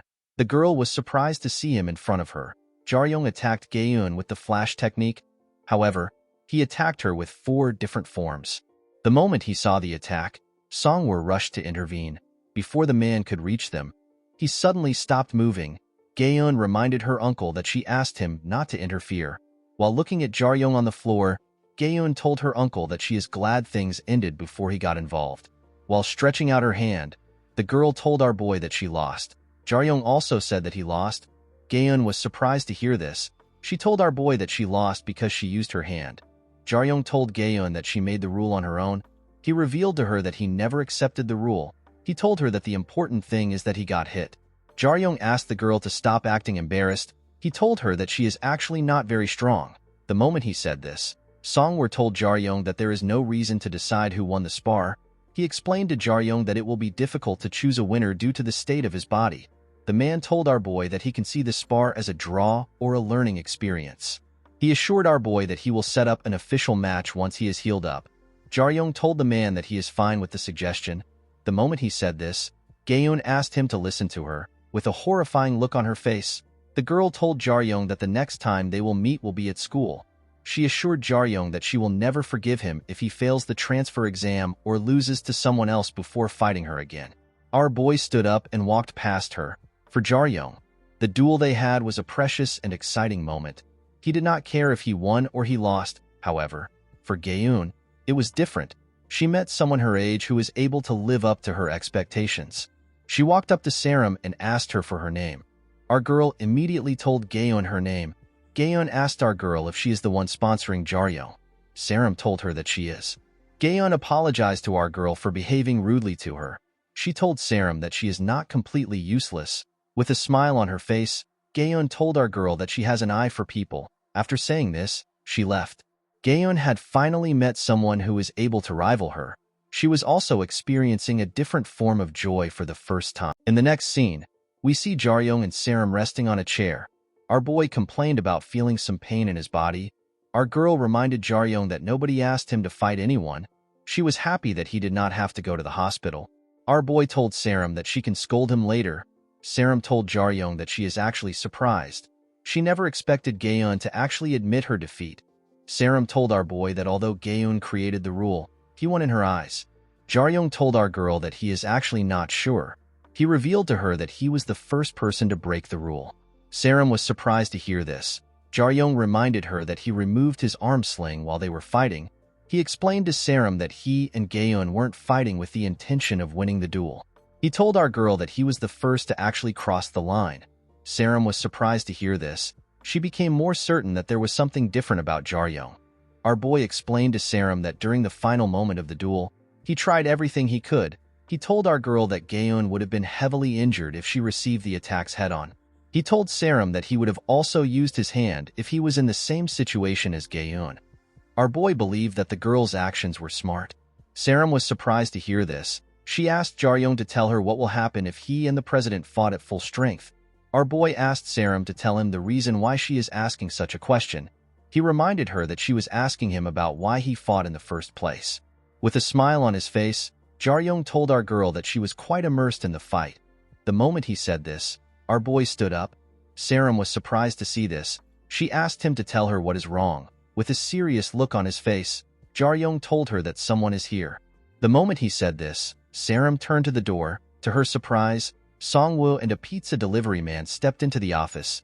The delivery man seemed to be nervous. With a smile on his face, the CEO thanked our boy and Saram for waiting. After eating a large amount of pizza, Songwoo apologized to our boy for the trouble his niece caused. He told Jaryong that he was supposed to take him out for some proper food. Our boy told the man that he is quite thankful that he brought him some food. He told the man that he does not really have a good taste in food. He assured him that anything is fine as long as it is much. Saram was shocked to see what Jaryong ate. She could not believe that he ate a large pizza in 2 minutes. Close-range damage dealers consume an average of 5 times the calories needed by ordinary people. Saram realized that she had never thought about Jaryong's hunger. Our boy had not eaten for 4 days because he was unconscious. While Jaryong was eating, Songwoo revealed to him that his atelier does not deal with leather. Instead, they handle a material that exceeds the ability of leather. The man told our boy that most places use plant fibers. However, they use the fiber of high-ranked monsters as their main ingredient. An example of such a monster is a mountain spider. It is a monster with a 4-star danger rank. Songwoo explained to Jaryong that his company uses their patented techniques to produce the perfect material by creating a blend that perfectly suits the owner of the armor. The man told our boy that once they finish the final coating stage, the material will be lighter and stronger than leather. With a nervous look on his face, Songwoo told our boy that they already know the kind of blend and the kind of clothes that they need to make for him. He reminded Jaryong that they already have the data they received from Jinseong Group, and he has already seen him fight. Songwoo told our boy that he only has one issue which he has been questioning. Saram asked the man to tell her the issue. Songwoo reminded our girl that he said that the final part of creating the fabric is coating. According to the man, this process involves coating the fabric in oil in order to increase its integrity and various other resistances. Saram told the man that she already requested that the coating should be done with the highest grade material. Songwoo revealed to our girl that it is currently impossible to gather the highest grade oil. He told Sarum that the oil they use is the oil from the ravenous whale from the deep sea. Songwoo explained to Sarum that his company had a contract that practically gives them monopoly over the oil. However, due to unforeseen circumstances, the hunt rate for the whale has dropped. With a nervous look on his face, Songwoo told our boy and Sarum that they have other materials that can replace the oil. He assured them that there is no difference between the two coating. The man told our girl that she can cancel her contract with them for breaching the contract. The man told Sarum that he has nothing to say if Jaryong refuses to work with them. Our girl was surprised to hear this. With a sad look on his face, Songwoo told Sarum that he can personally introduce her to a master leather craftsman if she has no interest in working with him. He explained to her that the craftsman creates defensive armors using leather. The man assured our girl that he will pay for the cost and the time it takes to create everything. Before Sarum could reply, our boy told the man that he does not care. While chewing his food, Jaryong told the man that he does not really care if the difference is not much. He told the man that he does not like expensive things at all. He told Songwoo that he really wants someone like him to make an armor for him. With a smile on his face, Jaryong asked Songwoo if he was the one who taught his niece her skills. Our boy told the man that he does not know much about equipment, however, he wants someone as strong as him to make his armor for him. Sarum accepted our boy's idea. She told the man that she will go with Jaryong's opinion. Songwoo smiled when he heard this. He told our boy that it has been 10 years since someone called him a strong person. He told Jaryong that he feels embarrassed. Songwoo stood up and stretched out his hand. He assured Jaryong that he will live up to his expectations because he trusts him. When he shook our boy's hand, Songwoo told him that he is quite disappointed about what happened last week. He revealed to Jaryong that there was a large-scale raid last week. He told our boy that he was hoping that he could get some incredible materials which he could use from the raid. Songwoo asked Jaryong and Sarum if they have heard about the Imperial Wasp. Our boy and Sarum were shocked to hear this. Our girl told the man that she heard that the royal jelly is the only thing the Imperial Wasp can drop. The man told her that the royal jelly is the most popular item the monster can drop. However, among equipment manufacturers, there is another item that is considered to be a dream material. This material is known as the black wax. It is an item made by the Imperial Wasp. The royal jelly is the material used to grow the queen, while the black wax is the material used to protect the queen. Among the many groups of Imperial Wasp, only a rare few produce the black wax to cover the queen. The moment the man said this, Jaryong took out his phone. Songwoo assured the two that he can create something incredible if he can coat the armor with the black wax. Immediately he said this, Jaryong showed the man his phone and asked him if the material looks like this. Our boy had to draw out the material. He told Songwoo that he used to have the picture in his old phone. Unfortunately, the phone got destroyed. Songwoo was shocked to see that our boy drew out the material. He asked Jaryong if he has seen the material before. Jaryong could not tell the man that he smuggled it because he would be sent to jail. He pointed at Sarum and told Songwoo that he saw it in her house. Our girl was shocked to hear this. He told the man that rich people have everything. Sarum did not know what to say. The scene shifts and we are taken to Song's hospital room. Inside the room, we see Jae-hwan next to the man. Jae-hwan was speaking to our boy on his phone. He told Jaryong that he has to meet someone in the hospital. Jaryong told the man that he will be done at the atelier in an hour. Jae-hwan told our boy that he will also be done around the same time. The man asked Jaryong if he has eaten. Our boy told him that he has. He told Jae-hwan that he will still join him if he is going to eat. Jae-hwan smiled when he heard this. He asked our boy if he will pay half of the bill. Jaryong told the man that he is having a stomachache. The moment Jaryong said this, someone stepped into the room. Jae-hwan asked our boy to call him when he arrives. He told Jaryong that he needs to hang up. While looking at Zeke, the man told our boy that his plans have arrived. With a smile on his face, Jae-hwan told Zeke that they should talk outside. He explained to the elf that Song just fell asleep after getting a shot of a sedative. He told Zeke that it is unkind to make noise in a hospital room. Zeke told the man that they can simply stay quiet. 11 years ago, an attack squad was led by one man. The squad was seen as a myth. This squad eventually disbanded. Zeke, who is currently ranked 7th in Korea, was a former healer of the Taibik attack squad. Jae-hwan was annoyed to hear what Zeke said. He told the elf that he still has the ability to piss off people. Jae-hwan moved close to the man. He crushed his phone with his hand. The man revealed to Zeke that he actually doesn't want to stay in the room because he cannot control himself. With a creepy smile on his face, Jae-hwan told the elf that he is elated to see him again. The moment he said this, the man released some of his energy. With a terrifying tone in his voice, he told Zeke that they are on the same side. He called the elf an asshole and asked the elf to shut up and follow him. It turns out that Jae-hwan was not just a former adventurer, but he was also formerly ranked 5th in Korea before his retirement. He was the former main dealer of the Taebeek attack squad. In the next scene, we see our boy and Saram leaving Atelier H.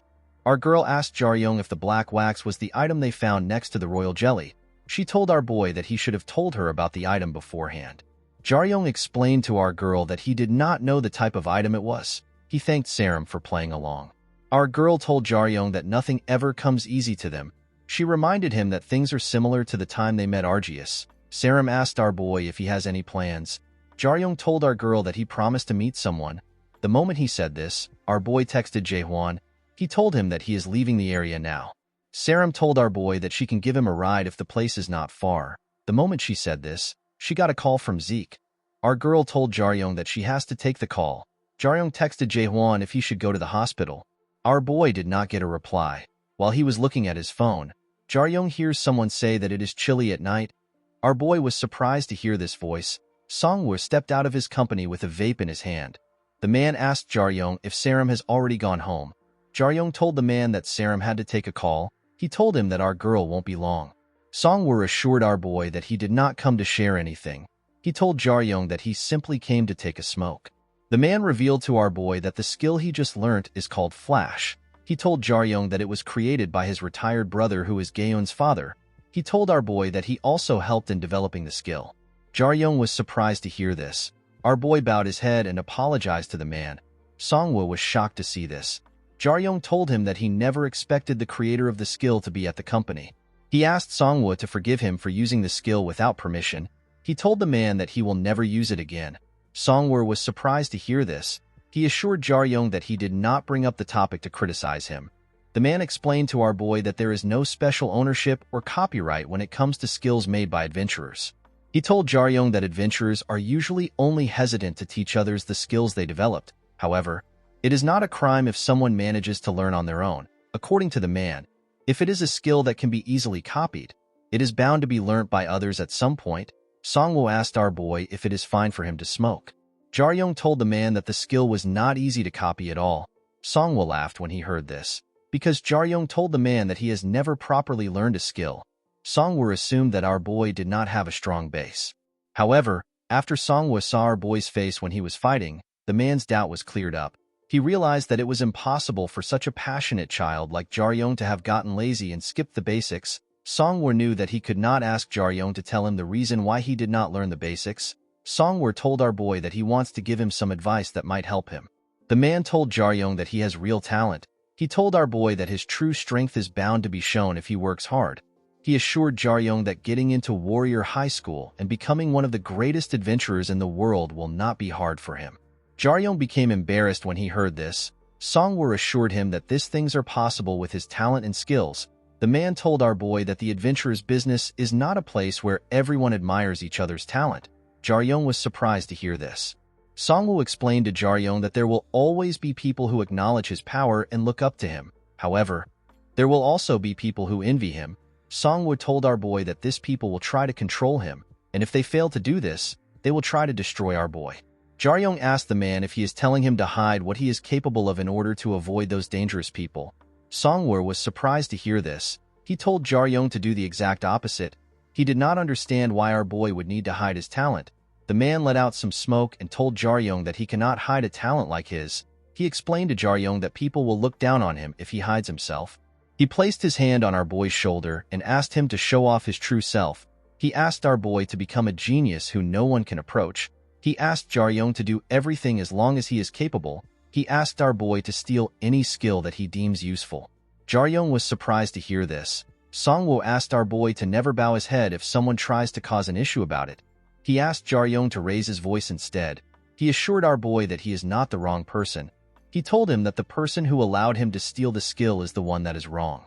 With a serious look on his face, Songwoo told our boy that it is up to him to decide who is right or who is wrong. The man explained to Jaryong that if he is able to properly use a stolen skill and bring it to the next level, he will be able to say that the skill truly belongs to him. Our boy was surprised to hear what the man was saying. Songwoo knew that our boy would be surprised that an adult is giving such an advice to a child.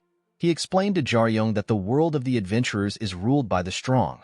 the man reminded our boy about how extreme his niece's personality is.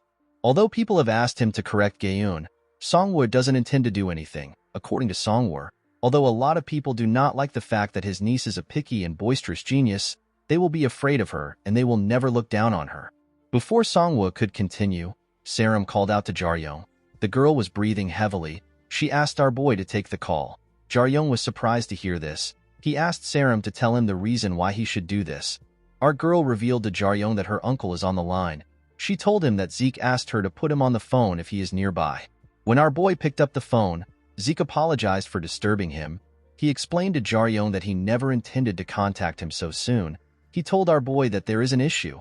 He asked Jaryong to come over. Our boy screamed out when he heard what Zeke told him. Saram and Songwoo were surprised to hear Jaryong raise his voice. Our boy assured Zeke that he will be there very soon. In the next scene, we see Jaryong and Saram walking to the underground train station. Saram asked our boy if they are really at a secret path to a dungeon. Jaryong revealed to her that there are unofficial entrances to dungeons all over the closed subway station. He told her that each entrance belongs to a different owner. The moment he said this, our boy saw something surprising. He saw Zeke wearing torn clothes, and he saw a man who was shirtless standing next to him. The man was Jianho. The two men stood at the entrance of Jaehwan's office. Zeke told Jaryong that Jaehwan is inside. He explained to Jaryong that he never planned to call him. However, Jaehwan said that he would rather die than get healed by Zeke. Our boy realized that Zeke was not on good terms with his boss. He wondered if the elf fought with Jaehwan. Jianho told our boy that he would have asked him to bring a shirt if he knew that he would get there fast. Jaryong did not recognize Jianho. The man moved close to Jaryong and told him that he likes his eyes. He asked our boy if he is the one who managed to land an attack on Zeke. He revealed to Jaryong that he is famous in their attack squad. Our boy was surprised to hear this. Jianho told him that he is known as the team that is stronger than high-ranked monsters. The man asked Jaryong if he knows that their captain wants to meet him. Zeke asked the man to stop the pointless conversation. He walked forward and told Jaryong that he is heading out. The elf did not see a reason to wait around. He walked past Saram and asked her to leave with him. After the group left, Jaryong passed through their gate and went into the dungeon. When our boy saw his boss, he was relieved. He told Jaehwan that he was nervous because he heard that he was in a serious condition. While looking down the cliff, Jaehwan told Jaryong that he is actually in a serious condition. He explained to our boy that his body and pride are in shreds. Jaehwan referred to Zeke as a cowardly bastard. The man wondered why Zeke would come to meet him. He never expected the elf to have backup. Although he already knew the answer, Jaehwan asked Jaryong if he has a lighter. Our boy smiled and told the man to tell him why he would have something like that. Jaryong noticed that the dungeon was quite bright. He was certain that the sun had already set. Jaehwan pointed at something and asked Jaryong to bring it to him because he is too tired to move. When our boy moved close to the man, he saw something shocking. A large section of the dungeon was covered in fire and the ground was destroyed. While trembling, our boy asked his boss to tell him what he was fighting about. Jaehwan could not believe that Zeke said that they fought. He revealed to Jaryong that he wanted to burn Zeke to a crisp. Jaehwan told our boy that Jianho is quite impressive. He revealed to Jaryong that although Jianho is not a tank, his defensive skills are pretty solid. He told our boy that Jianho might become a big shot if he continues to train for a decade. After hearing what his boss said, Jaryong told him that he has something to tell him. Before he could say more, Jaehwan told him that he knows. The man stood up and told our boy that he can quit smuggling if he wants. He explained to Jaryong that he has a condition for him if he wants to become an adventurer. Our boy asked him to share the condition. Jaehwan used his magic to raise his cigarette up. He told Jaryong that he wants him to perfectly understand what he wants to teach him within a month. He told our boy that he is better off not becoming an adventurer if he cannot do this. The man explained to Jaryong that things won't be easy because it will not be in the same category as his talent. Jaryong became nervous when he heard this. He already had an idea of what his boss was talking about. Jaehwan crushed his cigarette and told Jaryong that he is going to teach him magic. Jaryong could not comprehend what his boss was saying. He wanted to ask Jaehwan some questions, however.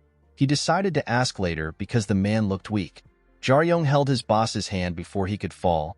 He told him that he can sit down if he cannot stand properly. The moment he said this, Jaryong noticed that Jaehwan's body was cold. Our boy realized that the man was not just tired. He asked his boss to get on his back. The scene shifts and we are taken back to the past. We see Jaryong's father making coffee for someone. The man told the person that making coffee with their own beans might seem really hard at first. However, it becomes easier with practice.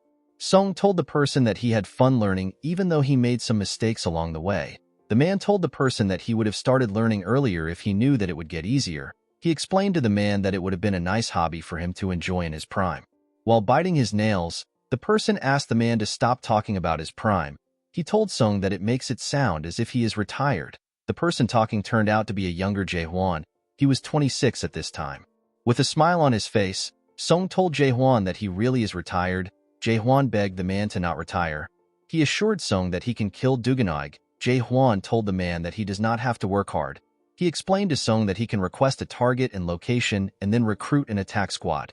Song told the man that no one will approve the mission. He explained to Jae-hwan that Duganog must know the type of condition he is in. He told the man that the dragon knows that he can win if he hides well. Jae-hwan became more agitated when he heard this. He asked Song if he is really going to let the dragon win easily. While shedding tears from his eyes, Jae-hwan told the man that it is not just the dragon that is the problem. There was also the issue of countless rumors. He told Song that everyone would have died if not for him. Jae-hwan assured Jaryong's father that he will take care of everything as long as he gets better. He explained to Song that he will find Duganog once he recruits an attack squad. He assured the man that he will make everyone who is talking trash about him beg for his mercy. The moment Jae-hwan said this, a younger Jaryong stepped into the room. Song turned to his son. With a smile on his face, he asked Jaryong if he is sleeping late again. Jae-hwan was surprised to see a little kid. Song asked his son to say hi to Uncle Jae-hwan. Our boy bowed his head and greeted Jae-hwan. Song introduced Jaryong as his son. Jae-hwan was surprised to hear this. Song asked Jaryong to play alone for a bit. He told him that he needs to talk to Jae-hwan. He told his son that they are having dinner with Jae-hwan. As Jaryong walked away from the room, Song revealed to Jae-hwan that he won't be able to last much longer. He revealed to the man that Zeke gave him a painkiller recipe. However, Song was certain that he will slowly develop resistance to the painkillers. The man explained to Jae-hwan that his memory and cognitive abilities will slowly start to deteriorate. He revealed to the man that he will not be able to recognize faces of the people close to him in the next 4 years. Jae-hwan told his squad leader that they can prevent this. Song begged Jae-hwan for something. Song told the man that if something happens to him and he is not able to make it, he begged Jae-hwan to take care and protect Jaryong. Jae-hwan was shocked to hear this. This was the first time the man known as Song, who had never shown his weak side to anyone, would ask for a favor. Song told Jae-hwan that he wants his son to live a normal life that is different from his. He explained to the man that he wants his son to take a different path other than being an adventurer. He told him that he wants Jaryong to have a real life where he can find his own happiness. In this situation, Jae-hwan could not decline the last wish of his leader. He accepted Song's favor. The scene shifts and we see Jae-hwan wake up in a different room. The man turned to his side and asked Jaryong to tell him the time. Our boy told him that it is currently 10:30. Jae-hwan was surprised to hear that he woke up after sleeping for only 3 hours. The man asked our boy if he let Zeke touch his body. Our boy assured him that he did not do such a thing. He explained to the man that he was thinking of taking him to the hospital, but he did not know how to explain the situation at the hospital. Jaryong took out something that looks like a syringe. He told his boss that he gave the thing to him. Jae-hwan was surprised to see this. He remembered when he gave Jaryong the item in the past. He told our boy that it is a present for starting work. Jaryong was 14 years old at this time. He was surprised to see the syringe. He asked his boss if the syringe is for monsters. Jae-hwan told him that it is an emergency potion. He assured our boy that the potion works in most cases. He explained to Jaryong that the item can even work as an antidote. So long as the person does not suffer from a fatal injury, the potion should heal the person in 1 or 2 hours. Jae-hwan told our boy that the item is usually something that adventurers buy. He asked Jaryong to buy his own next time. Our boy picked up the syringe and closed it up. He thanked his boss for the gift and told him that he will be back very soon. The moment Jaryong turned around, Jae-hwan told him that if he wants to change his mind, he is willing to ignore everything he just said. He revealed to Jaryong that the request is not very important. He explained to Jaryong that he will not be able to stop on his own terms when he starts. The man took out a cigarette and told Jaryong that he can live a normal life. He assured him that he will continue to pay his father's hospital bills. The man told our boy that he feels guilty for hiring a little kid as a smuggler. Jaryong told the man that it is fine. He explained to Jae-hwan that his father did not lend him any money or do anything for him. He told the man that they do not know what can happen in the future. Jae-hwan smiled when he heard this. He asked our boy if he cannot trust him. Jaryong explained to him that he does not have any issues with that. Our boy told the man that he always felt like he needed to get his own skills since he was little. Jaryong turned around and told his boss that he wants to have the power to protect his father in case something happens. He thanked Jae-hwan for the potion. He assured him that he will put it to good use. Presently, Jae-hwan revealed to our boy that he knew that he saved the potion for emergencies. He simply never expected Jaryong to have survived for a long time without using it.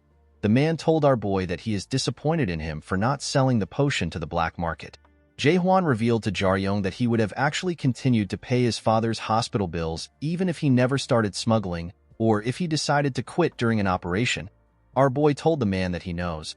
While looking at some past questions, he told Jae-hwan that he was not 100% certain. However, our boy knew that Jae-hwan would take care of his father if something was to ever happen to him. He told Jae-hwan that this was the reason he was able to accept the job without any hesitation. The man was surprised to hear this. He revealed to Jaryong that he already gave up when he made a 14-year-old a smuggler. Our boy asked the man to not blame himself. He reminded his boss that he was the one who asked him for the job. He assured Jae-hwan that he would have found another way to get in if he did not help him. Jaryong placed the past questions down. He told Jae-hwan that he was always curious about why he agreed easily when he volunteered. The man stood up and revealed to our boy that his father asked him not to raise him as an adventurer. He explained to Jaryong that when he was in his prime, he never really listened to his father well. He told Jaryong that he could not stand to see the talent of Yoo Sung's son go to waste on an ordinary life. Jae-hwan decided to be honest with our boy. With a horrifying look on his face, the man told Jaryong that he hates this stupid world. He told our boy that he hates the people who dragged his father down and the idiots who believed what this people said and forgot about Sung's accomplishments. Jae-hwan revealed to Jaryong that he also hates the bystanders that stood by and did nothing. Despite knowing the truth, he told our boy that he wishes all this people would die. Jaryong wanted to tell Jae-hwan about Zeke's plan. The man revealed to our boy that Zeke will never be able to defeat Duganog. He explained to Jaryong that Zeke has the intent, but his method is too simplistic and naive. He told our boy that adventurers are not the only ones that need resolve to find and defeat a dragon. He told him that dragons are smart creatures. According to Jae-hwan, even if their identity is known, it will still be hard to approach them. The dragons made it easy for society to fall if they ever go down. Jae-hwan assured our boy that Zeke and his team are very determined. However, to Jae-hwan, the rest of society was simply trash that betrayed Sung. He explained to Jaryong that even if the world was to end tomorrow, people would rather not take a loss and believe in lies. The moment he said this, Jae-hwan wrote something on a paper. The man explained to Jaryong that as long as Zeke is trapped within the realms of laws and society, people would rather help the dragons and prevent Zeke's plan from happening. Eventually, Zeke would have to pay the price for it. According to Jae-hwan, the horrors Sung tried to erase 20 years ago will return. The false hopes and dreams built by fake people and the idiots who cheered them on will all go down. Jae-hwan told our boy that this is why he never pushed him to become an adventurer. Immediately he said this, he stretched out his hand and gave Jaryong a paper. The man told our boy that the account is in his name. He revealed to Jaryong that he has deposited all the money that he earned from his cut of their missions into the account. Jaryong was shocked to hear this. He asked his boss to tell him why he would do this. While looking for a jacket in our boy's wardrobe, the man revealed to Jaryong that he always planned on giving him the money. He explained to our boy that he wanted to make sure he had enough funds to do whatever he wanted once he becomes an adult. Jae-hwan took out a jacket and told Jaryong that he wanted to teach him skills and share some knowledge with him when he became an adult. The man informed Jaryong that he was going to give him information that is more practical and dangerous. Jae-hwan turned to the door and asked Jaryong to contact him when he gets out of his cast. He told our boy that he will start teaching him magic when he contacts him. He asked Jaryong to use his time to study for the transfer exam. The man told our boy that he personally thinks it is pointless to go to Warrior High School. Before his boss left his house, Jaryong told him that he could have stopped him from becoming an adventurer if he did not give him the chance to train. Jae-hwan stopped moving and told Jaryong that he is right. He told our boy that his own thoughts don't matter. The man explained to Jaryong that the situation is the same as 3 years ago. He told our boy that the most important thing is what he wants to do. After saying this, Jae-hwan left his house. The scene shifts and we are taken to a ruined area. This place was formerly known as Yongsan. We see the insane woman walk into a building in the area. The woman told someone that it is about time they get their own place. She reminded the person that they have a lot of money. A huge man who appears to be reading a book told the woman that he is surprised to hear that she came up with the suggestion. He reminded the woman that she does not even attend half of the meetings. The man revealed to the woman that he would actually love to have the meetings in a warm place. The insane woman was surprised to see the man alone. She told him that she always sees him with the other one. The man wearing an odd face mask told the woman that his other half is currently carrying out an order. The insane woman assured the man that she knows. She explained to him that she expected him to act like a little bitch and start searching for a particular bastard. The woman asked the man if he is holding back his tears in order to look tough. With a horrifying look on his face, the man told the woman that she will die if she says another word. The insane woman laughed when she saw the look on the man's face. She called him a lonely bastard and asked him if he is barking because he is scared without his owner. The woman told the huge man that she finds it cute that he is resisting even if he can't do anything. The man dropped his book and stood up. He took a stance and told the woman that he probably won't get in trouble for fighting another member. He reminded her that she is the cause of everything. The man covered his hand with his energy the moment he said this. The woman also released her energy. She asked the man to stop wasting her time. She assured him that she is comfortable dying. Before the two could begin their fight, a man entered the building and asked them to end things. He asked the woman whose name is Heron and the man whose name is Strange Stone to stop moving. The two immediately removed their energy when they saw the man. The man with a creepy mask told the two that he is not interested in intervening in their argument. He reminded them that they have work to do. He asked them to take care of things after finishing the job. The man informed them that no one will like to have more work because of their fight. The moment he said this, the man let out a drop of blood from his eyes. Immediately he heard the man's explanation. Strange let out a sigh. He told the man that he made a stupid mistake by going along with the bitch's joke. Heron told Strange that he gets to live because of the other man. She turned to the creepy masked man and asked him to tell her why he has not been answering her calls. The man was surprised to hear what Heron said. He asked her if she is talking about what happened 4 days ago. He told Heron that there was no need to answer her calls. The man knew that Heron wanted to go back to the scene to kill the rescue team. He explained to the woman that there was no point in continuing their conversation. He told her that their plan was successful anyways. He explained to her that there was no need to cause more trouble. Strange asked the man if the plan was really successful. He reminded him that only 12 people died and they got the spotlight stolen from them. Strange explained to the man that the news had been filled with stories about Jaryong and Cheol Kong. The news did not even mention the stolen vehicle. The man explained to Strange that the Adventurers Association would have faced some backlash if our boy and Cheol Kong had not interfered.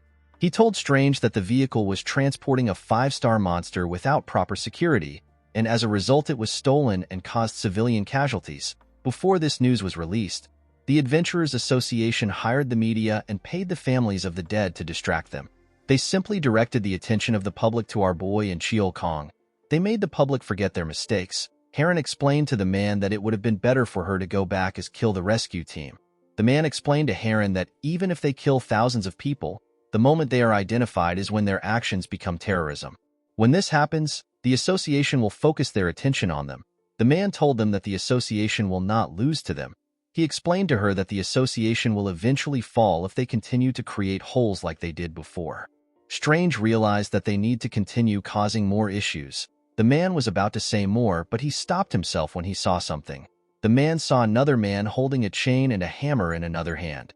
The man's clothes were covered in blood. With a smile on his face, the man told his colleagues that they should have called him when they arrived. The creepy masked man told his friend that he did not want to disturb him while he is enjoying his hobbies. Heron waved to the man whose name is Yoonggil. Yoonggil told the man to not call it a hobby. He explained to him that he was working. Immediately he said this, Yoonggil used his chain to pull someone into the building. The man appeared to have been tortured by Yoonggil. The insane psychopath told the masked man that he actually enjoys what he does. Strange noticed that the chain man was fit.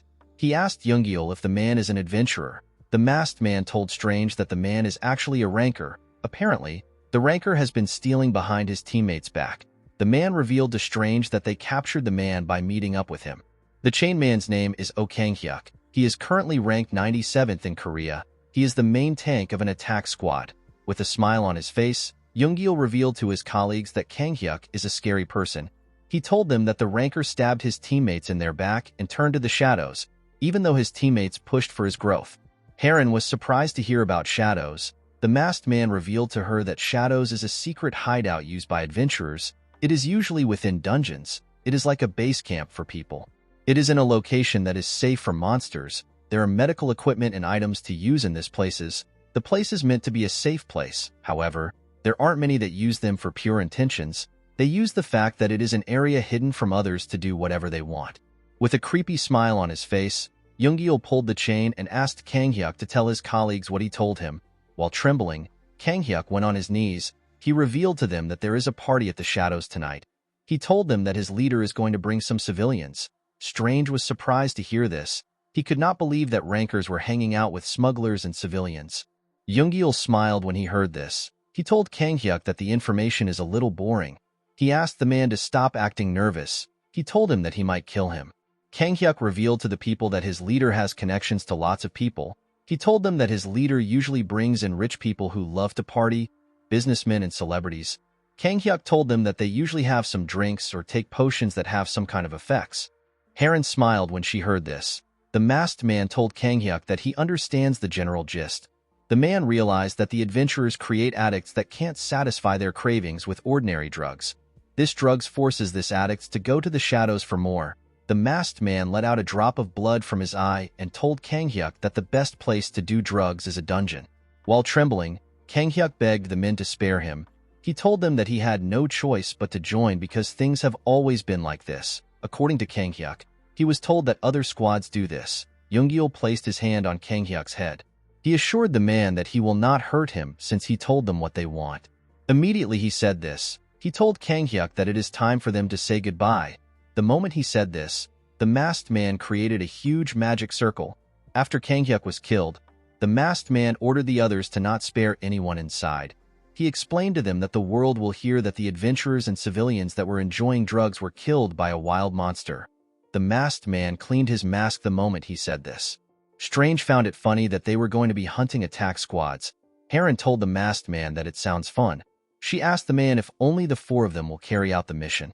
The woman told the man that she never imagined that Jaryong would be left out of a case like this. Yoongi told his colleagues that they can simply kill everyone if things gets out of hand. He assured his teammates that they are the best option when it comes to lethality. The masked man told Yoongi that he is right. He reminded his teammates that a slaughter like this is what they have been waiting for. He told them that their target is an attack squad that is trying to grow its influence in the world. The squad has 2 gold class and 6 rankers. The masked man assured his teammates that the squad should be good enough to help them release their stress. He asked them to enjoy their fights. As they walked out of the building, the masked man told his teammates that the stench of the bodies of their prey will wake up their rotten world and bring the era of Team Scar to existence. A month later, we see Jaryong in a taxi. Our boy was on the phone with Sarum. He revealed to Sarum that he just got out of his cast this morning. He explained to her that his hand feels weird to him. Jaryong revealed to our girl that he was told that he will need neuro-rehabilitation for a week or 2. Sarum told our boy that his equipment will be finished by then. Before Jaryong could respond, Sarum told our boy that she can see his taxi. She waved to him and asked him to stop. Jaryong was shocked to see a huge building in front of him when he stepped out of the car. Our boy immediately understood why he needed to take an expensive taxi for an hour to arrive at his current location.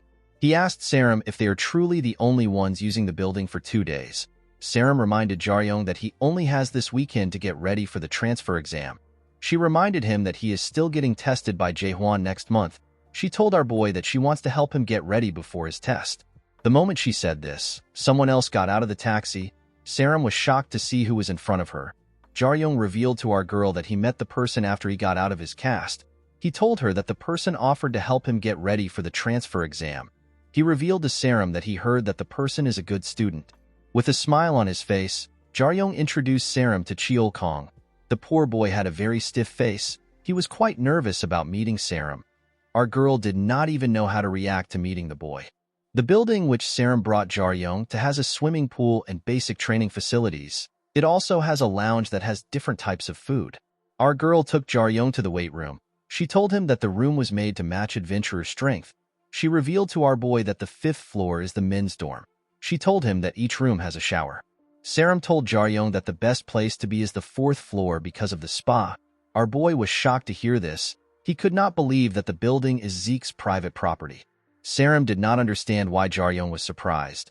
She revealed to him that it is not uncommon for a top ranker to even buy an entire mountain just to train. She explained to our boy that her uncle sometimes brings some people to the building to rest and train. She told him that she was able to get his permission to use it because no one makes use of it when it is free.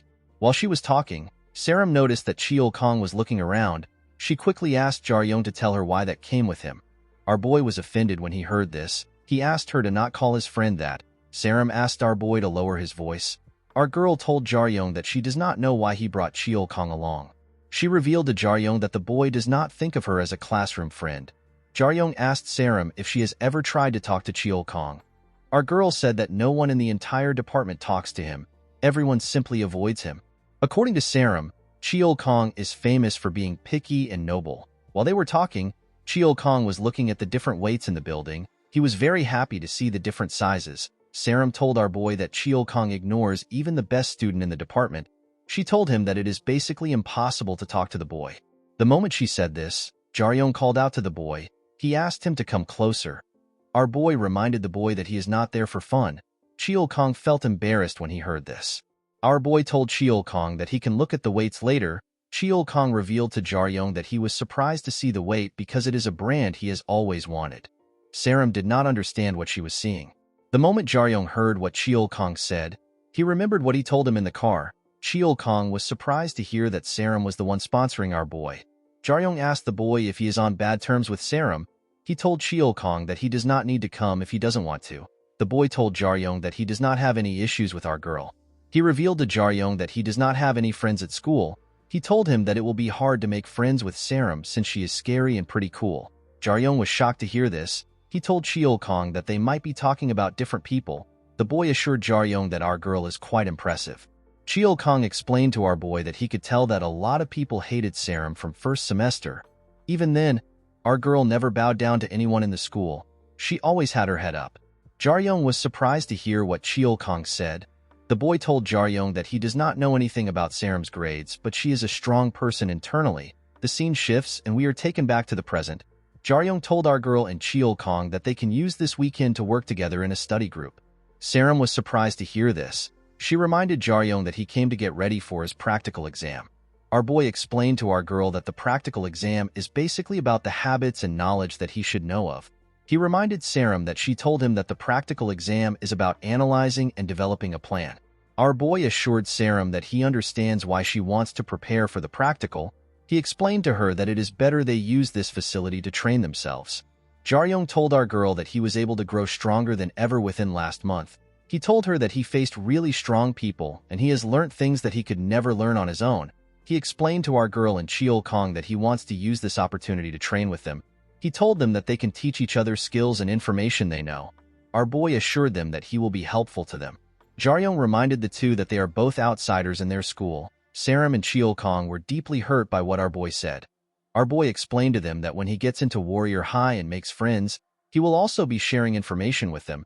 He told them that plenty people must do this in their school. Saram told Jaryong that she has actually once thought of the same thing. Our boy told Saram that she needs to focus on herself. Jaryong explained to our girl that Warrior High must be a difficult place to do well in. He told Saram that it will be meaningless for him to get into the school and he has no one to sponsor him. Our girl became down when she heard this. She completely understood what our boy was talking about. She told Jaryong that she has nothing she can teach them. Jaryong was surprised to hear this. He asked Cheol Kong if he knows how to use magic.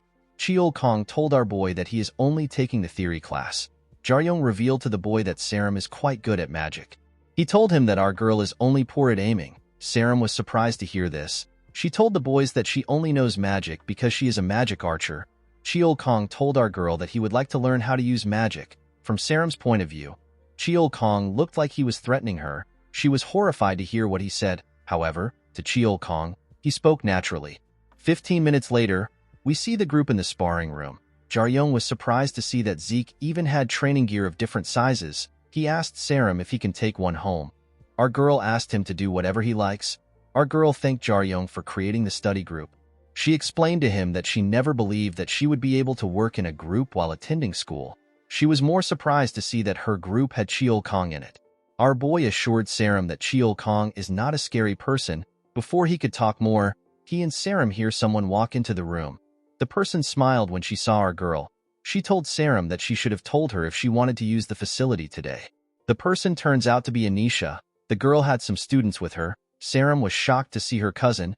She asked her to tell her why she is there. Anisha reminded Saram that Zeke told them to use the facility whenever he is not around. Jaryong wondered about who was standing in front of him. With a smile on her face, Anisha asked her cousin if there is something she does not understand.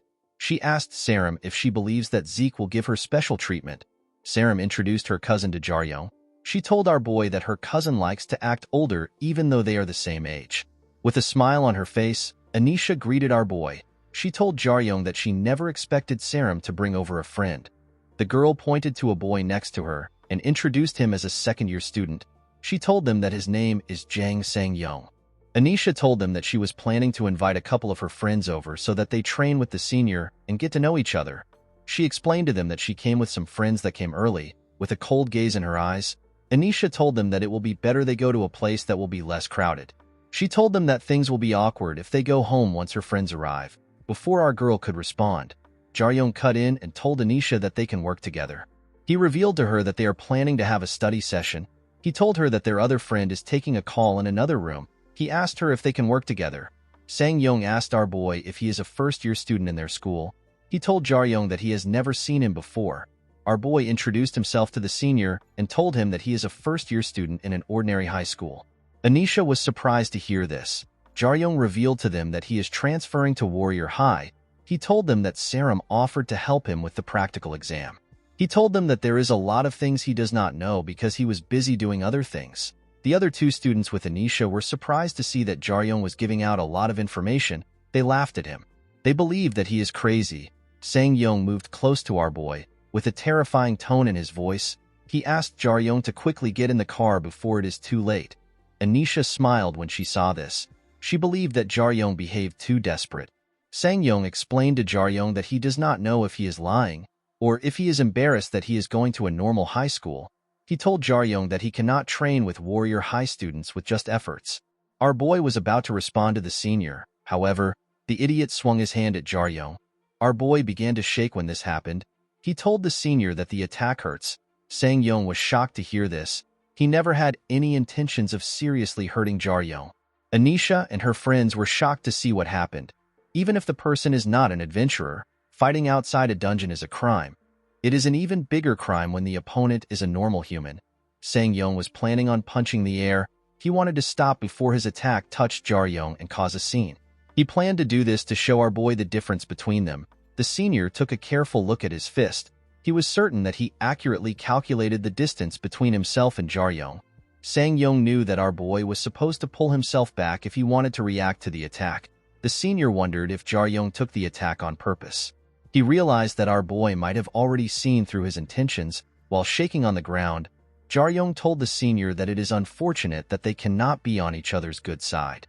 With a menacing look in his eyes, our boy told the senior that the rest of his actions are simply self-defense.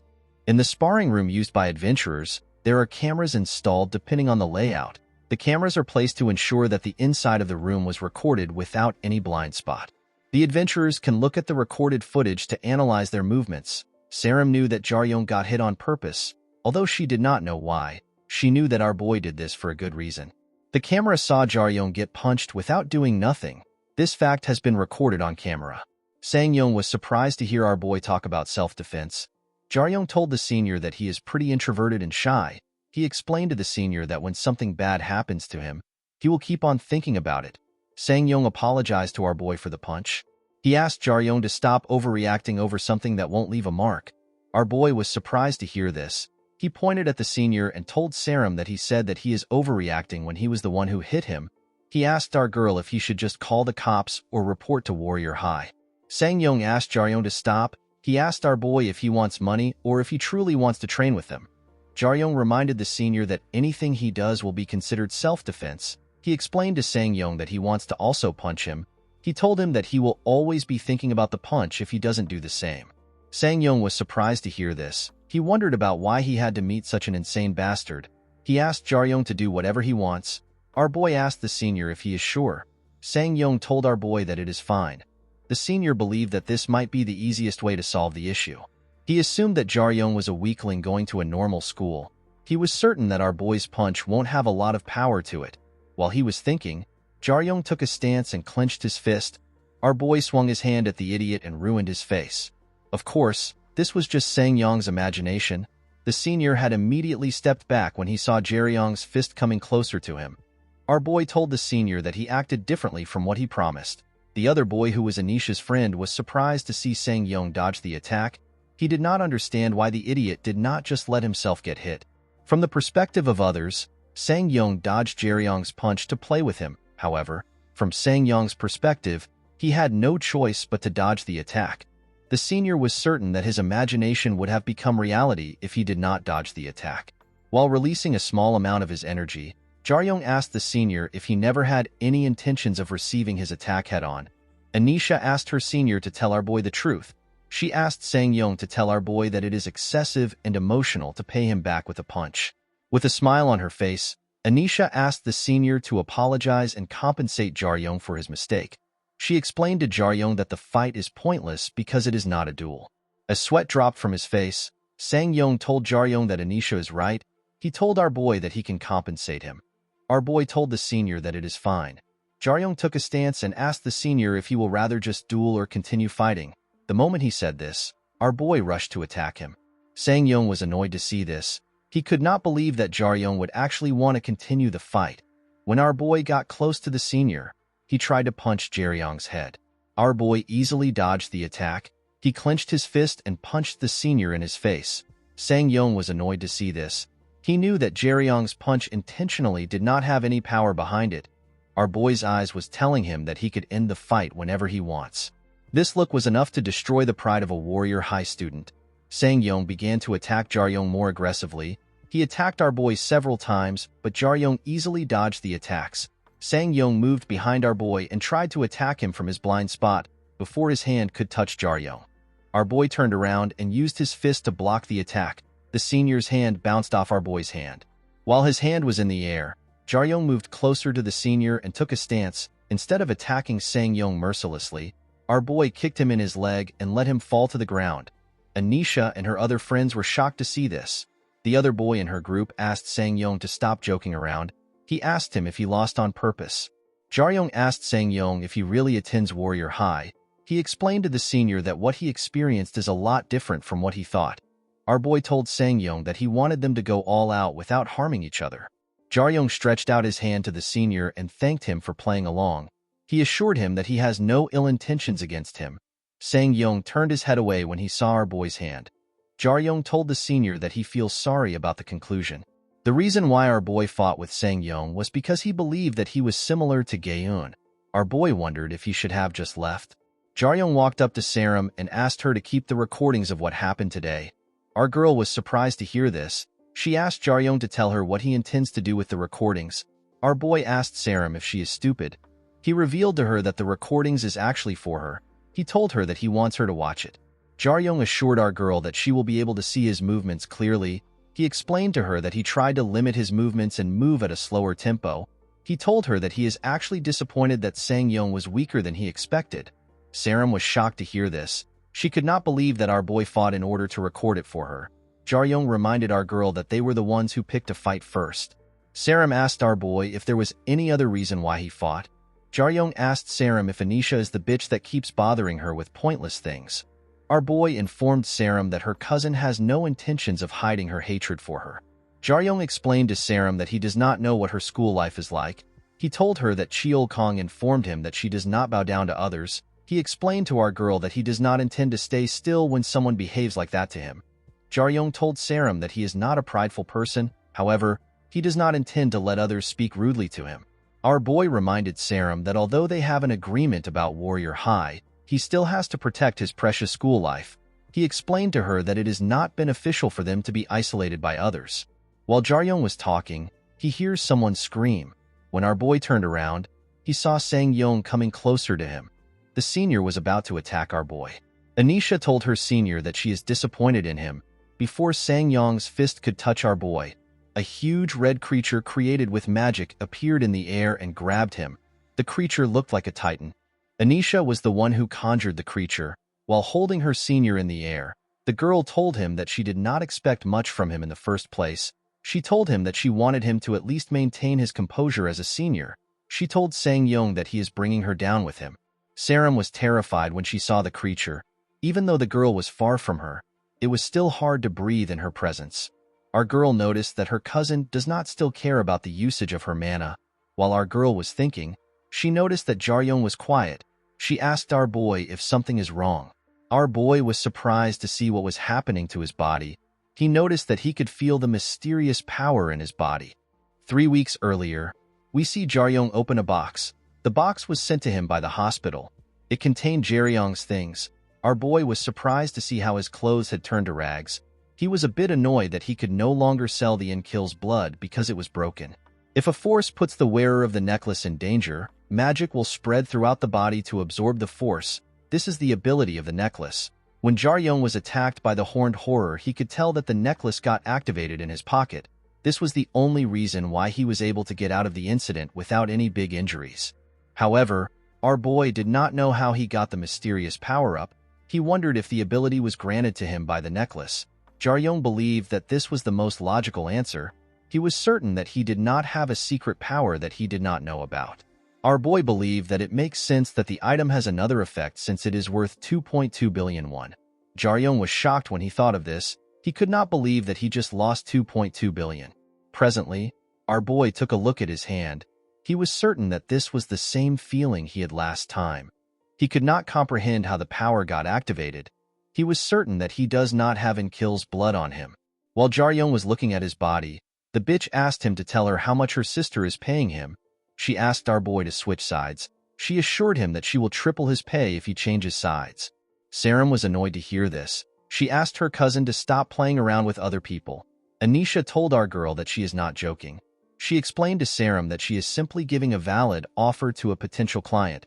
She told our girl that although Jaryong is inferior, he still managed to defeat a senior from their school. The bitch told her cousin that it is odd for someone as skilled as Jaryong to not have gotten into their school. She explained to Saram that there must have been a reason why Jaryong could not apply to their school. The reason must involve money. Anisha told our girl that money is the only thing that she can offer Jaryong. She asked our girl to tell her what else she can give other than money. She asked Saram if she has talent, connections, or a good reputation. Our girl clenched her fist out of anger. She asked our girl to tell her what she can offer anyone. Jaryong told the bitch that Saram is patient. With a smile on his face, our boy told Anisha that there is a weird person trying to destroy Saram's school life. He told Anisha that the person curses at our girl even though she is a shitty person herself. He told her that the person also talks behind Saram's back while also causing problems for her. Anisha was annoyed to hear this. With a smile on his face, Jaryong asked Anisha if she knows the person since she and Saram are cousins. The moment he said this, Anisha took away the creature and dropped the senior to the ground. Sang-yong fell down hard. He lost consciousness. Anisha told her friends that the meeting is cancelled. The other girl with them reminded the bitch that they already invited the others. Anisha told the girl whose name is Manhwa that she is too kind. She told Manhwa that she still cares about others even after seeing what happened. She reminded the girl that Sang-yong is the team leader of the seniors who are coming, and yet he was defeated. Anisha assures Manhwa that the rest are going to be the same as him. She explained to the girl that the meeting was merely a way to create connections to the student council. Anisha assured the girl that they still have other alternatives. She told her friends that they should just forget about what happened. The bitch turned to Jaryong and told him that it is best to have a proper idea of what he wants. She told him that it will affect his entire school life. Jaryong wanted to respond to the girl, but Saram grabbed his clothes. She moved her head and asked our boy not to reply. While watching Anisha and her friends walk away, our boy told Saram that he could have fought with Anisha if he provoked her a little more. With a sad look on her face, Saram informed Jaryong that she wants to avoid a situation where Anisha pays more attention to him. Our girl revealed to Jaryong that Anisha will do anything when it comes to her. Saram told our boy that her cousin will do anything to stop him in his tracks now that she knows about him. She explained to our boy that Anisha will soon start spreading rumors about him. She told him that she is scared of this. While she was talking, Jaryong noticed that he could no longer feel the mysterious power. The moment Anisha called off the magic giant, the power went away. Jaryong wondered if the power is activated by magic. Saram noticed that our boy was not listening. She asked him if he is alright. She told him that he seems off. With a smile on his face, Jaryong told our girl that he is certain that he needs to learn magic. In the next scene, we see Sang-yong regain consciousness. Immediately, he regained consciousness. The first person he saw was Cheol-kong. He was horrified to see the boy's manly face in front of him. The boy raised his hand and told Jaryong that the senior has woken up. Sang-yong screamed when he saw the boy raise his hand. The moment he regained his composure, Sang-yong realized that Cheol-kong was the person in front of him. He remembered the boy as the person who defeated the three-horned horror. He did not understand why Cheol-kong would be in the building. Jaryong walked up to the senior and apologized to him. He told him that he never intended on embarrassing him. Sang-yong smiled when he heard this. He told our boy that it is actually his fault. The senior realized who our boy was. He told Jaryong that he was stupid for acting tough in front of the hero of Gwangju tragedy. Our boy told the senior that the results were actually not obvious. He explained to Sang-yong that he never expected to win the fight. The senior was surprised to hear this. Jaryong explained to him that there is barely any difference between them when it comes to strength or speed. However, Sang-yong could not control his emotions and his attacks were too simple. Due to this, our boy could easily see through his habits. Sang-yong was surprised to hear about his habits. Jaryong told the senior that he took a look at the footage while he was passed out. According to our boy, the first thing he noticed in Sang-yong is his weight distribution. Jaryong explained to the senior that before he stretches his hand out, his body leans towards where he placed his weight. Our boy showed the senior a list of his weakness. He explained to him that he already organized the list. Saram could tell that her senior was surprised. The feedback Jaryong was giving him was something he could never get by paying money. This is only possible because of our boy's attention to details and his intuition. While watching the video, Sang-yong asked our boy to tell him why he would do such a thing. Jaryong explained to the senior that he does not care about what happened. He assured the senior that he has no ill intentions towards him since he already paid for his actions. He reminded Sang-yong that they came to train in this place. He explained to him that he believed that the information will help them to be on better terms. Sang-yong was surprised to hear this. Jaryong asked the senior to leave the phone once he is done. He told him that he can send him the list if he gives him his number. As our boy and Cheol-kong walked towards Saram, Jaryong told the boy that he never expected Anisha and her friends to simply leave their senior behind. Cheol-kong told our boy that Sang-yong must be sad. Saram told the boys that they need to get down to the basics. Our girl explained to the boys that magic is simply a fuel to use spells. A person's magic stats represents the quality of that fuel. Our boy was surprised to hear this. He believed that the magic stats should represent quantity. Cheol-kong explained to Jaryong that all species including humans have the same amount of mana. Saram has a C-rank magic stat. Jaryong has a D rank and Cheol-kong has an E rank stat. Saram explained to our boy that even if he stacks a large amount of newspapers, it will never burn like coal. The amount of magic power depends on the amount of energy and thus determines the scales of the spell which a person can use. Saram revealed to the boys that her magic stat is C rank. This is the bare minimum for those trying to be magicians. One has to have this stat to use effective attack spells and useful buffs. Our girl told the boys that the best thing for non-magicians to learn is self-buffs. Jaryong was happy to hear this. He wondered if he could give himself a buff that can recreate the effects of Enkill's blood. He asked Saram if they can learn this ability this weekend. Our girl could not believe that a beginner wants to learn magic in 3 days. She told our boy that she cannot get used to geniuses like him. She explained to him that it will take at least 1 to 2 weeks to get used to using magic. Our girl revealed to Jaryong that all the buffs she learnt are long-ranged. The moment she said this, Sang-yong told them that he can help them. He told them that he is willing to teach them if they want to learn from him. With a cold gaze in his eyes, the senior told them that buffs is his specialty. Sang-yong is a close-range damage dealer, a hand-to-hand combat specialist, and he is the greatest self-buff specialist in his grade. Guys, we have come to the end of our video.